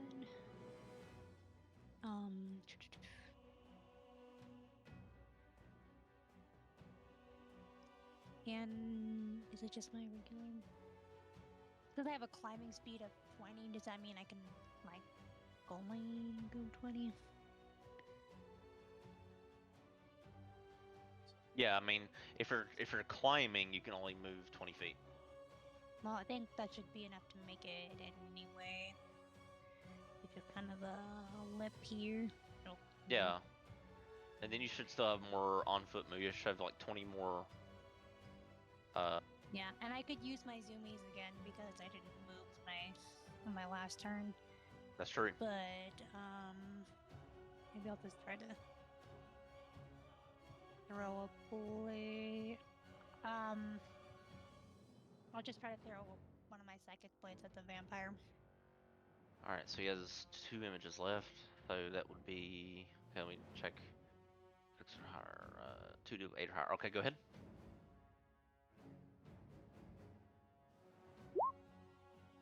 That would normally hit, but let's see. No, it hits him. Oh, nice. So, and I should get sneak attack, right? Because of LC being there. Yep. For 37, I believe. That's right.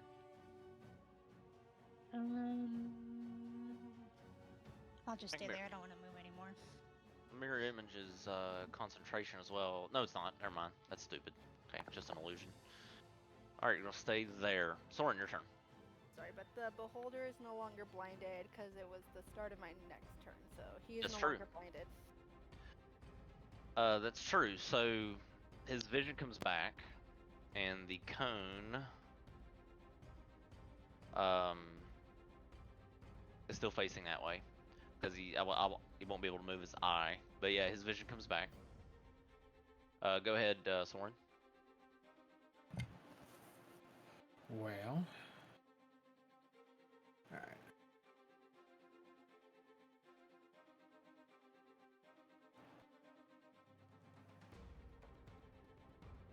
Everybody's so far away. So I'm going to cast Thunder Step, and I'm going to teleport to right here.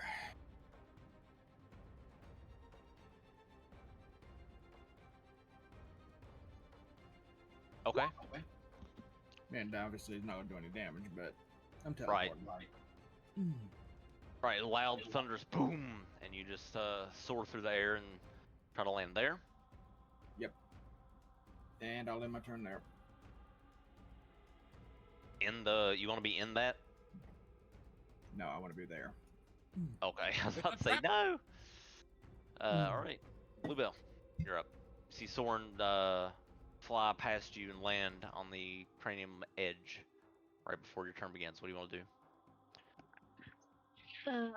So I want to fly up another 10 feet. So I'm 30 feet high. Just go 10, 20. So I'm just like above the stuff, not in it. Right. So just want to make sure. Remember. Yeah, you're flying above it. Yeah. Okay. And can I throw 2 javelins at the beholder? I think I can reach that, right? Because it has a range of 30 feet. Yeah. So he can. Yep, I'm gonna throw 2 javelins at him. Okay. Miss. Oh wait, Great Weapon Master. That's not a. Yeah, it would just be a 10 anyway. Right. And second one. What's the +2 for? Oh, forgot to take off that plus. Never mind. It's a 15. Miss. Wonderful. I'm done. Right. Vampire's turn.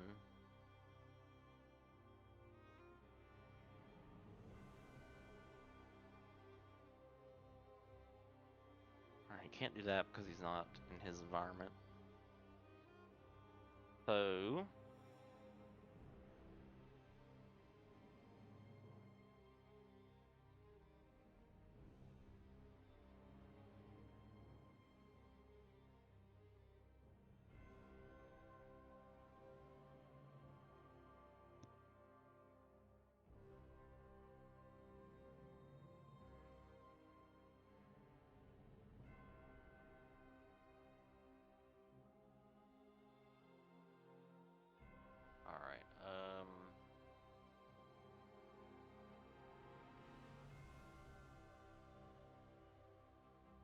gonna regenerate.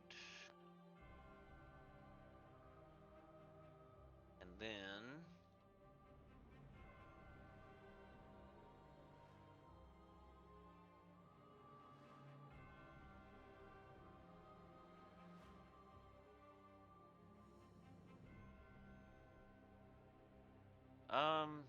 Balloon. He's going to cast Dominate Person. No, he's gonna do this on Elsie. No, never mind. Yeah, he'll do it on you. So Balloon, he's gonna cast Dominate Person on you. At level 5.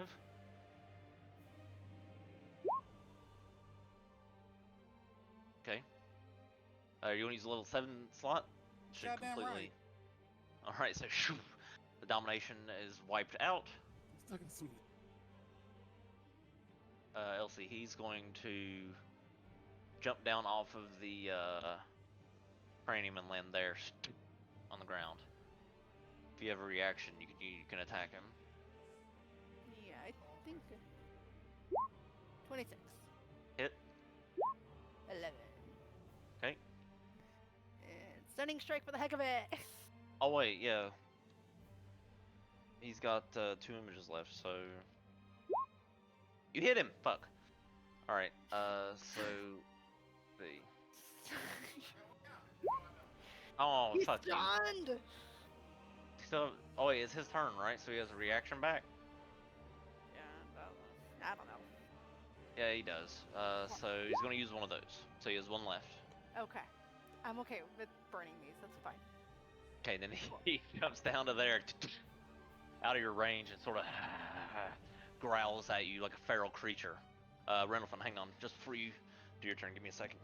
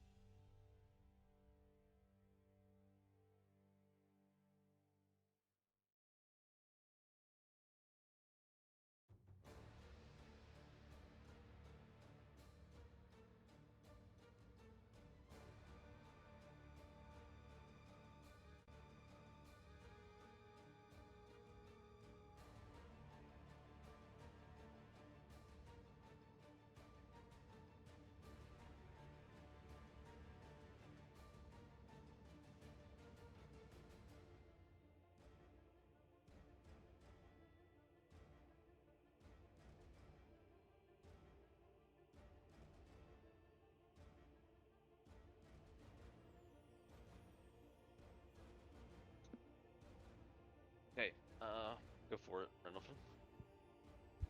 Okay. I'm gonna try to do something here. Let me know if I can't do this. So, 5, 10, 15. Rundlefin is going to use half of his movement to get off in the air, so now he's flying. Okay. How do I get my token? Oh, I'm back there. Okay.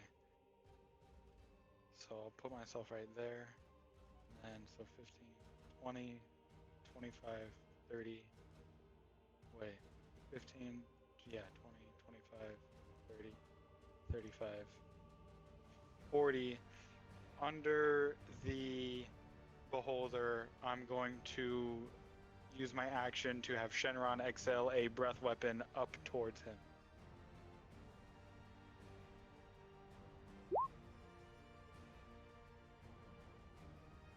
Up towards the flare? Beholder. Oh, the beholder, over the beholder. Okay, yeah. Sure, Yeah. go ahead.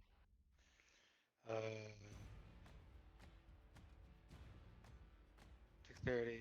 Yeah, okay, so I have to roll 10d6.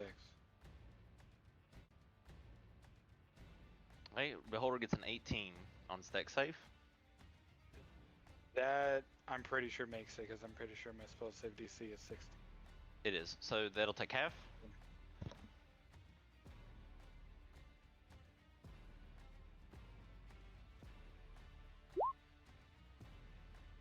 20. Oh, okay.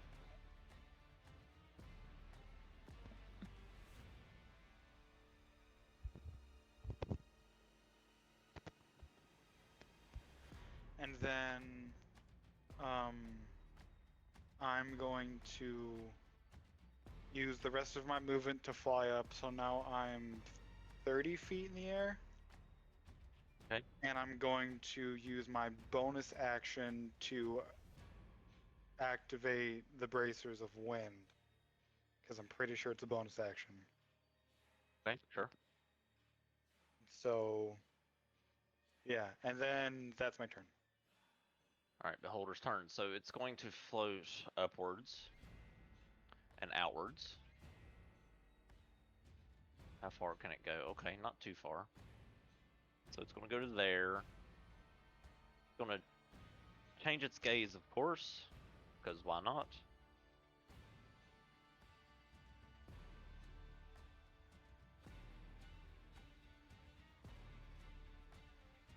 Not like that.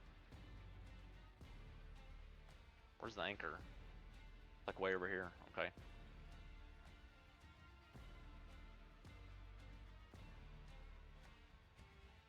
Okay, so not quite like that either, but let's see.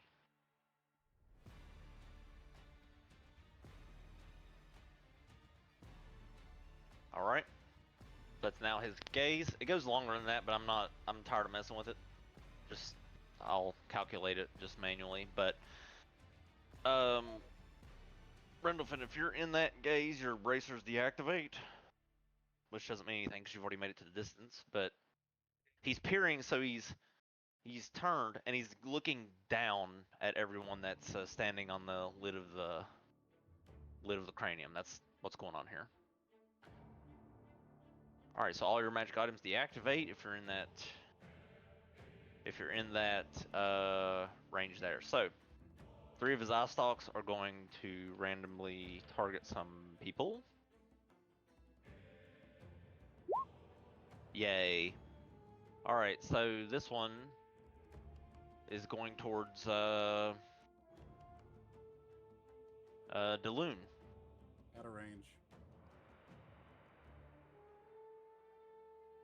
Let's Isn't it out see. of range from most of the spells that he has? Disintegration beam. Let's see. So the range on these are 120 feet. What the hacking shit? Beholder shoots 3 eye rays, 120 feet of range. Alrighty.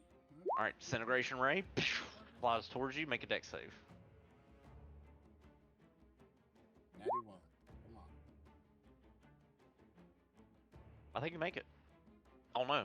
I'm DC Um, 16. All right, so you take 10d8 force damage, which I mean it won't kill you, because I think you're still at full HP. 32 points of damage. That's actually a bad roll. So, That's a really low roll. I Yeah, love so- you, D&D. yeah. So That's why I play with it every night. Yep. So the spiraling disintegration beam, sort of punches into you, but you're fine. A little hurt, but fine from it. Fine being not disintegrated, of course. All right. All right. So this is the. Okay, this ray is going to go towards Elric.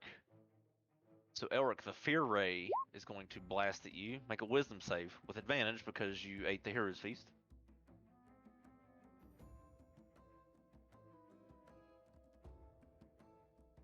Question: can I choose to get hit by the ray?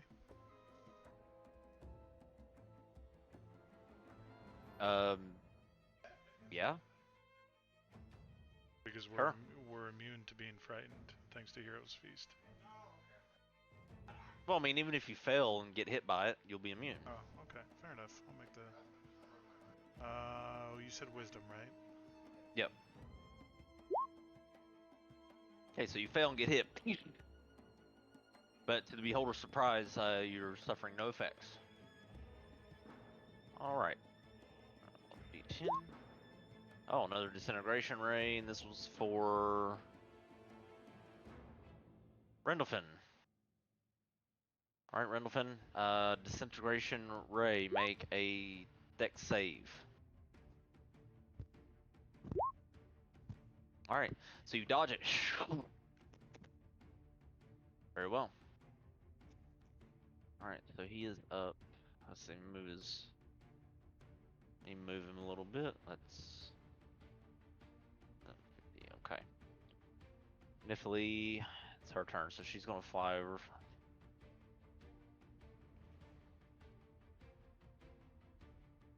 To here. I don't think anything's in her range. All right, the Drow's turn. Who's invisible?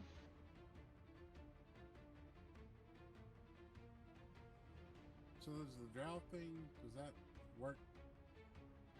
What do you Because mean? he's a friend of the beholder? That his magic doesn't go blah, blah, blah, in theory? No, the vision cone will affect anybody who's in the range. So, for example, the Mind Flayer, I think he's just in the cone. No, he's 40 feet in the air still. So the Mind Flayer who's flying 40 feet above. Well, no, actually, I think he's just in it. Say, for example, the Mind Flayer, his arcane power won't work. So yeah, the vision doesn't sculpt around. It's non-discriminate. It hits who it hits. But the Drow does not. The Drow Oh, is the beholder not. doesn't have true vision. That makes sense. I'm guessing it doesn't have true vision. No, he just dark vision. So yeah, the Drow has not come into view because he's not in the cone's vision range. He is apparently somewhere I'm not telling you. Cool. It hits everybody, or I was just trying to understand the actual cones. Well, I mean it doesn't go through solid surfaces. Like you could hide behind a pillar and be out of the vision. I figured like if he dropped down on the outside of the skull, he'd be fine. Right, like if you went down over to the left, like down here on the ground, you'd be out of the vision because he can't see you because you're behind something.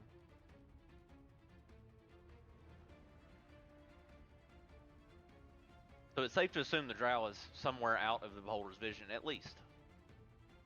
Let's see. Work on the elder brain. Of course, of course it does. Mind Flayer's turn, so he actually is in it. So he's gonna fly upward, or actually he's gonna just move over here, fly over here, and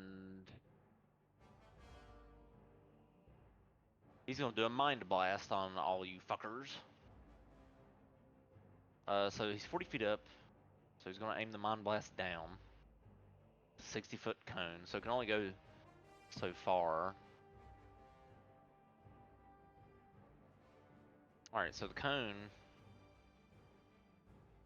mind blast, so it's 12 squares.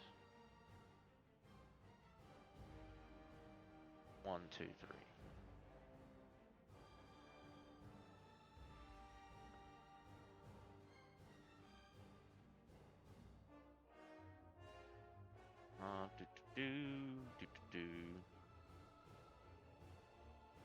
Alright. So that's Tobin's, Elric, Soren, Bluebell, and Elsie. There's a Daloon. tip of it on me. I'll take it. Well, I mean, where he's aiming downward, I think you would be just out of the range. He's aiming down, pew, blasting out. But let me see. 40 feet up, aiming down. It's fair, man. I'll take it. Yeah, it's at an angle. So that's Thorin, Bluebell, Tobin's, Elric, and Elsie. You get mind blasted. And that is going to be an intelligence saving throw.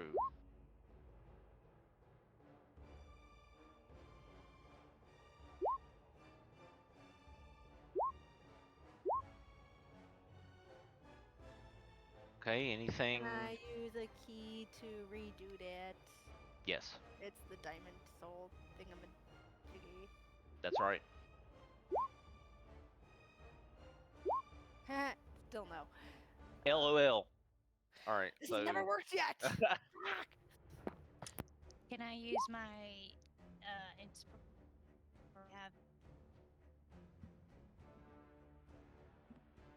Go ahead, Elric, with your Indomitable. That's fine. Inspiration, yes, you can use it. Tobeans. Okay, Tobeans, you make it. So that'll be. So Soren's fine, I think. Why do you have -2, Soren? Oh, the card. Let's see. So you still pass, I think. Yeah, 'cause it's. Okay, so LC fails. That's funny. And. So I think LC and Elric. Who else is in it? Can I use my D8 inspiration from the RP you gave us a couple sessions ago? Yeah, was it inspiration or was it luck? It was inspiration. Yeah, you specifically said Yep. inspiration. Yeah, go ahead. Okay, you pass. So everybody but Elsie. So poor little Elsie is going to take 48 plus 4. 20 points of psychic damage to Elsie. And you are stunned for 1 minute, Elsie. Hey, Elric, now it's your turn.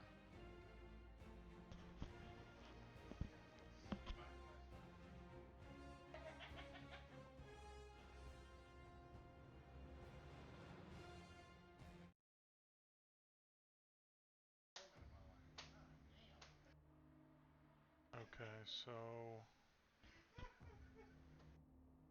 want to move around there. So am I out of the cone? You're on the. You're outside of it. Yeah. Just barely. Okay. Yep. Okay, next question. Would we be considered obscured from the sky where we are? If you're wondering if you can use the lightning from the storm thrower, yeah, that's exactly what I'm wondering. Or so it's a condition where the storm thrower has to be open to. I believe it has to be open to like an open sky. So I would say there's a void, like an open space. Creatures obstructed from the sky. I would say that you're not the area that you're in that doesn't obtain a sky, quote unquote. So you can't coalesce like a druidic lightning from it, like this weapon would demand.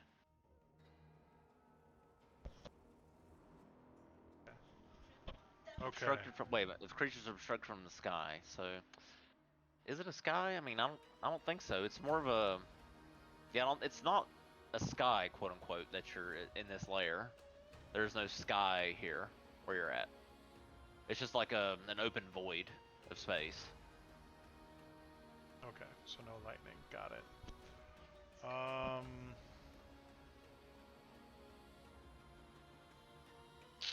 Well, hang on. Let me look at that a little further here. Because I mean, sky is obviously written in there. I don't think it's written as in it has to be the sky itself, right? Yeah, just I think just the sky. From the wording, I think what that means is the creature under something solid the lightning can't pierce through. That's what it means to me. So, fuck it. I'll allow it. Yeah, because I don't think it's. Because I think with the weapon you should be able to coalesce the lightning into an empty space as long as the empty space is unoccupied. Because that's how call lightning works. Right. So, I mean, the beholder. There's nothing above the beholder that would stop him from getting struck by lightning. So I think I should allow it. So yeah, go ahead. Okay. So the beholder is going to be way out of range. What about the illithid? No, he's just 20 feet above you, where you're standing on that lip. So yeah, there's nothing above him. And is he wearing metal armor? He is wearing breastplate. Okay. because that means that he has disadvantage on this throw, or the save.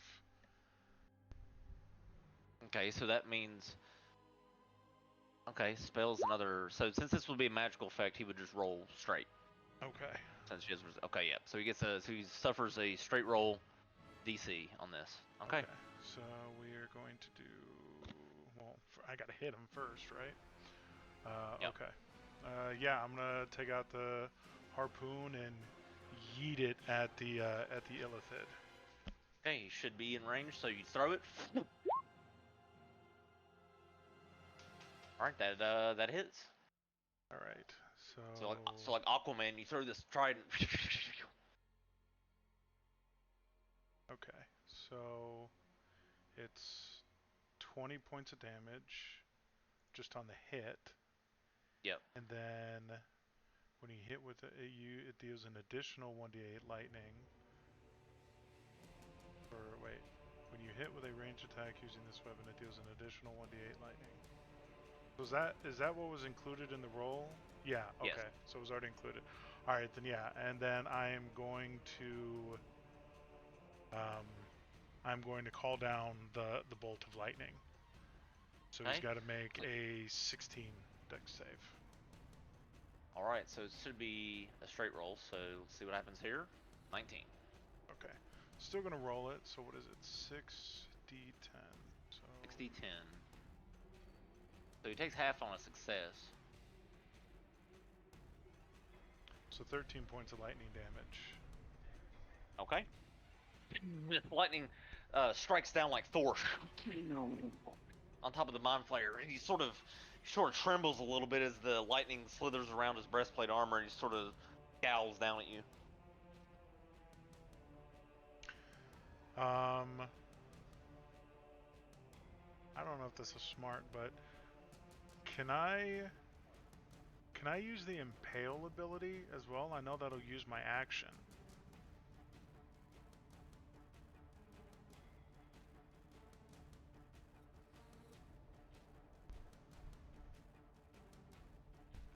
Yeah. Well, let's see. So you use the action to throw it. Right? The action was attacking, so I guess this is part of the attack action. You can make a ranged weapon and use it. If you hit, you can attempt to pull the impaled creature toward you by making a strength check. Well, then this wouldn't do damage. I mean, you would just be pulling him towards you. Okay. So it's either or. It's do the lightning or do this. Or do the impale. Okay, I got you. Yeah. I'm gonna stick with the damage, and then I'm going to bonus action pull the trident back to me. Okay.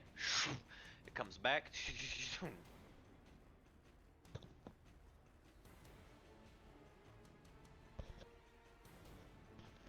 And then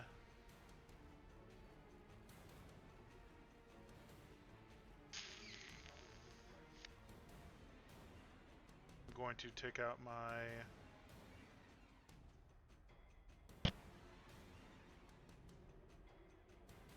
sorry.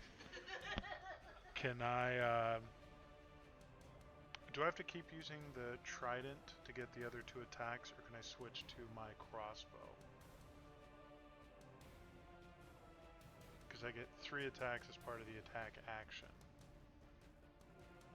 You would have to at least sheath one sword. So with your you can put the trident in your jaw and then pull out the crossbow and shoot. Yeah. Because you had to sheath a sword to use the trident. Right. Yeah, I'm gonna do that. So I'll bite on the trident and I'll bust out the crossbow. And yeah, still going for the illithid. 14. Miss. And then 16. Hit. Nice. 4, 6. And that will end my turn. Okay, Avery. Okay, difficult terrain. She can only get to here. Poor Avery. Let's see. What's the distance of this spell? Oh, nice. She might be able to hit him. Let me do some measuring here. Oh, she is. She's 10 more feet. She'd be out of range. All right, let me see if this will work. Might get to do a cool spell with her. All right, so she is going to bring forth her holy symbol and thrust her palm up towards the mind flare and cast Chains of the Goddess. These chains begin to coalesce around the mind flare. He has to make a wisdom save, unfortunately with advantage. 20, so yeah, he saves. So creature. All right, so okay, if he just saves, he's not. So the chains completely fail to ensnare the flare. Deloon, your turn.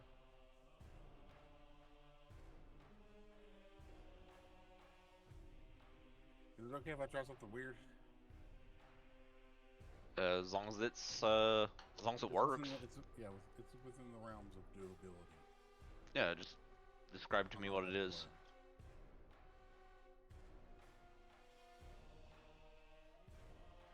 Just describe it to me. First thing is I made a huge mistake by making Tilde push the talk button. I want to run along the skull. Mm-hmm. And push Elsie into the brain. Okay. Yep, just push her over. And I would like a severe pinch on like the cheek, the face cheek, Nikki. Like break her out of the stun. I believe the Mind Blast stun. Let me read it. Okay. No, she can only be taken out of the stun if she completes the saving throw at the end of each of her turns. Fuck. Then I would like to leap out of the cone from here. Or like Avery could greater restore her, and that would do it, but Avery's on the ground. Otherwise, yeah, you can keep moving if that's what you want to do. I want to leap outside of the map, not outside completely, but like right here. Hey, jump out of the cone, the vision? Yeah. Okay. And then what? So you're like right here, or you're like right there? Is that where you want to be?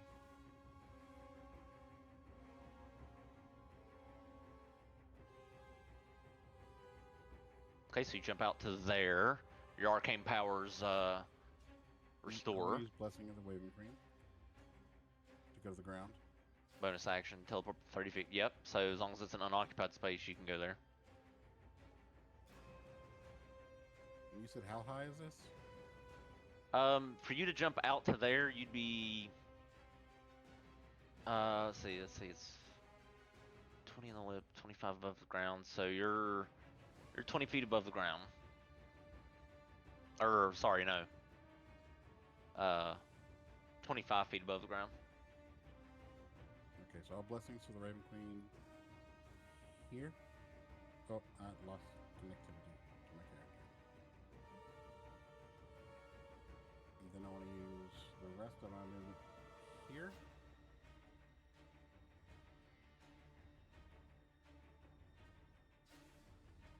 Okay. So the vision would be touching you. So the anti-magic cone would snuff out your arcane power just as you appear there.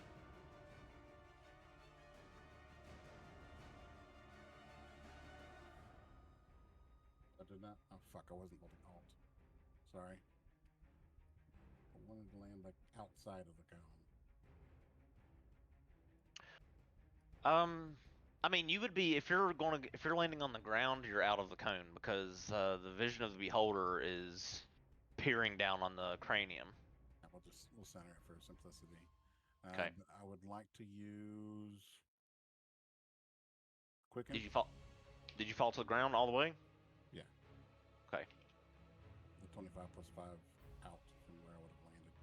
Okay, 8 points of bludgeoning damage from the fall. Wait, for Blessings of the Waving Queen drop? Oh, did you teleport to the ground? Yeah. Okay, yeah, disregard. So yeah, you just you land in Raven Feathers on the ground. I thought you went out towards in the sky. My bad. All right, yeah, so you went to the ground. Gotcha. I want to use Disintegrate. I want a quicken spell. Disintegrate. Lightning Bolt. Disintegrate on the vampire, and then lightning bolt on the beholder. Yeah. Okay, so as a bonus action, so all right, so quicken allows you to do what? Because you don't have a bonus anymore. Oh shit! Yeah, you're right. Well, then I guess I'm just gonna disintegrate. Okay, so use your action to disintegrate Actually, on no. the vampire. I'm gonna lightning bolt the beholder because it'll go through the vampire. Yeah, you could aim it that way. Yeah. So you aim it towards the sky, towards the beholder, and it goes through the vampire. So yeah, that'll work. I think it'll hit Shenron too, but that'll be okay. Fuck Shenron. Just get right. He can just summon him That's back. fine. Hit him. Okay. So yeah. So lightning bolt. Wow, that's like not the best. All right, I think the. All right, let's see if he gets. Okay, so he saves, so he'll take half, and then the beholder.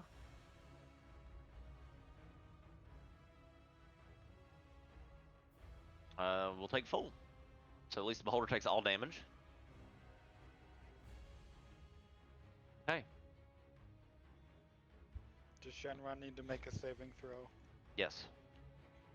for dexterity? Okay. 13.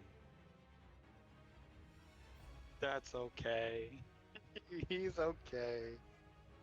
No. All right. Anything else, Dwayne? That's all I got, bro. All right, Elsie, you are stunned. Make an intelligence saving throw. Don't you have? You don't have like no, because I thought you had some sort of monk ability like quietness or stillness of mind or something. But isn't that for like charmed or I something? think that is. Yeah, charmed or frightened. Okay, gotcha. Yeah, charm is not in there. Gotcha. I was But just can I use making the sure. Diamond Soul thing again, or can I not do that if I'm stunned? What does Diamond Soul remove? It doesn't. It just means I can re-roll. I'll allow it. I'll allow it. Go ahead, Yeah, because using a key point, yeah. you're using a resource, so I'll allow it. Okay. Did it do intelligence? Still no. All right, fail again. So you're still stunned. Tobeans, your turn. Tobeans, so your Illithum Rod powers down. Strangely. What do you want to do? Am I able to see the nether heart from here in the brain somewhere? No. It's deeply encased in the brain, and then it's also within a cocoon of tentacles within the brain. So no.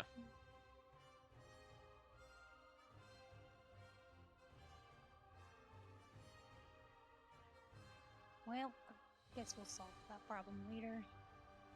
Not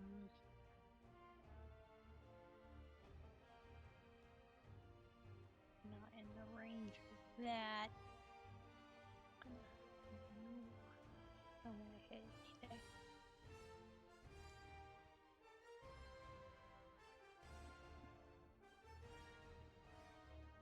Oh yeah, I forgot a layer action. We gotta do that. I'll do it after your turn, Tobeans.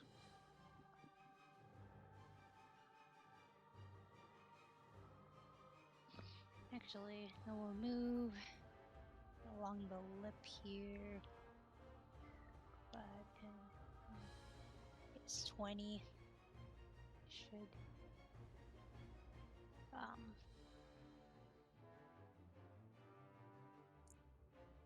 Elric, you're in the way.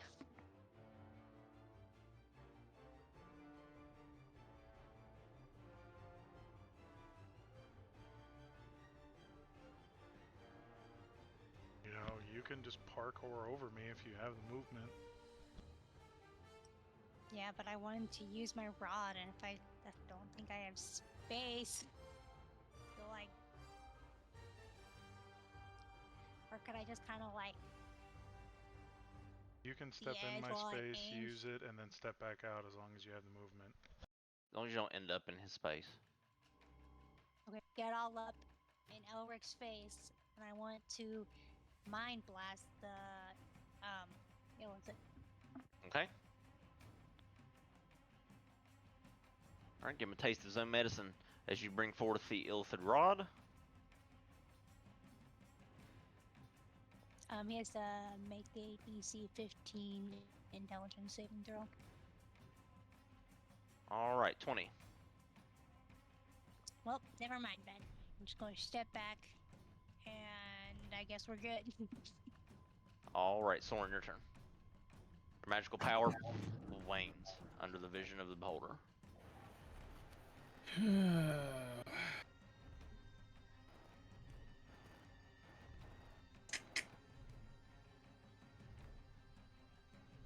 Alright, I'm gonna try to Finger of Death him. You're in the cone of the beholder. So Okay, you're... I need to do that is I need to jump down. Yeah, as long as you move outside that cone. There. You're gonna jump down into the water? Just so I understand. Is that where you're going? There's water there. It's a trap. That is a trap. I don't want to do that.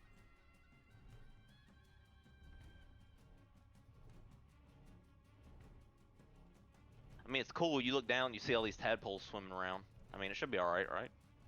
Oh, yeah. Do I have enough room on this ledge to make it to there? You have enough room to make it to where Elric is, like in between the tentacle that's just north of Elric. You could probably squeeze it. You could probably share the space with Elric and then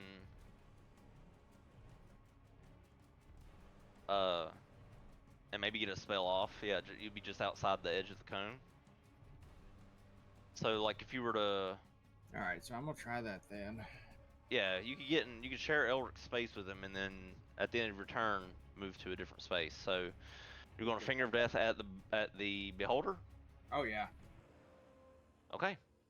Alright, so he has to make a con save. So you shoot this aquatic beam streaks through the sky and goes towards the beholder. 23. Now if he saves on a failed save, he takes half, right? Alright. So he'll take half of 59. So this Finger of Death pierces right through the eye of the beholder. Ichor goes flying everywhere. The eye stalks go writhe in pain as the beholder falls into the pool. Tadpoles dead. Very good. Then I'm gonna move into that space and in my turn. Try to finally get these stupid vision cones off of here. I'm gonna make a better one someday. Alright, there we go. Alright. Yep, alright. Bluebell, your turn. See the beholder go down and splash into the pool of tadpoles. Alright. Oh yeah, the layer action, I forgot. Oh, the beholder, yeah, well. Yeah, wouldn't have it It's have the happened layer. before the beholder died? It would have, yeah. So to be fair, let's go ahead and get it out. Disintegration on Elsie. Elsie stuns, you know what that means? Alright, let's see. So Elsie takes 10d8. Elsie, you take 54 points of damage.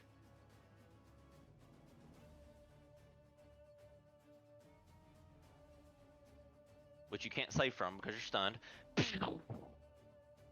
And you nearly feel literally your insides almost being ripped out of your body and melted away, but you hang on to life as it doesn't quite reduce you to 0. Bluebell, your turn. Where was the stock? Right there with 8 HP. Oh my god. Okay. It showed up. It opened up right here on the lip and just shot north. Fuck. Alright. So can finally reach something now, I'm going to fly up to the same level of the Mind Flayer right here. Okay. And start swinging. Reckless, great weapon master, so why not? Okay. Poor Nikki, shut up. It's not funny. Oh my god. Miss. Second one. Oh my god. Well Miss. then, yeah. Oh no, I didn't do the advantage for the All right. reckless. Gotta, I didn't gotta do do it. We'll count the 16 as your first attack. Reckless. Sorry. That's fine. I So thought I had second attack. Yeah, 23. That hits. Okay. So with a wide arc, you completely decapitate the mind flayer, and the tentacles go writhing in the air before they fall before they go limp, and his body plummets, thud on the ground. Let's see. The drow is still out there. I don't know where he went. Yeah, he's Well, still invisible somewhere. Yep. yeah, well then I'll fly 5 feet closer this way because there's another thing there, and I'm done because I can't move any further. All right, the vampire. What does he have here? All right.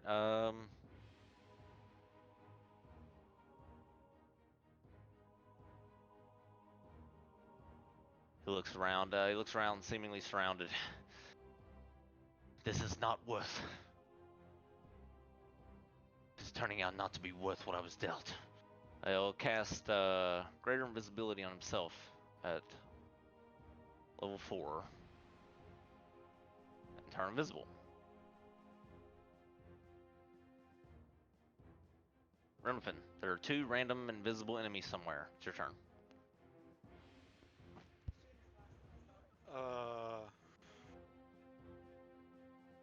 You know what? Fuck it. Shenron is going to go right here, right on top of Daloon, and he's going to breath weapon this way. Okay. So it's not gonna hit Daloon, but it's still going to arc outwards. Okay. And since Shenron is bigger than him, he's like over him, so he doesn't get hit. Okay.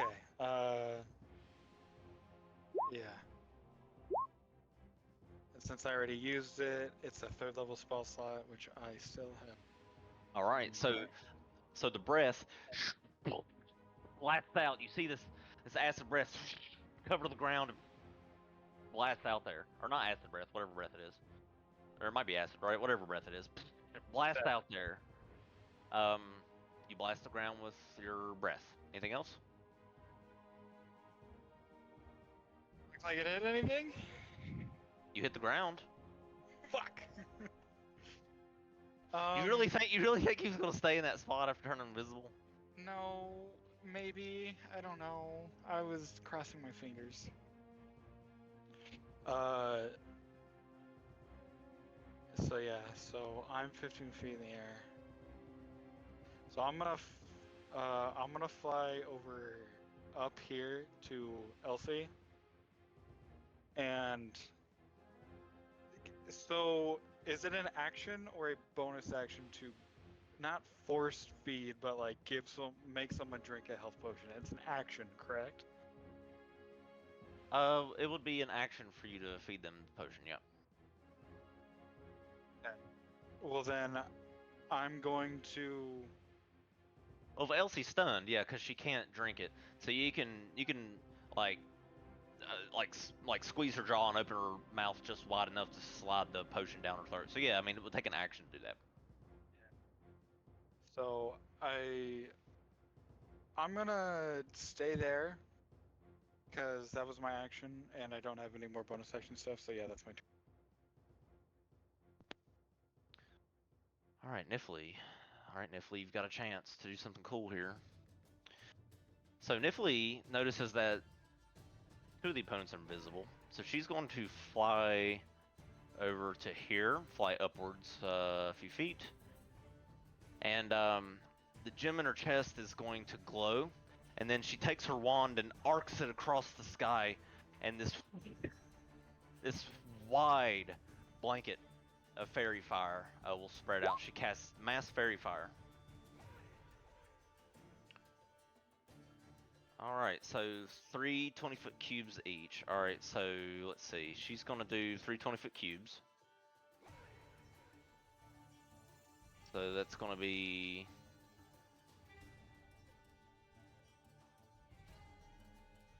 Alright, so...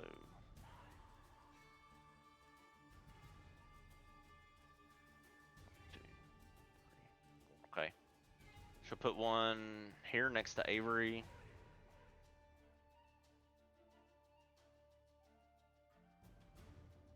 One here. And then another one here, just in case maybe the vampire's coming back for Elsie. Alright, so she's gonna do mass fairy fire. And fortunately for her,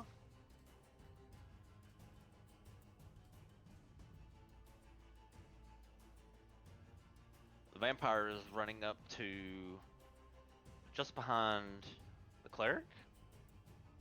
So the fairy fire sprinkles over them and reveals their location. So they are outlined in this these fairy, because they failed their dex saves. Fortunately for her. Okay. Alright, so she managed to reveal their positions. The Drow Mage, pissed about this. Oh, he doesn't have... Oh, he could go. Well, no, because he's... Oh, he could have counterspelled that. Well, I'm not gonna... Well, no, because he would have come... He would have been in sight. Alright, he's gonna run. 5, 10. Difficult terrain, he can only make it there. He's going to use action to dash. Alright, Elric.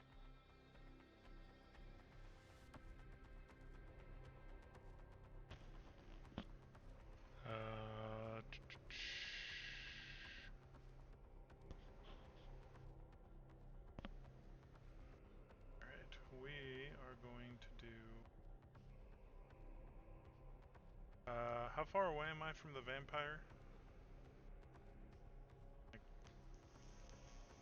Because I know I'm up. Yeah, you're up on the lip of it, yeah. So that would be... So that's 20...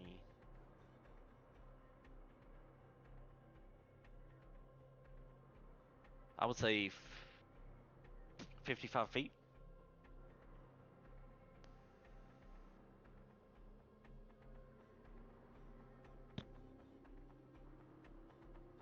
That moving there put me into within 50 feet of him. Yes, you'd be just enough for your Trachiliocosm. Alright, you begin to spin your blades at Centauriu, and in a flash, you fly towards the vampire itself, and dex saving throw on the vampire. Alright, 22. So he will take half, but not stunned. So go ahead and roll damage, 60-10. Would the potion of fire strength, even though it's temporary, would that have temporarily affected the DC as well? No, it would just up your modifier on strength related attacks and stuff like that. Okay, cool. Yeah, so half, so 60, 10.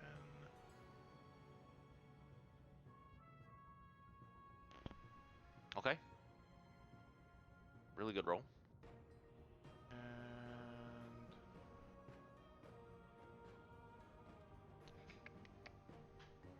that's my action, so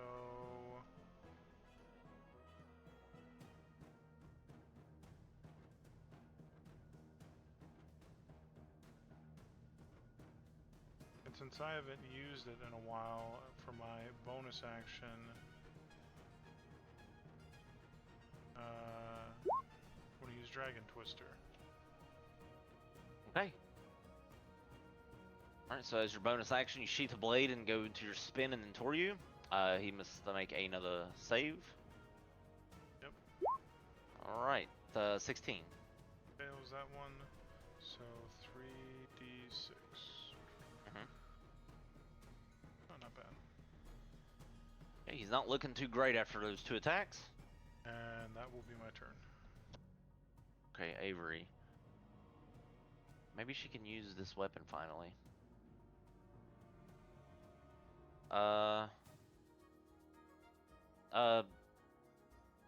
Yeah, she'll just Sacred Flame him. So deck save. Again, he's making all kinds of deck saves. Okay, he makes it. Deloon, your turn. Alright, I've got a question. Yep. Will methods work on the Elder Brain? You can try. Alright, I want to cast You've never- on the Elder Brain. You've never conversed with an Elderbrain before, so you're not sure, but you can try, yeah, go ahead. Essentially, I want to kind of convey, like, are you up to talk now, or are you just going to keep being an asshole? Just dispel whoever's left, and we'll talk. You hear this eerie voice crawl into your mind in response. This is far from over.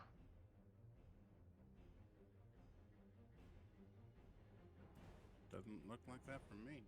Like I still have many disintegrates I can just pop on you. Just let us know when you're done. Throwing a tantrum.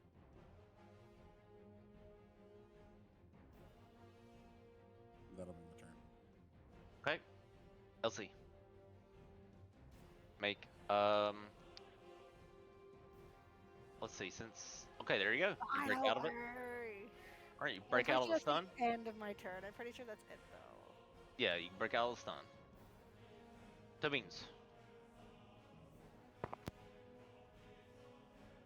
think the vampire has one more illusory copy.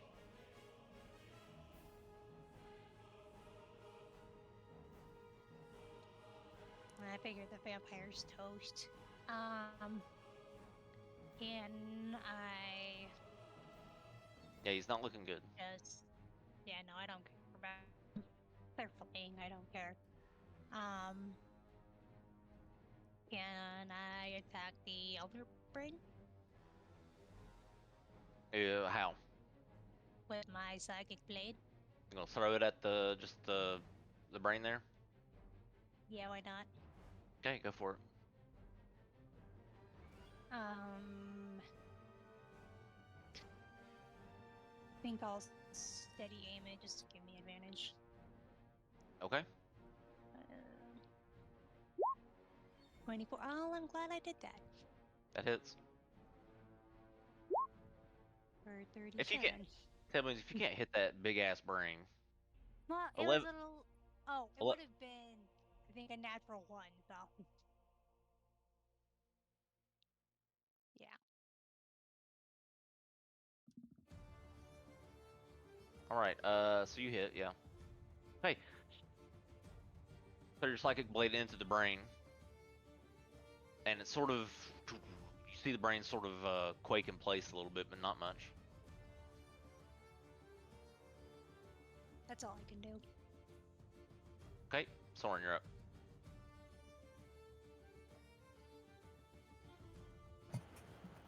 Alright.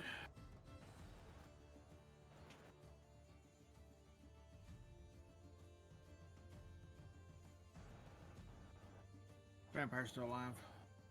Barely, yep. Alright, then I want to launch a firebolt at it. Okay, go for it.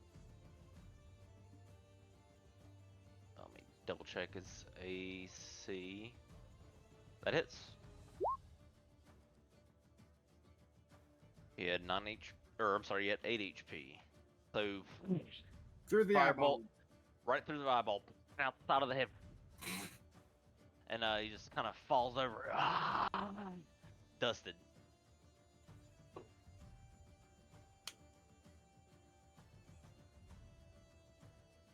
Soren will look down at Elric and give him a thumbs up, and that'll end his turn.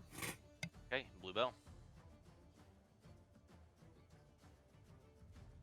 Alright, so I don't think I'll be able to reach anything else, so just for the heck of it, I'll fly down a little bit, just like 10 feet above here. Or sorry, 20 feet, because I can only go 3. And I want to... Can I shoot a couple crossbows standing on the edge of the skull to the Elder Brain? Sure. Just to see if it's doing anything? Yeah. I think I just can only do it once. I only get the double extra attack if it's a melee, right? Or is it 2? No, I think you get your extra attack if you use ranged attacks too. Oh, okay, yeah. Okay, sorry. Just making sure. You're fine. No, you're I fine. haven't done this yet. Oh, not reckless. Not creep to master. That's only for melee. 17. Or no. Can I? I can't do reckless that one, so 10. That misses, huh? No, it hits. Oh, alright. It's a giant brain just sitting there. All right. Well, and then second fires 21 Hit. for 11. All right. These 2 bolts puncture into the brain, but you barely see it even react. Bluebell's gonna look over at Toby and be like, "This thing is gross," and be done. Okay, Rendleton, you're up. Okay. That's the wrong tool. 5, 10, 15, 20, 25, 30, 35. I'm in the air, by the way, so I'm not in the pool. Right. Okay.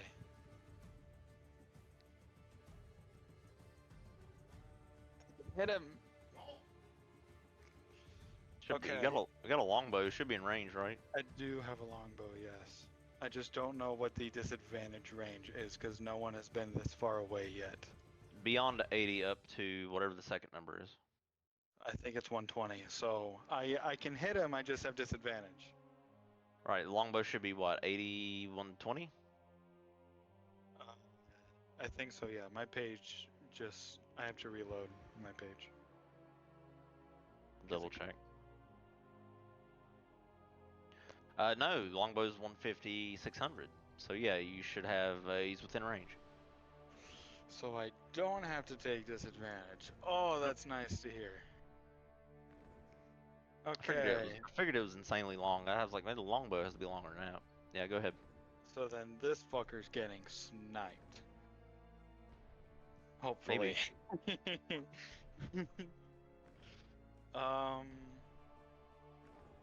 I have another one of these, so I'm going to use it. Okay. So the lightning power coalesces through your string once again as you draw it back. 17 That hits. for 13 plus 48. Okay. How do you want to do this?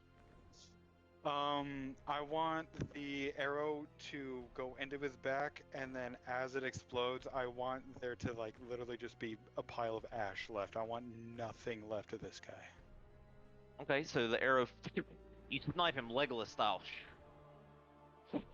Stabs him in the back of the neck.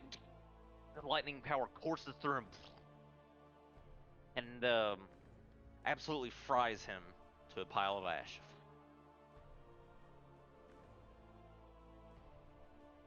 And that will be the end of combat. Because the brain is not in combat with y'all, even though you keep attacking it.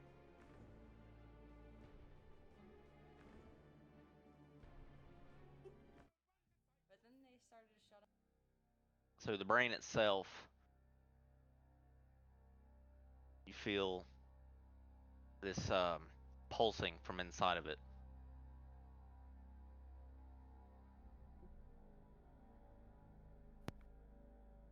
I do wholeness of body really, really quickly? Yeah, sure. Thank you. Continue. I was Shanron, really- Bride,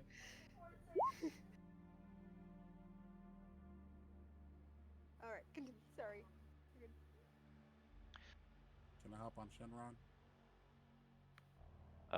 Yeah, it just takes half your movement. If Shinron's alright with that. No, he's not. Yeah, he is.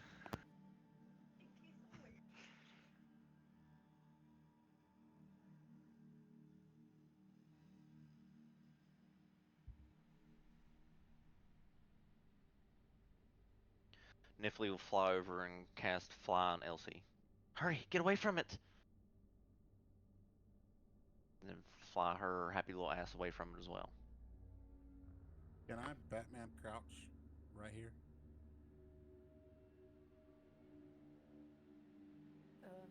I'm gonna Yeah. flying up and away. So I'm not in the pool, just flying away.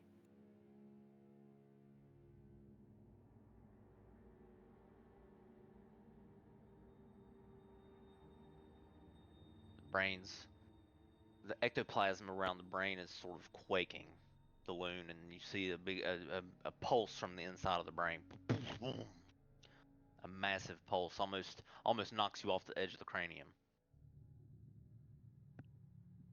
Kimberly Bell fly over to Tobin's because I'm rage is still going. Still had a couple rounds left to grab her and start Yeah. flying away from it. Just basically grab the back of her shirt and just drag her as far as we can go. In the meantime, I don't want to go. I don't think you had a choice, but all right.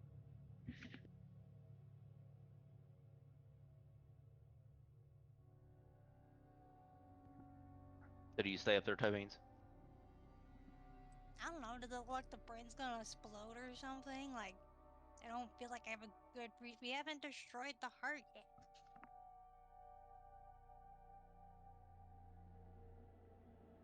You see the tentacles that are spread out on the ground begin to retract into the mandible. Slowly. Quick question. Yep. Did we establish that the Nether Heart is a creature of sorts? It has,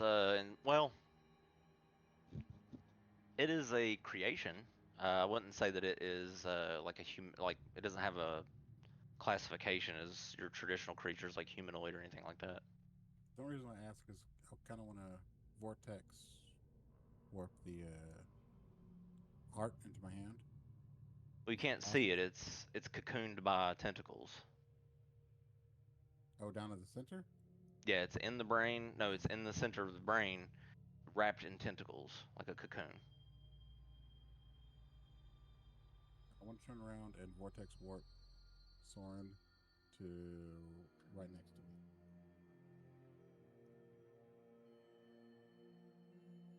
Okay, Soren, you appear next to the loon, unless you want to make a save and resist that.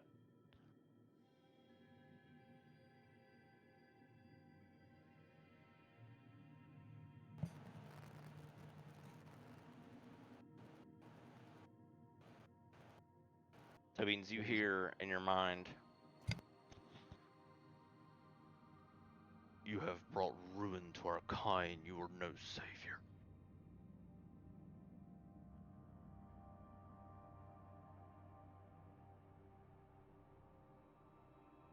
When the Lich King learns of what you have done here, your life will be forfeit. You are better off joining us. Allegedly. Only Tobeans can hear that. Oh, okay. It's like, wait, no. Only you can. Only she can hear it. Soren, do you contest?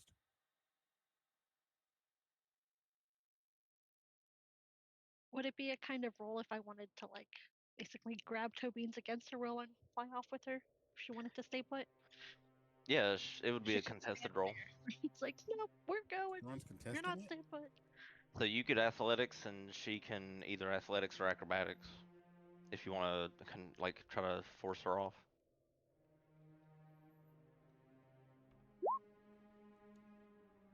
Okay, while you're raging, you do have advantage, but your rage subsides here shortly after.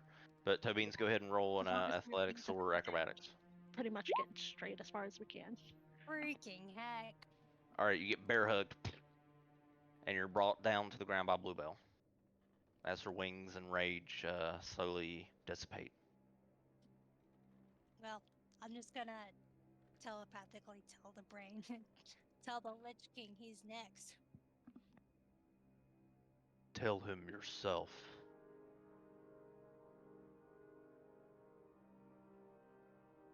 He is coming.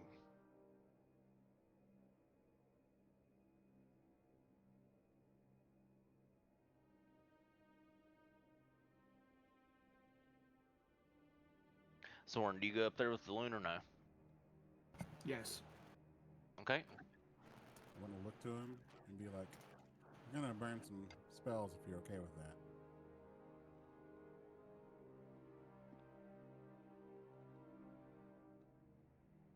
Like, for instance, I'm going to disintegrate at 7th level, and then I'm gonna Death God's Touch at 8th level. Are you up for something like that?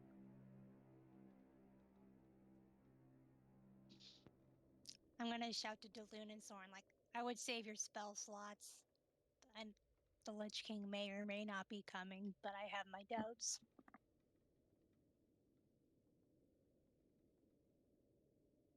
You see the brain begin to slowly sink into the mandible.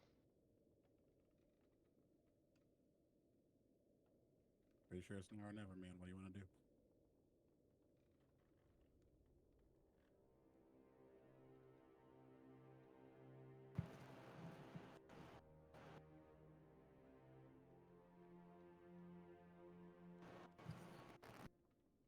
Just remember, you have the potion of angelic slumber. Don't forget that.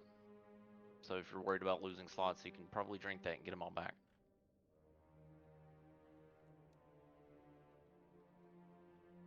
And we wanted to. And what is it that you're wanting to do? You wanted to do a. I'm Death going to God's cast Disintegrate at level 7, and then Death God's Touch at level 8 to get rid of this fucking asshole that seems to be fighting us. Just basically the everything Elder Brand. annihilating. Complete obliteration. Okay. Well, I will also join you, and I will cast Death God's Touch as well.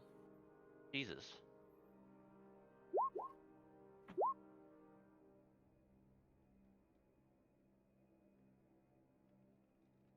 So that was Disintegrate, and then I'm going to cast Death God's Touch, and we can even blow it up and fist bump as we're doing it.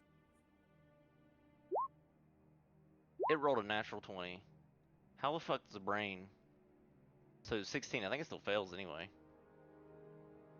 16, because natural 20 doesn't count on a save. Yep. So...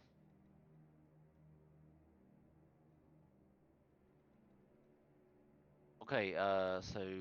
Jesus, yeah, okay. So the Death God's Touch... Okay, so the Death God's Touch from Soren. This necrotic energy courses through the... sort of the brain itself. And... I guess after that was a Disintegrate, right? I disintegrated first to get through the barrier because I thought the barrier was a thing, and then Death God Touch. Jesus Christ. Okay, the Death God's Touch from Soren shattered the what do you call it? The membrane that was shielding the brain. And then now the disintegrate beam spirals through, pierces the brain, and completely disintegrates it. Because you brought the way below 0. Is the heart still there? No, everything the brain was. This whole thing is the brain, so the whole thing is slowly disintegrating, and you see the tentacles that disintegrate from around the heart. The heart falls over on the ground. Just imagine that this whole mandible and tentacles and all of it is part of the brain, because it is, and it all slowly disintegrates from the disintegration spell. Hell yeah. And then the heart is just still laying there pulsing.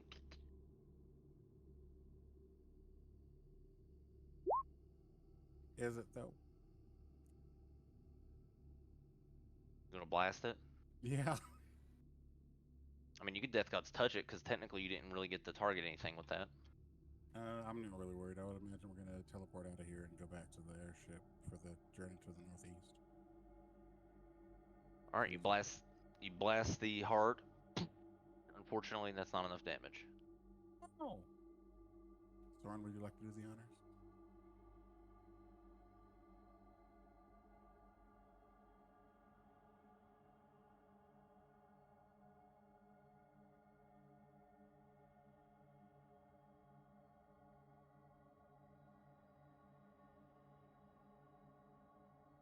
It has 2 HP. There you go, Elric. Elric walks over, lands a hit, slices the heart in two, and it violently erupts, disintegrates. The realm around you begins to quake.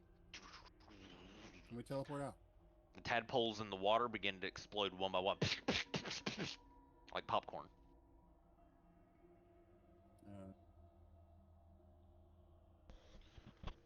Elric Are is you gonna help? yell for everyone to start moving out.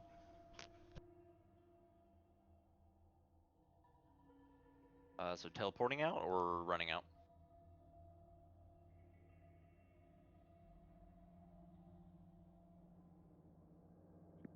Is there a way to run out the way we came? Like, is there a portal over there? There is not. Yeah, I didn't think that was an option. Can we still teleport, Soren? I mean, I can use teleport, yeah. If we're teleporting, Rendolphin is going to snap his fingers and desummon Shenron to not have him included in the teleport thing. Okay. So how many people can that take? I'm looking.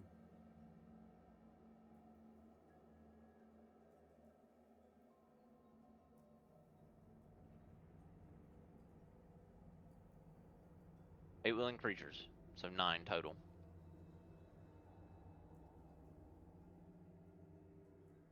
That's just enough. I think that's just all of you. Because Nephilim, 1, 2, 3, 4, 5, 6, 7, 8, 9. Yeah, there's 9 of you there. I was fully prepared to stay behind. All right, so with Nifli and you all sort of bundle around Soren and teleport back to the ship, I'm assuming, since it has a fixed circle. Yes. All right, you teleport out of the collapsing nether, which behind you finishes its sort of collapsing in on itself, and you reappear in the teleportation room on the airship. Nifli looks around oddly.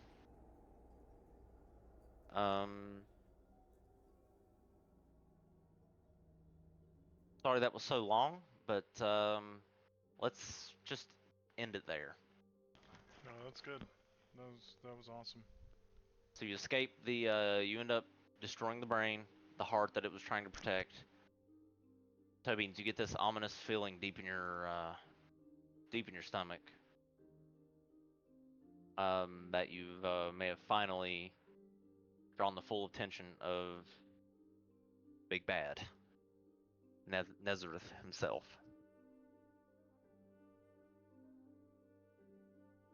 As you ponder the words that the Nether Brain bestowed upon you, we'll go ahead and end the session there.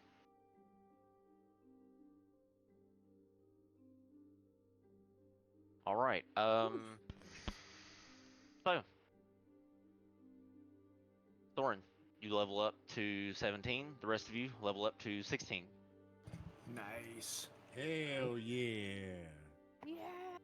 Oh, GG's all. That was outstanding today, sir, by the way. that was great. Yeah, it was good. You guys did really good. I'm glad Elsie's made use of that jewel. That really made that battle much easier. Yeah. Because that one mechanic, that cone, just fucks everything. But you made it through. I wasn't worried. I was pretty sure you guys could do it. That was a hard rated battle, so I was going to throw a deadly in there. I'm like, no, nah, because the deadlies I looked up. I'm like, there's just not enough room on the map for some of the shit that I wanted to do. So The width and the height of it probably should have been a little bit higher, even for that level battle. yeah, well, yeah, I mean the width of the map. Yeah, that's kind of another issue too. There's not enough room to move around on the board. With that sort of layer, it's a very claustrophobic layer. So there's not much room to move besides up and down. As we established with the toe beans and the rod. Ba-da-ba-ba. What? Huh? Well, thank you, sir. That was a fantastic session as always, and we will catch everyone hopefully next week. Yes. All right, look over your level ups, and we'll see you next week with your powered up characters. Awesome. Thank you, Bye, sir. everybody. Outstanding. Bye bye.